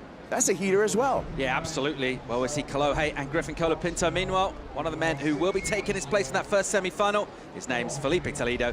He's with Strider Wasilewski. Thank you very much, Paul. Yeah, down here, the man, the myth, the legend, Toledo, having a blast out there. High-flying antics as usual. You seem to use the wind to your advantage. Waves, the conditions got kind of tricky right now. The wind's super strong. The waves are kind of, there is waves, but they're kind of, hard to surf because of the wind. So I was trying to go right, use the wind as, like going right, so I could throw like more spray, or, like surf easier as well, because if you surf against the wind, it's super hard. So I was just trying to surf going right, and yeah, the rights are kind of flat. I was trying to find one, but I found like one little one left that kind of had a nice shape to it. I was just like trying to put turns together, and ended up being my best wave of the heat. And Yeah, I'm happy to be on the semis. Tell me about your surfboard. I've seen you ride this board quite a bit, the forefin and the dark arts, is it? Technology, it seems light, but you seem to push through. Yeah, it's a pretty solid board. You know, it's the exactly same board I rode at the finals. Exactly fin setup. I guess, you know, like it's a magic board. It doesn't really matter in the conditions. It's going to work anyway. So it's just a matter of trusting your equipment and trusting yourself, and that's what I'm doing. And what about your matchup in the semifinals? Is it Italo, right? Yeah, Italo. So, yeah, it's going to be sick. You know, boy's been flying around. He's been putting an amazing performance. And, yeah, I'm happy. I feel strong and confident, and it's going to be a good battle. I like the laser beams off the eyebrows there. You're looking good. I can't wait to see you into the semis. Cheers. Thanks. Thanks, Strider. You got to love the nonchalance. Is it Italo? Yeah, I've heard of him. Yeah. Bring him on. Well, you know, post-heat interview, you know, you got a lot of stuff going through your head and stuff, and you know, he's probably has to digest right now. He did touch on his board, however, and that's the magic board from the finals last year. That dark arts technology is really interesting. We got this replay to get through first with John Florence swinging a couple of times on the backhand, a little fin drift there for Florence. One more time up in the lip. That's going to be a 4.5 for John. As we can take a look at this in slow motion and really hooking through that first turn, little tail release. Things get a little bit more interesting right here with the tail fin release. Kind of rides fakie for a little bit, comes around, and then just another lipper right there. That time a little different turn, real vertical, almost like a slash windshield wiper final turn. But John Florence, 4.5 for that wave. But I was talking about Felipe Toledo's magic board, that dark arts board, carbon fiber construction, but the secret sauce in those dark art boards is that carbon fiber by nature is a very stiff material. But they found a way to make a carbon fiber board but still have that energy and that flex in it. So that's kind of the secret sauce that's going on in that construction. And obviously, it's working for Felipe Toledo. Yeah, neat surfer in this event to be using that kind of construction. Definitely seems to be working for him. Early work done in this one from Florence is a 4.5 for him. Got a small number of a 1 early on. So he's put a fairly modest total so far on the board. It's been just a quick entry from Igarashi. He was unable to get to his feet on that wave. So he will maintain position in the lineup priority. As a result of that wipeout, he's back with John Florence. Yeah, Kanoa Igarashi right now in the red jersey, but that's just for this event, Paul. If that Kanoa is going to be in that red jersey. You know, he's going to have a wardrobe change as we go into stop number 4. He's going to be in yellow, and I think it's going to suit him. I think it's his color. Look good. He'll be going to wearing that for the Rip Curl Pro at Bells Beach as the world #1. And that is as a result of consistent performances already this year and looking for a spot in the semi-final here. He'll be coming up in the second semi if he can get through this heat. And that would really further add to his campaign. He's already on way to a decent result, but just in the kind of bracket of surfers, one of those names who definitely looking to go all the way, not really thinking about finishing up in quarterfinals. Kanoa Igarashi, as he kind of grimaces into this late afternoon light, gets pretty backlit down here. We're facing slightly south, and as that sun, that wintry sun, which sets a little bit lower in the sky, it goes down pretty low in the end of the afternoon. Provides those backlit conditions, and our surfers just trying to look for opportunities and find a few little nuggets. John Florence with early work done, and I reckon that would be maybe a tactic for him, just to go out and catch some waves early on, get it done, getting a couple of things on the board, not waiting for perfection at this stage. We have just had a heat that was, well, it had fireworks from Felipe Toledo. Here goes Igarashi, looks interested here, and he'll paddle. Igarashi is up on a left-hander, little pause at the start of that wave, then he finds some speed. He's looking for a ramp here, a ton of speed down the line. Igarashi, he'll punt one. And it's a relatively modest rotation by his standards, a little flat spin and a little intake of breath from Kaipo. We give him that completion? I don't think he's going to get the completion on that one, Paul. And you did make a great statement on for Kanoa Igarashi. That air was a bit flat for him. He had to really search, spent a lot of time going down the line to find that ramp. You know, it's just trying to get into a rhythm here, but he's going to need more against John Florence early on. Early advantage to Florence in this, but kind of numbers that we're seeing at the moment, we wouldn't be expecting these surfers have anything like small numbers towards the end. They are surfing for a spot in the quarterfinal. All gets serious here. Let's get another look. Yeah, here you go. I mean, look at, he's looking for a section, searching, finally gets it at the end, and just a bit of a flat spin, tries to put it down, ends up a bit on his heels. Those heels dig in, and he's not able to ride out in front of the whitewater for that completion, and that's evident in the score, Paul. Yeah, it comes in. It's not a big one. It's just a 1-1-3. So definitely deemed incomplete by our panel. No real shock there.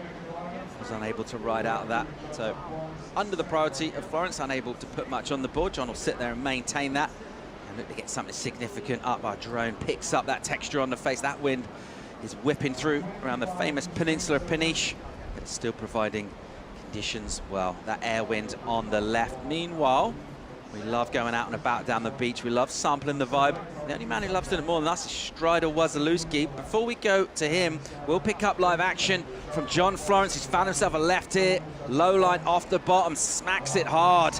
And again off the bottom, again tags the lip.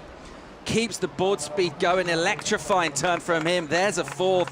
And he's belting this thing relentlessly. He might look for a little finish section on the end too.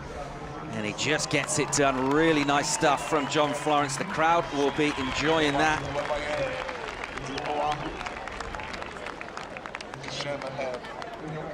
John Florence finding himself a long lined up left, getting multiple maneuvers, built up a bit of a head of steam throughout that wave as well. Was able to really tee off against the lip, just offering up very inviting sections, Kaipo. Right here, John Florence dancing on the backhand, rhythm, flow, tempo, all in play right here. You can see he just gets into that rhythm. He feels the tempo. He's able to do multiple maneuvers back-to-back seamlessly, and even through that difficult section at the end, has a finish, and John put his dancing shoes on right now this afternoon in quarterfinal 3. Beautiful vision in slow motion where you can really study the technique of John Florence. Fins coming free, some air under the board, back up into the lip, and just really having a great tempo throughout this entire left. Now, we've seen it earlier today, this kind of tempo, when you bang multiple maneuvers, usually equals a great score, and the score is already in, Paul. Yeah, it's a decent number for John, 6.83 for him, so a considerable improvement from his previous, that 4.5. No major surprise, it was a similar way, but just better and more maneuvers too. Meanwhile, how's the vibe down the beach, Strider? Yeah, it's pretty good. People are hanging out. There's a few people down here, as you can see, and well, I think they're having a great time. I mean, it's a beautiful day down here. The tide's coming up. We got a lot of water moving through, and you know, you might be able to find me. I'm not sure if you can, but I'm in there. There's a lot of people down here, but we're gonna check it out. Here we go. We'll say hello, because the cameraman couldn't find me. I was hiding behind the crew, but I think everybody down here is having a really good time. The vibe is good. Let's see them. I mean, everybody's enjoying it. You can see everybody psyching back there, but you know, the water's coming up so quick on the tide that everybody has to jump up and run back, and they just did it, and they have to do it again in a minute once the next set comes in. So it's a pretty fun vibe. What are you feeling, Strider, in terms of support? Any ideas just from the early stages of this? Is the crowd going for John? Are they more back in Kanoa? You know what? I think if Kanoa gets a good one, the beach is going to go crazy. Obviously, John's a well-loved man, but I think they're ready for their semi-countrymen to do well down here. You know, Kanoa's a resident here in Portugal, and he loves it. All right, thanks, Strider. Always epic support on the beach here in Portugal, and the crowd enjoying this spectacle. And it just took a little bit more momentum with that last score of Florence coming through, that 6.83. Meanwhile, Igarashi trying to get on the front foot, trying to attack. Uncooperative section on the end of that wave as we just picked up that live action. And he'll make his way out again. And a number to come in from the judges. And this one just setting up really nicely here. Kaipo, John looks very much like he's dialed in terms of what he's looking to do, his approach, the type of waves he wants to catch, and also what he wants to do on them. Yeah, well, this morning we saw a back and forth in barreling conditions. This afternoon, Paul, there's been a theme of the surfers who get the scores and the early start have been victorious. Here's John live action. Going all floppy, looking for a section here. He hits it real nice, just kind of stinging it, putting up a projection float, and then throwing in an attempt at a backhand air reversal. Almost kind of no backswing into that. He just kind of floated it up there. He'll go incomplete on the last maneuver. Looking like he's certainly favoring these lefts at the moment. He's found himself a little running left bank, and he's been sticking to that throughout the early part of this And it's been paying off for him. Let's get a look at Kanoa's wave. Here we go, Kanoa Igarashi, double pump off the bottom, big snap off the top, looking for more down the line, and has to just duck out because that wave ran off in front of him. That was a 3.5. Yeah, gets a 3.5 for basically just a re-entry. So that just goes to show where he could have gone with the score if he did have another section. The wave just kind of ran away from him. That rip that does chew up the inside section of the waves just caused that section to crumble. Unable to find himself anywhere to attack, but a modest number for him. But it is his best so far. Plenty of time left to come, 20 minutes and 10 remaining. Yeah, the challenge going to be in these final 2 quarterfinals is going to be the incoming tide. It's 4:43 local time, Portugal. 5:24 is going to be our high tide mark at a 9.8 feet. So a little over 3 meters of tide rising here. Strider talked about it on the beach as the beach was getting smaller because of this incoming tide. This incoming tide also is going to affect the personality of these waves, the frequency of the waves, and also the steepness of these waves. Yeah, absolutely. That's been what we've been witnessing the last few days. And these high tides, just chances, slightly fewer of them in the heats as we go to the top of the tide. As you mentioned, still another hour of that flood tide, so it is going to get deeper. But at the moment, we have seen opportunities. They've mainly been left-handers. It's mainly been John who's finding the favour of the judges so far in this one. He's got a lead. It's not a huge one. Can Kanoa Igarashi come back at him in the back half of their heat for a spot in the semis? Find out after the break.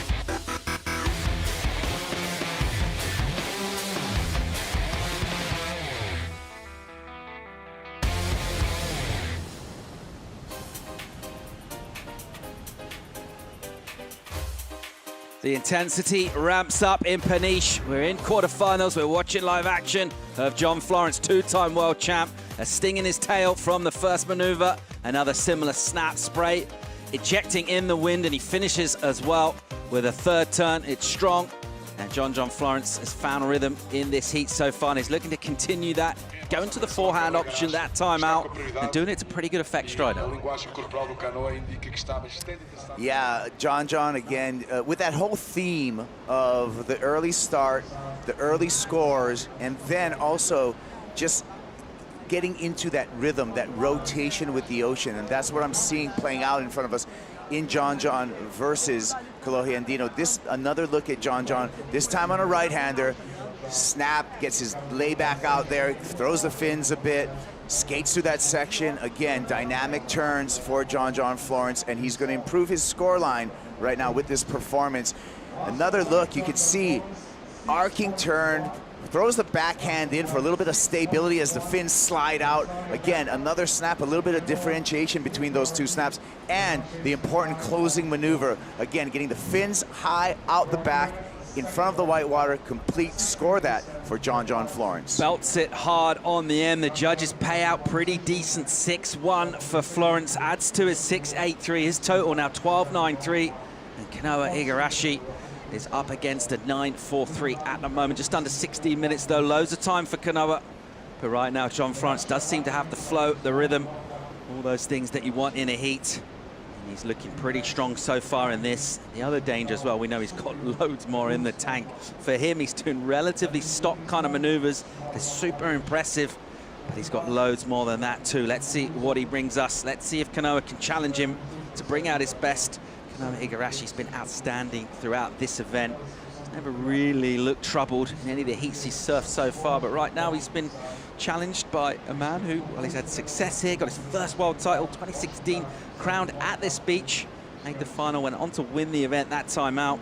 Igarashi would love to emulate that kind of silverware, that kind of finish. The ultimate prize too. Well, that's all there available for Kanoa, but if he's going to get there, he needs to overcome athletes like John Florence, and he needs to do it on the regular.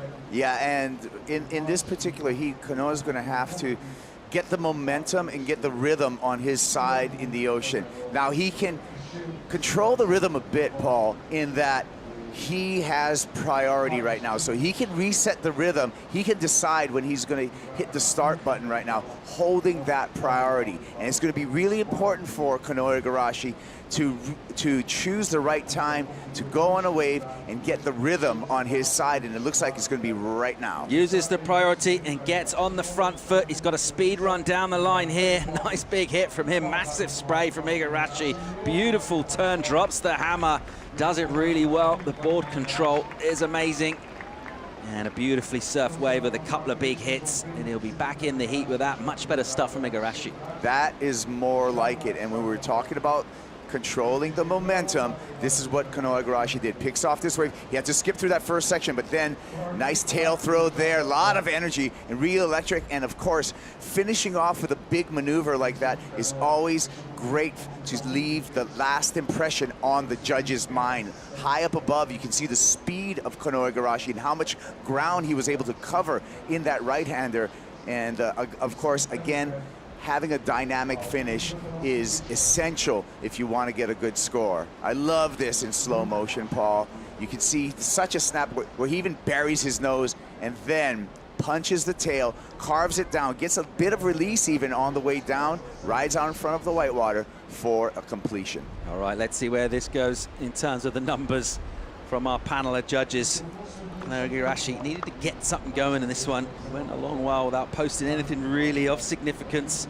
Judges will take their time on this. A couple of turns you saw from that drone view, that wave just did kind of corner and bend inwards, and it just abbreviated the end. He would have loved to keep going out of that last turn and put another one up.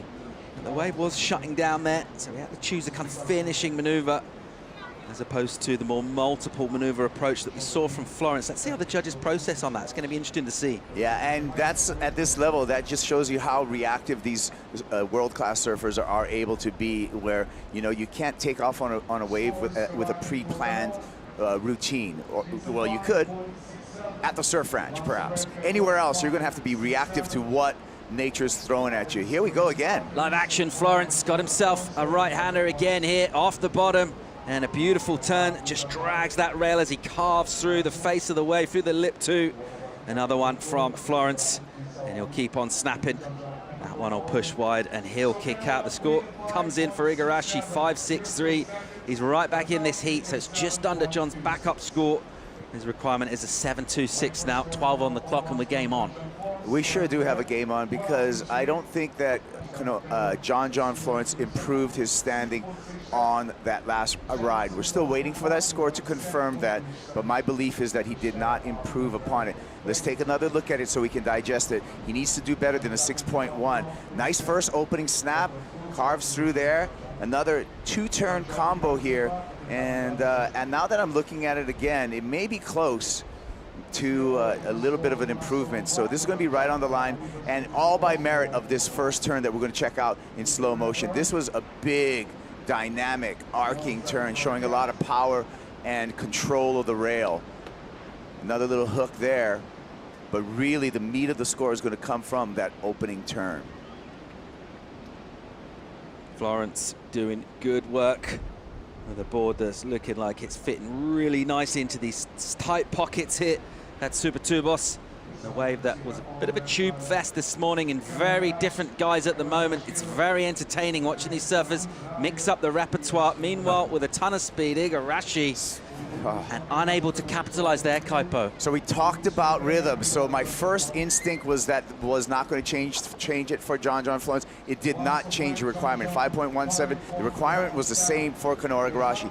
He needs a 7.26, but what happened just now, he gave up priority. That was a priority error. If he would have hung on to priority at this point, he would have been able to identify and wait it out and get a wave to get that number that he needs. Now, he's under the priority of John Florence, who also has the lead in the heat. Let's see where Kanoa puts himself in this lineup.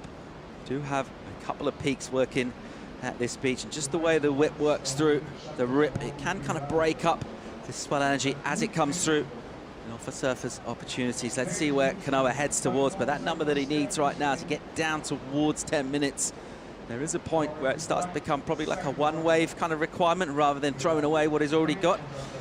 And it's a pretty hefty number, 7.26. You talk about that rhythm, just in terms of the waves that he's caught and the number of waves that he's finished off, as opposed that he's had to jump off or wiped out. He looks a little out of rhythm by his own standards. It's all about rhythm. And look at John realizes the situation at hand, and he is chasing Kanoa Igarashi. You see Kanoa in the red jersey trying to paddle away from John Florence. John in hot pursuit right now, realizing that he's got priority and he can just take Kanoa a little bit out of position right now. Kanoa racing for this right-hander. We'll see what happens, but I like the intent that John's showing. Yeah, our drone view just picking up on the back side of the bank here. You see that whitewater triangle? And that is the shallow part of the bank, and then this right-hander will wrap around, and when it does, that'll be a little bit sheltered from that bank of whitewater. So from further deep, Igarashi's able to get this. John can't get near it, and he throws down a big snap, but maybe just puts a little too much into it, and he kind of almost completely stops. And that flow, not quite there on that ride. Yeah, got a little hung up there, so that's not going to be the number.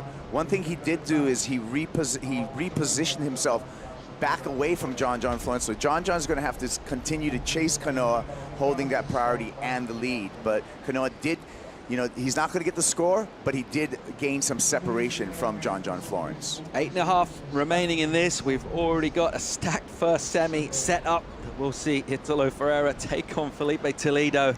An unbelievable looking clash for the first semi. In terms of our second semi-final for the men at the MEO Pro Portugal, it's going to be either John Florence or Kanoa Igarashi. At the moment, Florence with the lead.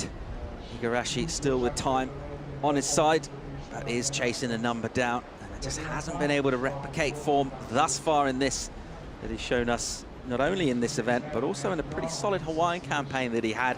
That's why he's going to be in the yellow jersey heading to bells. Yeah, he sure is. Look at this. Look at what we've got coming next. Let's check out the head of Griffin, Colapinto, as he gets a little bit of inspirational, motivational music, and possibly also some wise counsel from Tommy Witz as well, and taking those instructions and basically just vibing off the energy that he can bring, and he won't mind duking it out with his mate Chloe Andina down here in multiple peaks that offer all sorts of sections, and a chance for surfers to flare up, use their repertoires, get creative, all of those things that we appreciate. Very high stakes here, and we will be deciding our final 4 surfers in this event in just over 37 minutes time. We'll know who that's going to be. It won't be happening today, of course. That'll wrap things up when we get the quarters done. Still have plenty of time in our waiting period.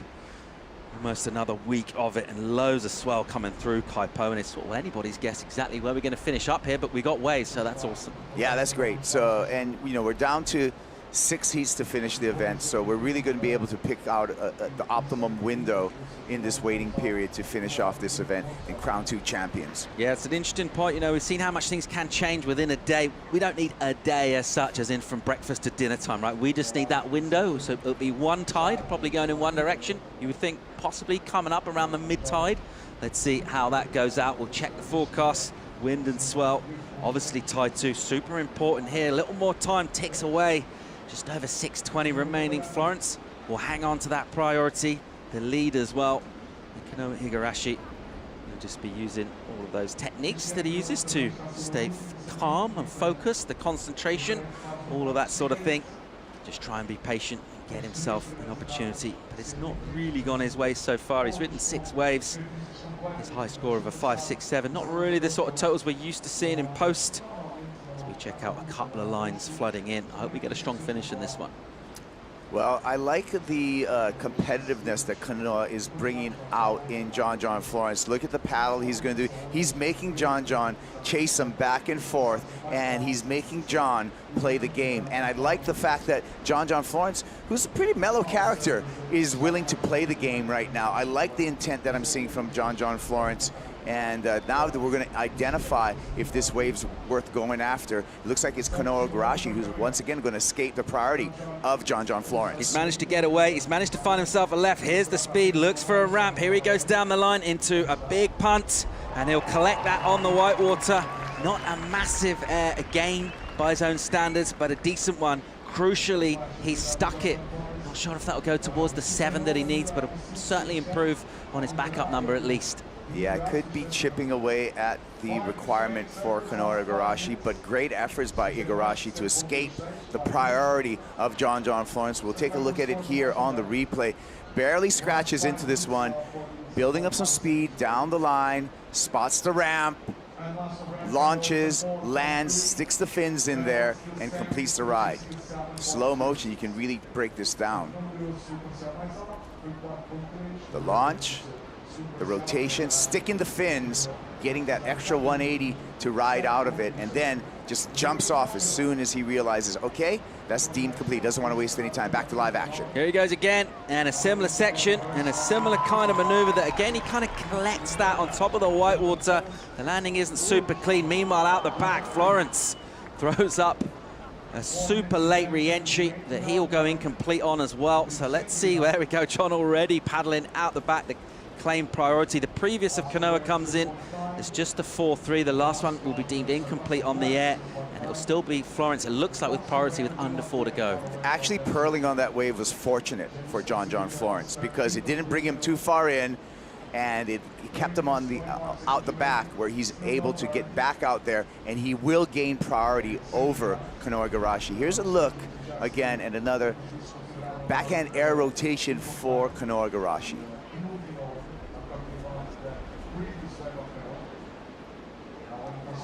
The pop and the landing is just textbook, and it's obviously a maneuver that Kanoa has on lock, but the judges also will acknowledge that, and given that he has it on lock, is going to keep that score suppressed. John Florence, however, pokes the nose here. No harm, no foul. He's able to regain priority out the back. He still has the lead over Kanoa Igarashi, and we're down to 3 minutes. Yeah, you see him making his move here, and he's keeping kind of one eye on where his adversary is going to emerge in the lineup. Let's check out Kolohe Andino heading down to big applause as he'll look to duke it out with Griffin. Colapinto in our fourth quarter final will be facing, if he gets through that heat, facing one of these two at the moment. It is Florence with possibly 1 foot in that second semi-final. These two will be in relatively close quarters for the remaining 2.5 minutes of this heat. A wind-affected lineup. John Florence throwing a couple of 6s, looking pretty good value for them on relatively kind of innocuous-looking waves. Really just squeezed every bit of opportunity that he could from those waves. Really sharp maneuvering. Kanoa Igarashi has looked always like he's trying to find something that's not really been forthcoming. He's just got 2 minutes to still find that wave. Yeah, and this is a difficult position as we hit the 2-minute warning here for Kanoa Igarashi, in that John Florence is going to play this final 2 minutes really smart. Sometimes you don't have enough time to really play defense. At the 2-minute mark right now, John Florence can definitely just put his defensive hat on and keep Kanoa Igarashi from even catching a wave to try to get that 7.26 that he needs to advance. Super interesting to watch this play out, but it has been crucial at this event, as it always is, the control of the priority and just being able to dominate your opponent in terms of the selections that they're able to make and the choices they can take. When you got the lead and the priority too in the final 90 seconds of a quarterfinal, well, it's pretty much according to game plan, so to speak. John will never feel completely comfortable up against the surfer like Kanoa with the 7.26 well within his requirement. Kanoa Igarashi right now will be looking around at this lineup and realizing it's not really been super cooperative for him so far. It's a break. He surfed an absolute ton. You mentioned this is an adopted home for him. He spent so much time in this part of the world. And a little out of favor in this heat. Here goes John Florence, uses the priorities, got a load of speed, doesn't use it that wisely, Kaipo. Nice sail by Kanoa Igarashi. So Kanoa got 45 seconds right now to make things happen. It's all up to Super Tubos at this moment. All going to come down to the next wave ridden by Kanoa Igarashi, if indeed he's able to get one. 7.26 the requirement, and he's got just over 30 seconds right now. He'll spin and go this. Last chance for Igarashi. Here he is on the right-hander, and he pumps off the bottom. Bit of a lump in the face. He wobbles a bit. Nice little snap off the top. He'll gather, gets a floater, and still streaking down the line. He's going to outrun the wave and go to a section coming at him. The little left-hander oncoming section. Great hit off the end. He ain't done yet. Wow. Throws in a little rotation. It was entertaining. There was lots there. Feel like he saved the best for that penultimate maneuver. Unable to get a completion on the last rotation. That number 7.26. It's going to be a tough one. There was some downtime in between those first couple of maneuvers that he had to kind of tic-tac through the flats, but he hit that oncoming section for the redirection. You know, I would have really liked him to complete that final maneuver. This is just John coming in. This is after the buzzer. This is not going to factor into the heat total, so the real story is going to be the score for Kanoa Igarashi on that last wave. That was a tough wave to try and get a 7 on, really. He had to basically outrun it and go towards a left that was coming at him down the beach. He gave it his all. Let's have another look. Yeah, here you go. Quick snap there. Knows he needs to get an outside turn in. Lip glide, floats through that section. And this is the downtime that's going to cost him. Just has to tic-tac through the flats. Does a good job of a really dynamic reconnect. Now, I would have liked to see this completed to really give himself a chance to get that number. So this is going to come up short, is my belief. Yeah, it comes up several points short as well. 4.7 is the number that locks in, and it's going to be Florence who will go through to the second semi-final. He's going to face a surfer from San Clemente. Andino and Colapinto will take to the water. John Florence will take the win. The fans will enjoy it, and he will look to come back for semi-finals. We'll go to break. When we come back, we'll wrap things up for the day. Our fourth and final quarterfinal coming at you after the break.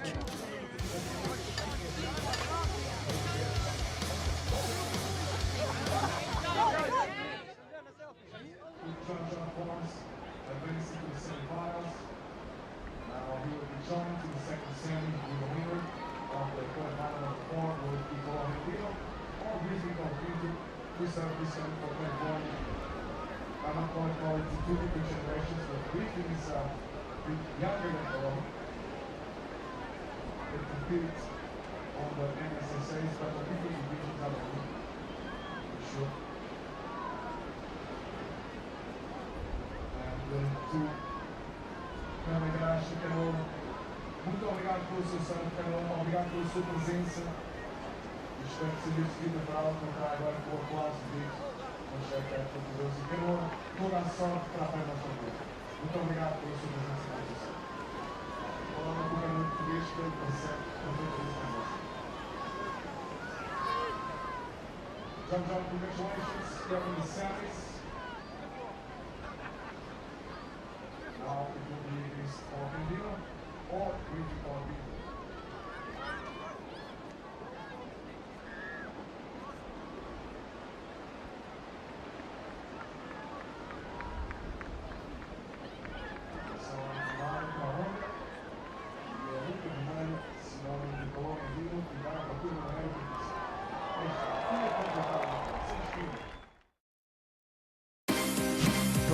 Andino. Paulo cylinder and getting spit out, driving off the lip, looking for another big section, float to finish. Yeah, I'm really happy to make it through. I'm excited to serve against Griffin. It should be pretty fun.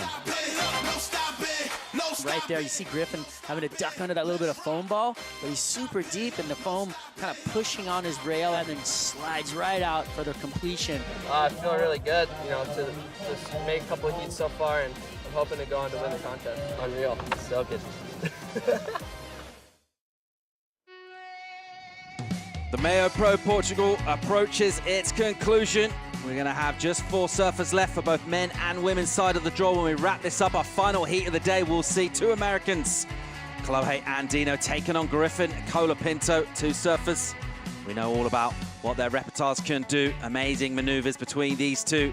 And in these kind of conditions, well, there are opportunities out there. Let's see how they go. Paul Evans alongside Kaipo Guerrero. And this is during the break, Kipes. Chloe Andino, and no problem. That's a full rotation on the backhand. Nice air for Andino, the nice way to start his matchup against Griffin Colapinto. Colapinto right behind him on the replay is going to want to match Chloe Andino. We got this in slow motion, and Griffin Colapinto throws it up, but with a different result. The wind catches it, and that goes incomplete. So early advantage to Chloe Andino in a quarterfinal, Paul, that I am deeming the master versus the apprentice heat of the quarterfinals. Chloe Andino took Griffin Colapinto under his wing at a very early age, has always looked out for Griffin Colapinto, and has been a big part of Griffin's development as a professional surfer. But now is a chance for the apprentice to strike back at the master, or the master to show his dominance over the apprentice. Let's go down and hear from the winner of the last heat. He's a two-time world champ. His name's John Florence. He's with Strider Wasilewski. Thank you very much, John. You've had some fond memories here of winning world titles. Do you feel like you have something magical with this wave? I don't know if I have something magical, but I do love coming here. I love the people and the waves and everything about it. It's a lot of fun. This wave is amazing, the way it kind of forms up on the beach here, and so I really enjoy surfing out here. And your equipment, you're riding a board, kind of almost a step up. No, not quite a step up. It's just like my normal board. I ride in more powerful waves at home. It's my short board. It's like my powerful wave short board. But yeah. Feels good? Yeah, it feels super good. I like it. I have another board. If it gets a little smaller, I'll probably kind of go to. It has a little bit of a wider tail. This thing's pretty pinny, but it was still fun. What about your coming in the semis? Do you have a choice with the guys in the water right now with Griffin and Chloe? Yeah, we'll see. These guys are ripping right now, and it's going to be definitely really fun to surf against those guys. But you have a preference on which one, or you don't care? You just want to go out and smash it? Yeah, I don't care. I just want to go surf. Well, congratulations, and we'll see you in the semis. Okay, thank you. Great job, John Florence. All smiles after a big day at the office. Been a massive day of competition. By far the best in terms of the action provided by the ocean. Kaipo some big barrels this morning and some tense and scintillating and captivating encounters all the way through to late afternoon. Long day, a productive day. We've gone through a lot of the draw on both the men's and the women's side. We were able to surf through that low tide that has hampered us on the previous 2 days because of the swell, angle, direction, and size. Here we go, Griffin. Griff on a big wave, finds the tube. Haven't seen one of those for a little while. Wow, big hit and just overcooks it. And just pushing way too hard as he surfed right past Chloe Andino, but did manage to get in the tube early on, and that's a bigger wave as well. Where did that come from? It was a nice wave for Griffin, and great job of getting behind the curtain there. Opportunity here and opportunity squandered for Griffin Colapinto. So a great job again at the beginning of this wave, really stalling. Gets the cover up, squares up, and then just a little too high on this, and maybe even a traction problem. I don't know really what happened there. If you weren't surfing in the quarterfinal, you'd be tempted to maybe try and spray your buddy in the face. It looked almost like he was trying to go for a little bit of that. This is Chloe Andino getting a backup on that replay. That last wave for Andino, a 4.5. So Griffin Colapinto will come undone on that maneuver, and we'll just get a small number, so not being rewarded heavily for the tube that came at the start of that wave. Chloe's got a couple of healthy numbers, the 5.67, the 4.5. And got himself into double figures already. Plenty of time to go. Just under 28 minutes in this one. But advantage with one of the two surfers that you deem the master in that classic master-apprentice clash. Let's see how Colapinto can do with still plenty of time left to go in this, but just pushing really hard at the start. Of course, you take risks. If it comes off, you're going to get rewarded well. If it doesn't come off, you're going to get punished. However, given enough opportunity, surfing at this level, eventually, those big turns, those big moves, they're going to stick, Kaipo. Check out deep stats. All right, let's check out some deep stats powered by Hydro Flask. So, well, not loads in it in terms of the history between these two. And it was Andino, the elder surfer out of San Clemente, who was able to get the win in that one. So pretty close matchup. Looking at those average heat scores, it's healthy numbers for Conlogue. 13.2, pretty decent.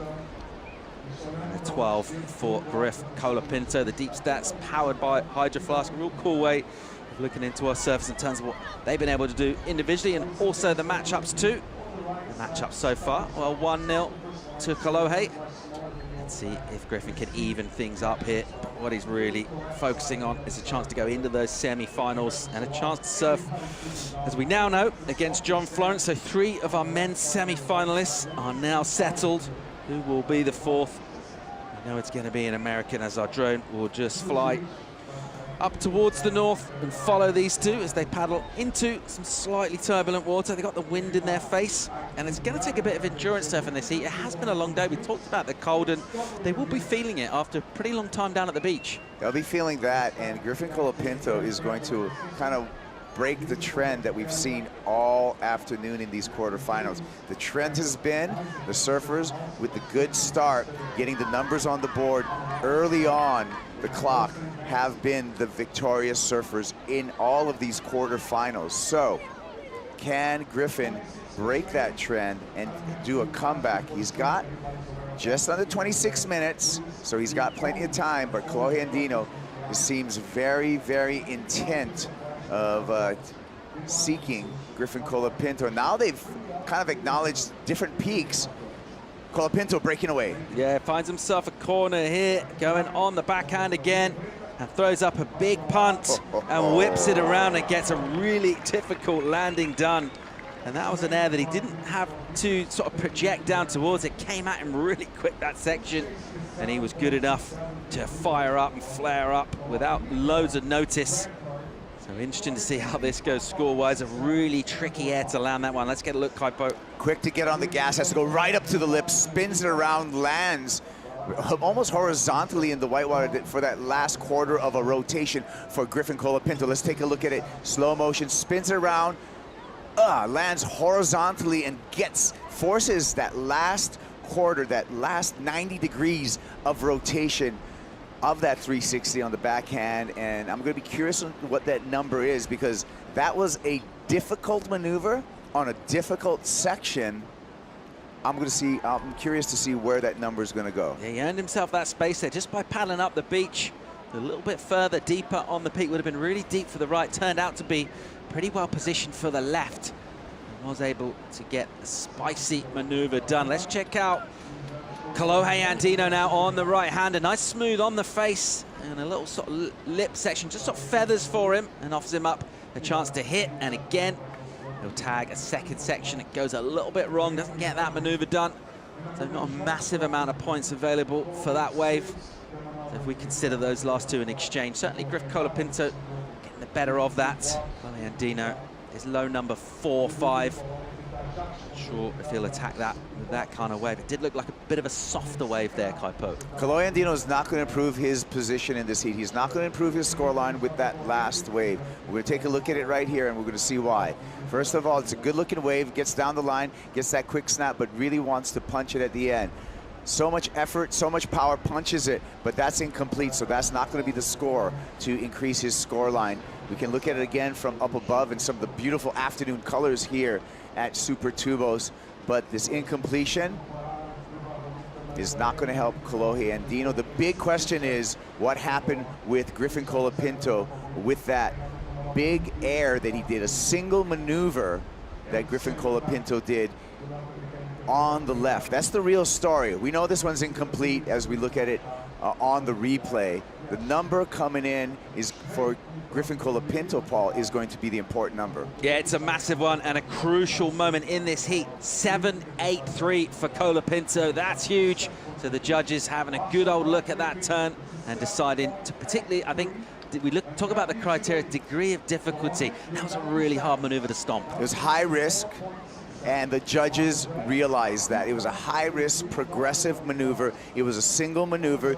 You can see 3 judges going as high as 8s on that scorecard. So Griffin Colapinto it was impressive. He got so quickly on the gas, hit that section, did a big rotation in a big section, and I was really impressed when we were breaking that one down, the way that he was able to fill that last 90 degrees for the completion. Colapinto goes into the lead. He's got a small backup number that'll look to improve and really extend that lead over Kolohe Andino. Meanwhile, let's go hit from a man who comes from the same hometown as these two, Mike Parsons. He's with Strider.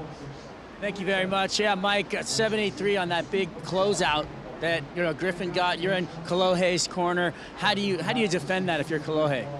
Well, for sure, you got this crazy wind into the left, so both of them are really good at full rotations on their backside. So obviously, Kolohe knows entering the water, like you can't give Griffin a big closeout section with the wind blowing like that. So certain opponents you have to adjust, because if you have someone like Italo or Griffin or anyone, Felipe, those guys that can do full rotations on a closeout, it's really scary when you have priority, because if they can take basically a complete closeout and turn it into a 7.8 like Griffin did. So Kolohe's actually looking for sections that'll close out in front of him where he can do something bigger, like 2 huge turns or a big full rotation on the left. So that is the strategy, going out there to find those steeper sections and do something really committed. Sounds good. Sounds like you got a strategy, trying to go up against somebody like Griffin Colapinto with that firepower. These guys are ripping through the inside right now. We'll see how this turns out. Thanks, Strider. Great insights from Snips as we check out Chloe Andino doing good work on a decent-looking wave, going to the forehand option. Meanwhile, out the back, in live action, Colapinto on the backhand again, off the bottom, tags it nice and hard, just kind of sweeping that board through the lip, belts it one more time. The wave will get weird on the inside, and he navigates troubled waters, and he likes it. He'll improve on his backup, he'll improve on his score. Well, if the strategy for Chloe Andino was to go left and hit the big closeouts with the big air, those were not employed. Chloe went right. Griffin Colapinto went left. He's going to improve upon his score line. Right here, we're going to take a look at this. And this is just solid surfing by Colapinto. Really quick feet as he's able to come off the bottom, off the top numerous times. Skips over that hump, no problem. Gets the finish. Griffin Colapinto, we talked about bucking the trend of the advantage, early advantage that we've seen in the other quarterfinals. Griffin Colapinto is doing just that. And this study in slow motion really shows the precision of Griffin Colapinto's surfing, and the fact that he's able to skip over that one lump and get a finish is just going to add to his scoreline. This is Chloe Andino on the replay, and it just looks like the rights are, he's just fighting a little bit more on the right than Griffin Colapinto was able to produce on the left. That right here, what you're watching on this replay, a 4.67 for Colapinto, I mean for Kolohe, pardon me, and so that slightly improved Kolohe's scoreline, but I really see a switch in the standings right now when Griffin's number comes in as we finish this replay and come back into live action. Yeah, and what a contrast as well. Think about that wave. He's having to wiggle kind of laterally down that wave quite a bit. You think about Griffin able to go off the bottom straight up into the lip. Generally that gets rewarded, and this is no exception. Comes in as a 7 for Colapinto. So turn in the screw here on Chloe Andino. Big total now, 14.83. His average is 12. He's well above that already. And Chloe Andino's got his work cut out, 9.16 the requirement now. The good news is for Chloe, he's got plenty of time left to do it. This is a really entertaining quarterfinal, Kaipo. This is, and like we said, the clash of the master versus the apprentice, and there we go. The apprentice taking priority over Chloe Andino. Finds another smooth wall on the left, but a bobble there, so priority error for Griffin Colapinto. He has the lead, but now Chloe Andino has priority and plenty of time on the clock, Paul. All right, let's see where Chloe goes with this. So Griffin unable to capitalize on that particular priority as he'll go incomplete. And we saw a little bit of that early on. We saw him pushing really hard on turns and falling off. And we did have that feeling when he gets it right, when it comes together, we'll go big and get big scores. And the judges really enjoying what he's got done so far in this heat. Got some lines coming in. This is really encouraging to see. And we want to see more from Chloe Andino. A quick word from his coach mentioning, pretty honest and quite a frank appraisal, giving us the tactics of what kind of waves that Chloe Andino was looking for. Let's see if he can find them. It's all very well and good to have your strategy on dry land dialed down. Once you hit the water, Got to deal with what the ocean throws at you. A couple of bigger ones will come through and just kind of shut this arena down a little bit. We'll see these two just kind of a plodding pace as they head into that rip, try and put themselves in the right place on the bank. Colapinto with a couple of sevens and a strong standing in this quarterfinal already. John Florence will await whoever advances from this one in the second semi-final. And it will be a spot well earned. And in order to make the semis in the MEO Pro Portugal, in order to get that far in the event, Kaipo, this particular time around, you've been able to show us a little bit of everything. There's been tube riding, there's been some airs going down, big maneuvers, all sorts in the conditions. And it's going to take a really well-rounded surfer to earn the spot in the semis. With 16 minutes and just under 40 seconds remaining in this, it's that man there, the younger of the two surfers from San Clemente, in the lead in this one. Can he hang on? Can Colapinto come back? Find out right after the break.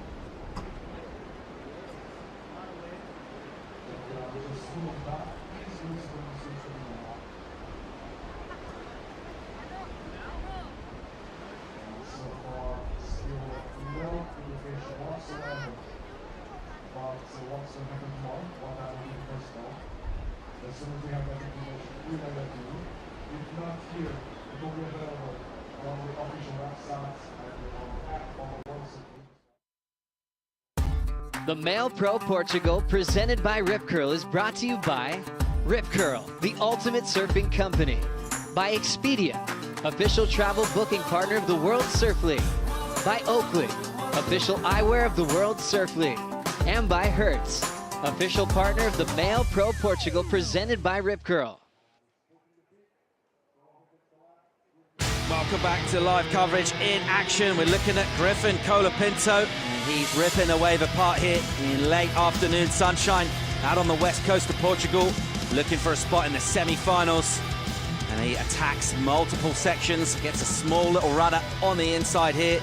He's got plenty of energy and just pushes as he'll go into ankle deep water on the inside. So surf the long wave there. He does have pretty solid lead in this one so far. 14 minutes, just over 20 seconds to go. He's going to go a run around here as opposed to trying to paddle back against the rip. That's because he rode that wave a really long way. Let's get a look and get caught up on replays here, Kaipo. Colapinto with some great rail work, this time on the forehand, and he's just skipping out there, a little like ollie pop, if you would, throwing the tail and just staying busy right here. You can already feel the momentum shifting into Colapinto's court, just watching this ride and watching the energy that you're seeing from the young man from San Clemente. Colloy Andino on the left on this split peak. Excuse me, and that was nothing. So searching, Andino not being able to find anything, but the one thing that Colloy Andino did regain to his advantage at this point is priority. So priority back to Colloy Andino, but we're still waiting for a score for Griffin Colapinto on his last wave. Colapinto just with a little moment to breathe there on the inside. That beautiful evening light picked up from our drone angle as he'll punch through a couple of lines of white water and take his place back into the lineup for what will be the final 13 minutes or so of this fourth quarter. Surfing for a chance to take on John Florence in the semi. It's super high stakes here, big rewards at hand for big performances too. As you can see, the sort of meerkatting figure of Colloy Andino as he's just kind of scouring that lineup, looking for opportunities, looking for sections. He's not found loads of him in this one so far. And that last wave, we caught him ride the left on the other side of the peak. And as he stood up, just thinking, okay, here we go. This one's going to get the treatment. Big rotation. That wave just shuts down frustratingly from his point of view in front of him. He's unable to add to his tally. Colapinto, meanwhile, will take to the water with, by the time he gets back in the lineup, picks up his second priority. Pretty sizable lead here, Kaipo. And he's done it as a result, really, of not only identifying the best waves in this heat, but he's also done really good surfing on them, and his risk-taking's been on point, and the rewards are there available for him. The backhand rotation that Griffin Colapinto threw down, basically a Hail Mary, if you would, because that was a high-risk maneuver, very progressive maneuver, and the fact that he was able to put it down, that 7.83, that was midway through the heat, and once he was able to put that down, that shifted the entire momentum of this quarterfinal number 4. Chloe Andino, you can see on the screen, big ask. Big requirement for Kolohe, 9.16 if he's going to overtake Griff with just one ride. Of course, if he gets himself a couple of high 7s or better, that'll do it too, assuming there's no improvement in the meantime from the younger surfer from the same hometown of San Clemente. Colapinto has looked good value so far in this one, though. His last wave is just a throwaway number of 6.27, and when you're throwing away scores that your opponent hasn't been able to get, kind of, well, not within half a point of at least, it's a kind of a display of where the momentum is in the heat, Kaipo. You made a great point, Paul, in that at 11 minutes right now for Chloe Andino with priority, he can do it two ways. He can do it with one 9.16, or he can do it with a couple of 7.5s, if you would.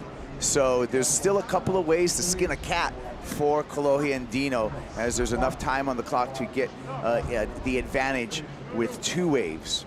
Let's see how he goes, setting about that task. Been a really entertaining heat to wrap up what's been a pretty epic day of competition here. Big tubing conditions throughout the morning. And as the conditions have constantly changed, our surfers have had to adapt to them. That's what it takes on the championship tour, particularly in places where we have ever dynamic lineups, like right here in Peniche, Portugal. It's been really interesting to see the approach from these two. It's been great to see some of those air maneuvers going down the big rotations. The crowd really enjoying them as much as they enjoy the tubes. The fact that they happen right under their noses as well in that shore break, only adding to the fan value for those coming down to pack out this beach and providing what is one of the best supported events on tour. You mentioned earlier the big crowds in Brazil. Other than that, this one's got to be right up there for fan support. And they've been treated to quite a show today, Kaipo. Yeah, and a really polite and really educated crowd when it comes to surf fans. It's been just a pleasure to be around all the surf fans over here, just because they're really polite, they are applauding great surfing, they're really engaged in every single heat.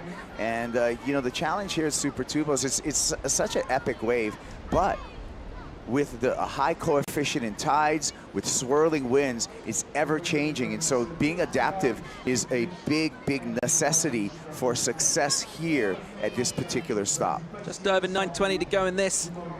And that's how much time Chloe Andino has got to try and find himself an added 9.16 points to his tally in order to come back at Griff Colapinto, who's looked pretty good.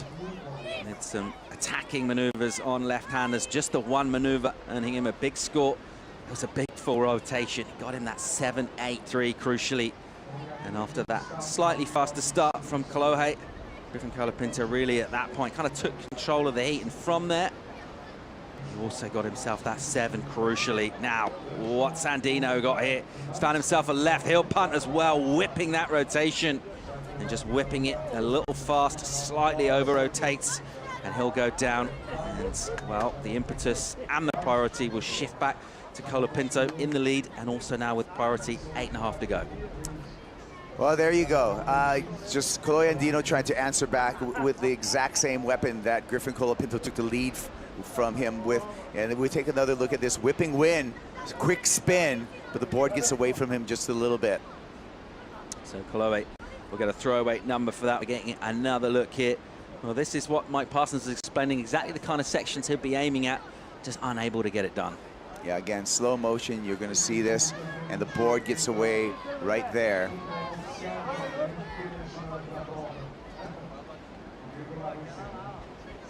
Andino going incomplete on that particular wave. He'll be looking for more like that. Still just under 8 to go in this. Colapinto will be probably feeling a little more relaxed in terms of the headspace of these two. You'll know he's by no means out of range for a surfer of the stature of the ability of Chloe Andino. And he'll also be looking to add to his tally and essentially kind of show the enemy no mercy. If he does get any of those opportunities, he'll look to flare up and go pretty big. Let's check out the story of how this one's gone down. It's been our 4th quarterfinal. It's been an entertaining one. And it was Chloe doing the work early on here, Strider, and going to the air, getting rotations done. Yeah, early advantage to Colloje and Dino, and it looked like this was the momentum. This was a theme that we've seen all afternoon with the early leads of equal success, but not so the case here because Griffin Colapinto fast on the gas pedal, a big dynamic move. There you go. The rotation, the landing, the extra 90 degrees that he had to spin that board for the completion. That was a 7.83. That shifted the momentum, and then Griffin Colapinto follows up with some well-placed turns on the backhand. Great rhythm, great tempo, great execution. Score a 7 for Colapinto on his backup ride. That's the story of the heat so far. Still a significant chunk of it yet to come. Just under 6.5 to go. Chloe Andino, well, he's heading south, and he looks like he's seen something he likes the look of, and he is motoring towards it to see if he can find himself a wave and get back at this. That requirement unchanged for him. Where is he in position here as this one swings in? Don't look like he's spinning around to go on that, so he's a little wide to get on the left-hander there down the beach. Been pretty consistent, that peak, when it comes swinging in, but our main peak is where these guys have been sitting throughout this, which is to the right as we pick up the angle. Here we go. We're checking out a replay of Griffin Colapinto. Yeah, this happened during the recap. A couple of taps on the backhand for Griffin Colapinto, and a little spin to finish that he goes incomplete. No harm, no foul, and not going to really change the situation in this heat. But I always like to see Griffin Colapinto surf in slow motion because it is a beautiful application of backhand surfing. It was just this last maneuver. Decided to go for the little reverse. Came off on his heels. Not going to add significantly to his score with that. We'll wait for the number to come in. Let's see. Well, when I say not adding significantly, it will be a decent number, but I don't think it'll go in his top 2 unless it's higher than a 7. And it won't affect the scoreline, won't affect the requirement, crucially, for Chloe. As we get into the final 5 minutes here, it's going to be a healthy throwaway number for him, though, as it comes in. And once again, just kind of demonstrating a little bit of dominance. It's a 6-3-7. It's a throwaway score, but it just kind of goes to show the sort of ways that he's able to catch and execute on. But he doesn't need that number right now. Chloe Andino needs a number a lot like that, maybe a little bit better too. He actually needs a couple of them. And he's got just over 4.5 minutes to find them. And after that strong start we caught on the recap, unable to really throw too much on the board throughout the rest of this heat. As we mentioned, just wrapping up a big day here and setting ourselves up tantalizingly for an amazing couple of semi-final brackets for both men's and women's sides of the MEO Pro Portugal presented by Rip Curl. One of these two is going to take on John Florence in the second semi. The first semi set for the men is going to feature Italo and Felipe Toledo. At the moment, it looks like Griffin Colapinto might have a spot with the 2-time world champ. Colloje still looking for 9-1-6. Let's see how he goes about getting that here. Trying to find himself a little bit of room. He looks kind of semi-interested at a left. And that one will just run away, so unable to do much there. And it's these crucial moments in the heat. I guess you can't really train for this kind of stuff, Kaipo, right? You can't really simulate how you're going to be feeling when you're under pressure and you're against the wall. Meanwhile, let's stick with live here from deep. Here goes Griff with a ton of speed, massive air. And what? And he stomps it. That thing was huge. Colapinto with an absolute ton of speed, finding a beautiful looking section and going huge. And he looks like he's bringing it in. He can.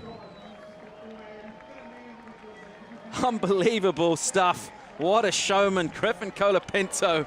He's on the inside. Look at the fire from him. Let's have a look at the replay. Here's the replay, and this is the punt. Yardage, full rotation this time, and lands, stomps the landing. Let's take a look at it from above. Griffin Colapinto high up in the sky with the full rotation, points the nose back towards the beach, completion there, and let's take a look and enjoy this punt in slow motion, and the air time, the hang time, the catch, the stomp, and the ride out for Griffin Colapinto. Call it what? Call it a 10 10-point ride. First 10-point ride of the season. They're rarer than hen's teeth these days. A perfect 10s. Griff Colapinto, and all Chloe Andino can really do is just sit there and admire and applaud. I love it that Griffin Colapinto took that wave, took it straight to the beach, knowing that his job is done. He's gonna leave 2 minutes on the clock, and Chloe Andino in an impossible situation, needing 2 scores at this moment. Look at the judges across the board, all 10s, Paul. Perfect 10 for a massive backside rotation. Griffin Colapinto, he knew it as well. As soon as we saw him emerge from that controlled landing, the little finger flick, and he knew he was on his way to a huge number. We don't see loads of 10s these days for pretty good reason. The judging panel, well, they are very much tight in their scrutiny of how good these maneuvers are, but right there, 5 10s coming in for him, and a massive total, and what a load of momentum to carry into the semifinals. Oh yeah, good feelings all abound for Griffin Colapinto. Came back from an early deficit in this quarterfinal, stomped a fairly impossible air for that 7.83, took it to another level with that 10-point ride, and that was an absolute beauty to play it out in front of us, and an absolute incredible maneuver from Griffin Colapinto. I'm actually surprised he's paddling back out right now. Yeah, I just wonder, maybe he maybe got his timing wrong, and he thought the heat was over. He didn't realize how much time was left. But he's padding back out towards the lineup. Well, we'll pick up Chloe Andino in live action here, looking at a left-hander, trying to get himself out of a combo of 17.84. He's got a ton of speed himself, maybe just trying to entertain the crowd. Massive pun from him. Doesn't get the rotation done. And that'll be it for Chloe Andino. So what a cool moment we're witnessing here, and in a day that's provided us everything from massive tubes this morning, from really intense heats, with sort of high competitiveness being witnessed and no real quarter being asked for or given, to a perfect 10, our first of the season. I'm telling you. Unbelievable performance. He didn't have to paddle back out. It was the time on the clock and the need for Chloe Andino would have not allowed any comeback at that point. But here he goes. Just ride to the beach, enjoy this one. Griffin Colapinto, he's going to be in semifinal number 2 against John Florence, Paul, and that is going to be quite a matchup. Unbelievable matchups for our semis, an unbelievable performance. That perfect 10 gives a huge total of 17.83. Chloe Andino well beaten in that one by a young man who was in absolute form. A cool moment at the end of that as those two have a little handshake. And we saw that little moment with Chloe Andino just looking in and applauding. And he knows, well, when you come up against someone who's finding sections and finding maneuvers like that, it's not a whole lot you can do. So that'll wrap things up for a massive day of competition, a really enjoyable one for a number of reasons. Loads of great talking points to break through in the Corona post-show. That's going to be coming real soon, right after a break. Join us as we go through all the day's action right after the break.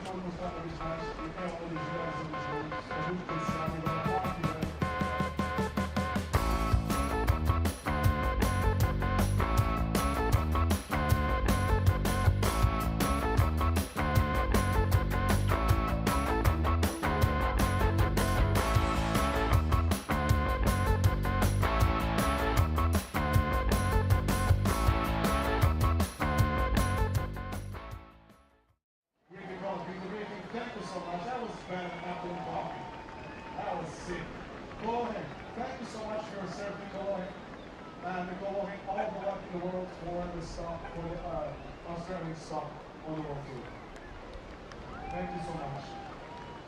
Muito obrigado a todos. Entretanto, atualmente a partir das 10h07, temos chamada e já perceberam que vai valer a pena. Já estão então escolhadas as meias finais da competição da semana. Vamos ter uma meia final, primeira meia final 100% nacional. Título Ferreira vai competir contra Flickwick e outra meia final. Vamos ter uma bateria espetacular com o John Forrest a competir contra Griffin Colapinto. Professor do Press, muito obrigado a todos, já viram pelos pontos que estão aí nos comentários, mas principalmente, muito obrigado por isto, muito obrigado a todos, e amanhã estamos em todo lugar, bem seguido. Muito obrigado a todos, we'll be back tomorrow morning, I'm David Prescott, see you at dawn, 7 o'clock, for another exciting day of the MEO Rip Curl Portugal presented by Rip Curl. See you tomorrow, e amanhã, bom silêncio. Até amanhã.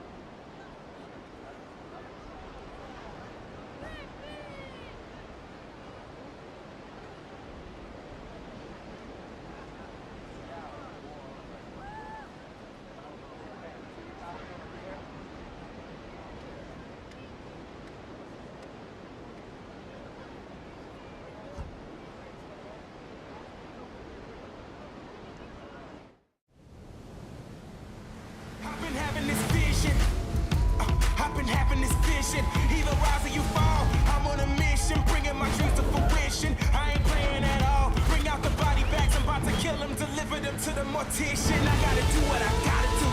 That's for my vision, making my dreams. I gotta do what I gotta do. I pray to God, he never came. I'ma do me, I'ma do me.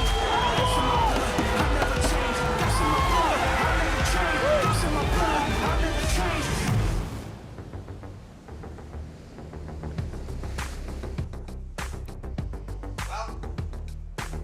Welcome to the Corona Post Show here at the MEO Pro Portugal, presented by Rip Curl, and we had an extra large serving of surfing today. It was a big one. I'm Kuiper Girl. This is Peter Mel. That's Shannon Hughes, and we're going to be wrapping up all of today's happenings. And it was, like I said, it was a big day here at Super Tubos. Shannon, I want your first reaction. Amazed. It was honestly so good. We showed up this morning. The conditions were on fire. We knew it was going to probably be the best that we had seen throughout, and it did not let down. And just thinking about how it went to the afternoon and what the adjustments the surfers had to make in those quarterfinals, they did it. They excited the crowd. It was awesome. We had a 10 at the very end of the day. How could you ask for anything more?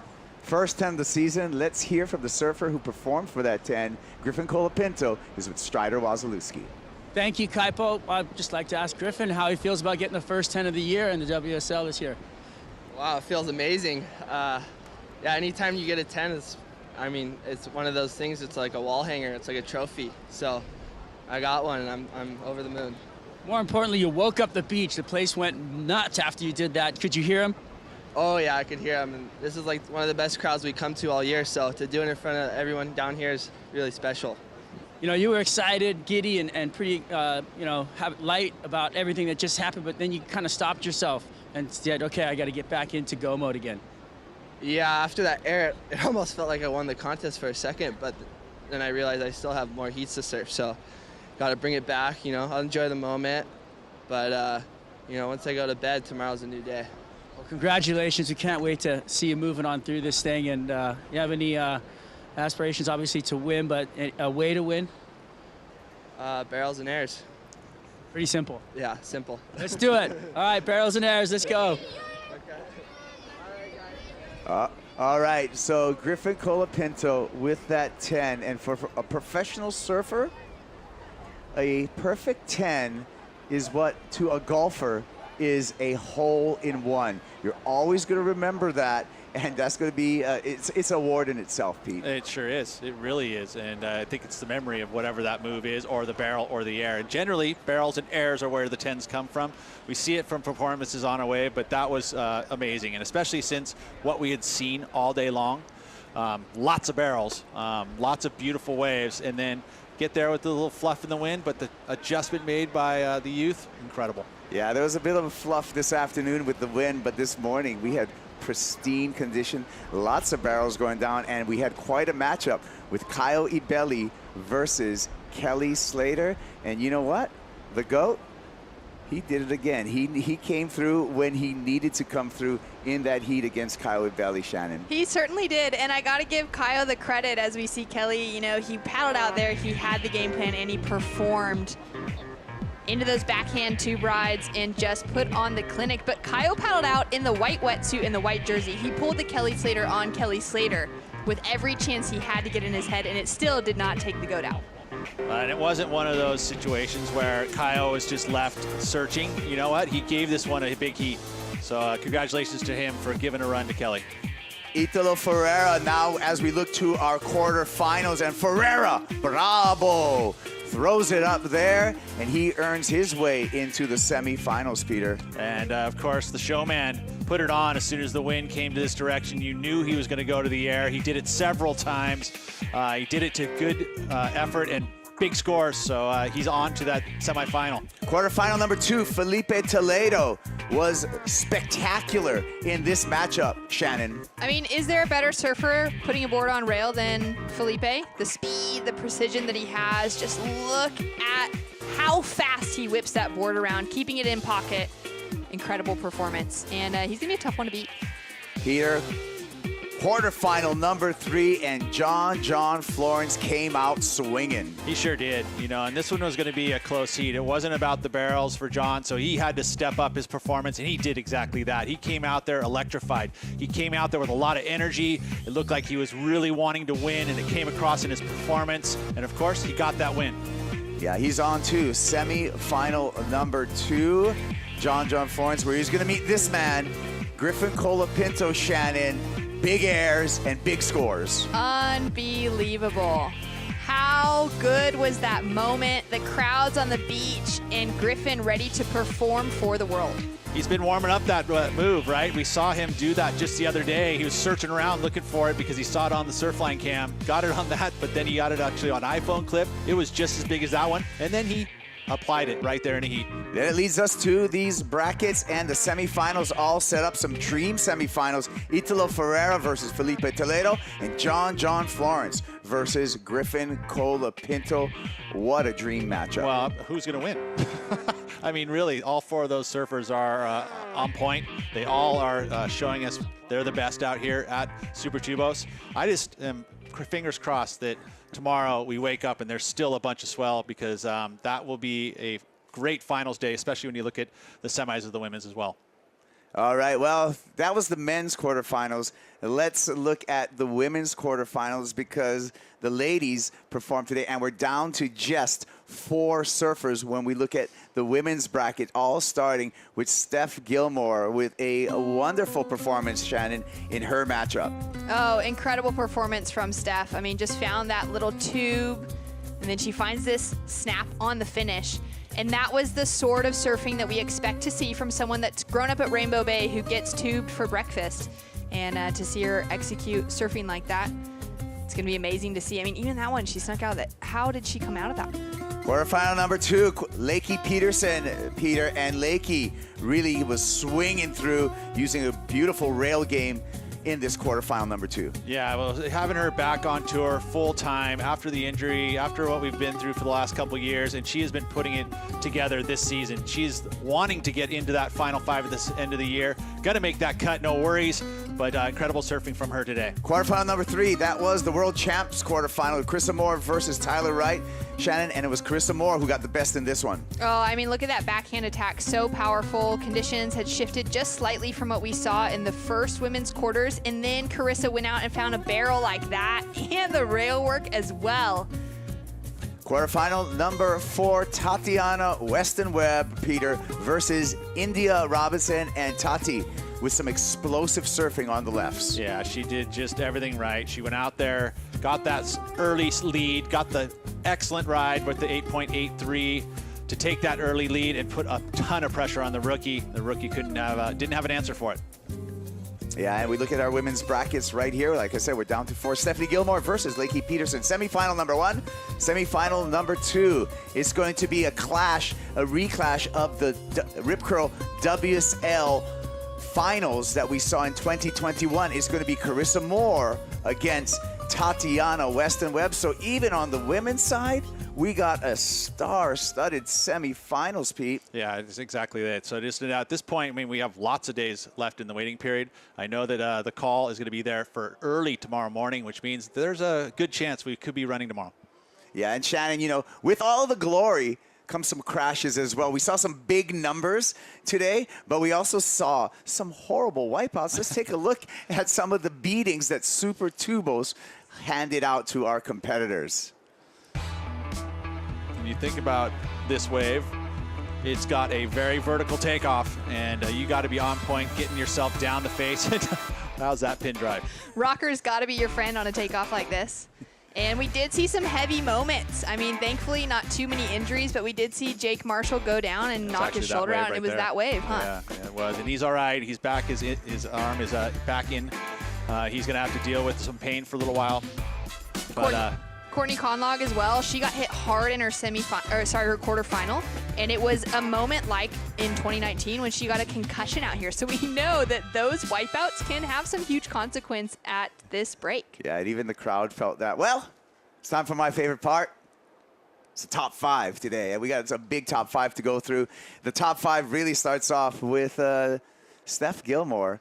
Did a great job in her, and Steph Gilmore coming back into form, Pete, was really refreshing for me to see. At a really opportune time, too, for her. She's heading into Australia, having a couple of events there. So it was a moment for her to get into that semi, get herself out of that kind of stress situation of not making the cut. She's going to be right there inside that cut line, no worries. Conditions were right up her alley, too. She was finding these beautiful little rights. She did everything she usually does when she's able to click into motion. She did it well today. Steph Gilmore.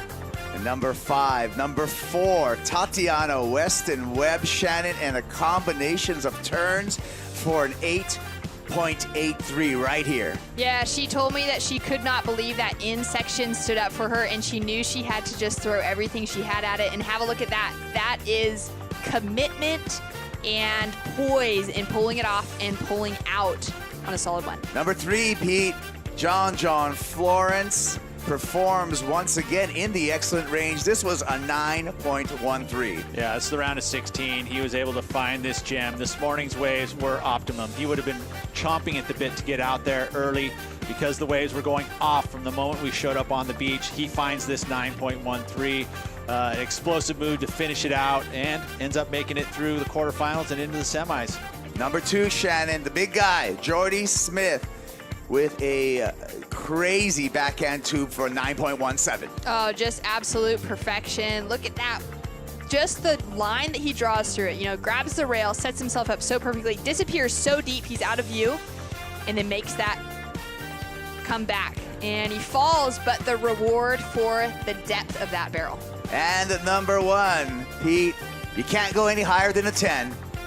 Barrels and airs, and Griffin did exactly that. One massive air for a perfect 10-point ride. Congratulations to him. That was the nail in the coffin for Kalohe and Dino, but Kalohe could do nothing but applaud. I mean, he watched that from the back. He would have heard the crowd go completely bananas.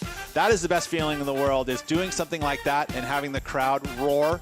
And it's just an awesome feeling. Can't watch this enough. This was excellent, progressive surfing, and the stomp from Griffin Colapinto ignited the beach. 10s all around. Every single judge put down a 10. There was no question about it. And how fast did that score come out as well, Kaipo? You know, a 10. That was a decisive 10.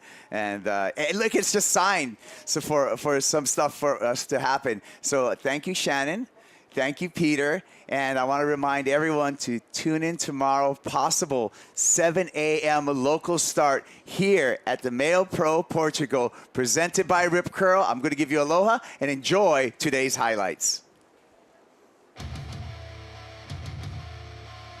The surf is absolutely firing, expecting a massive day of spinning barrels.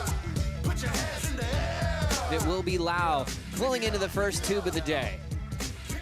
Nice easy make for the Hawaiian. Party don't start till I walk in. Going into some backside action from Frederico Moraes, deciding to go to turns. Hands up one time, rock the party and blow your mind so slide. Nat Young is in a cave. One more section, he comes flying out. 1 time, put him up for me. Yeah. 2 time, keep him up for me. Yeah. 3 times, stay up for me. Now jump up and get loose. Put your hands in the air. John Florence in the tube, comes out with a ton of speed. Florence in the tube. He will come out and once again just tag that lip. Baker, a late drop from him, a big tube, gets a little clip on the head, but survives it. And will he come out? He does! Baker! Pumping, getting that speed coming through and coming out. Griff, he's deep, beautiful off the bottom, and he will come out of that nice and clean.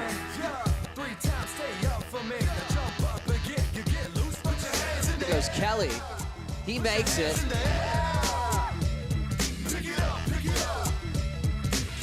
Jordy, and he's deep as well, gets a big pump in, completely disappears.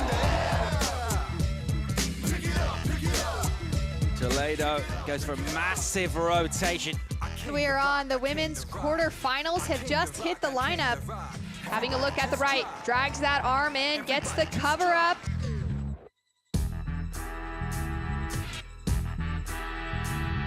Beautifully threaded tube from Carissa Moore. Look at that carve. Tatiana Weston-Webb. She'll click down a turn and then take on a meaty end section. In the quarterfinals. Off the bottom, full rotation, stomps it. Italo Ferreira combos it up with a big front side float. Here comes Toledo. Off the bottom, tail high reverse. This copyrighted event broadcast is produced by the World Surf League for broadcast around the world and may not be retransmitted, reproduced, rebroadcast, or otherwise distributed or used in any form without the written consent of the World Surf League.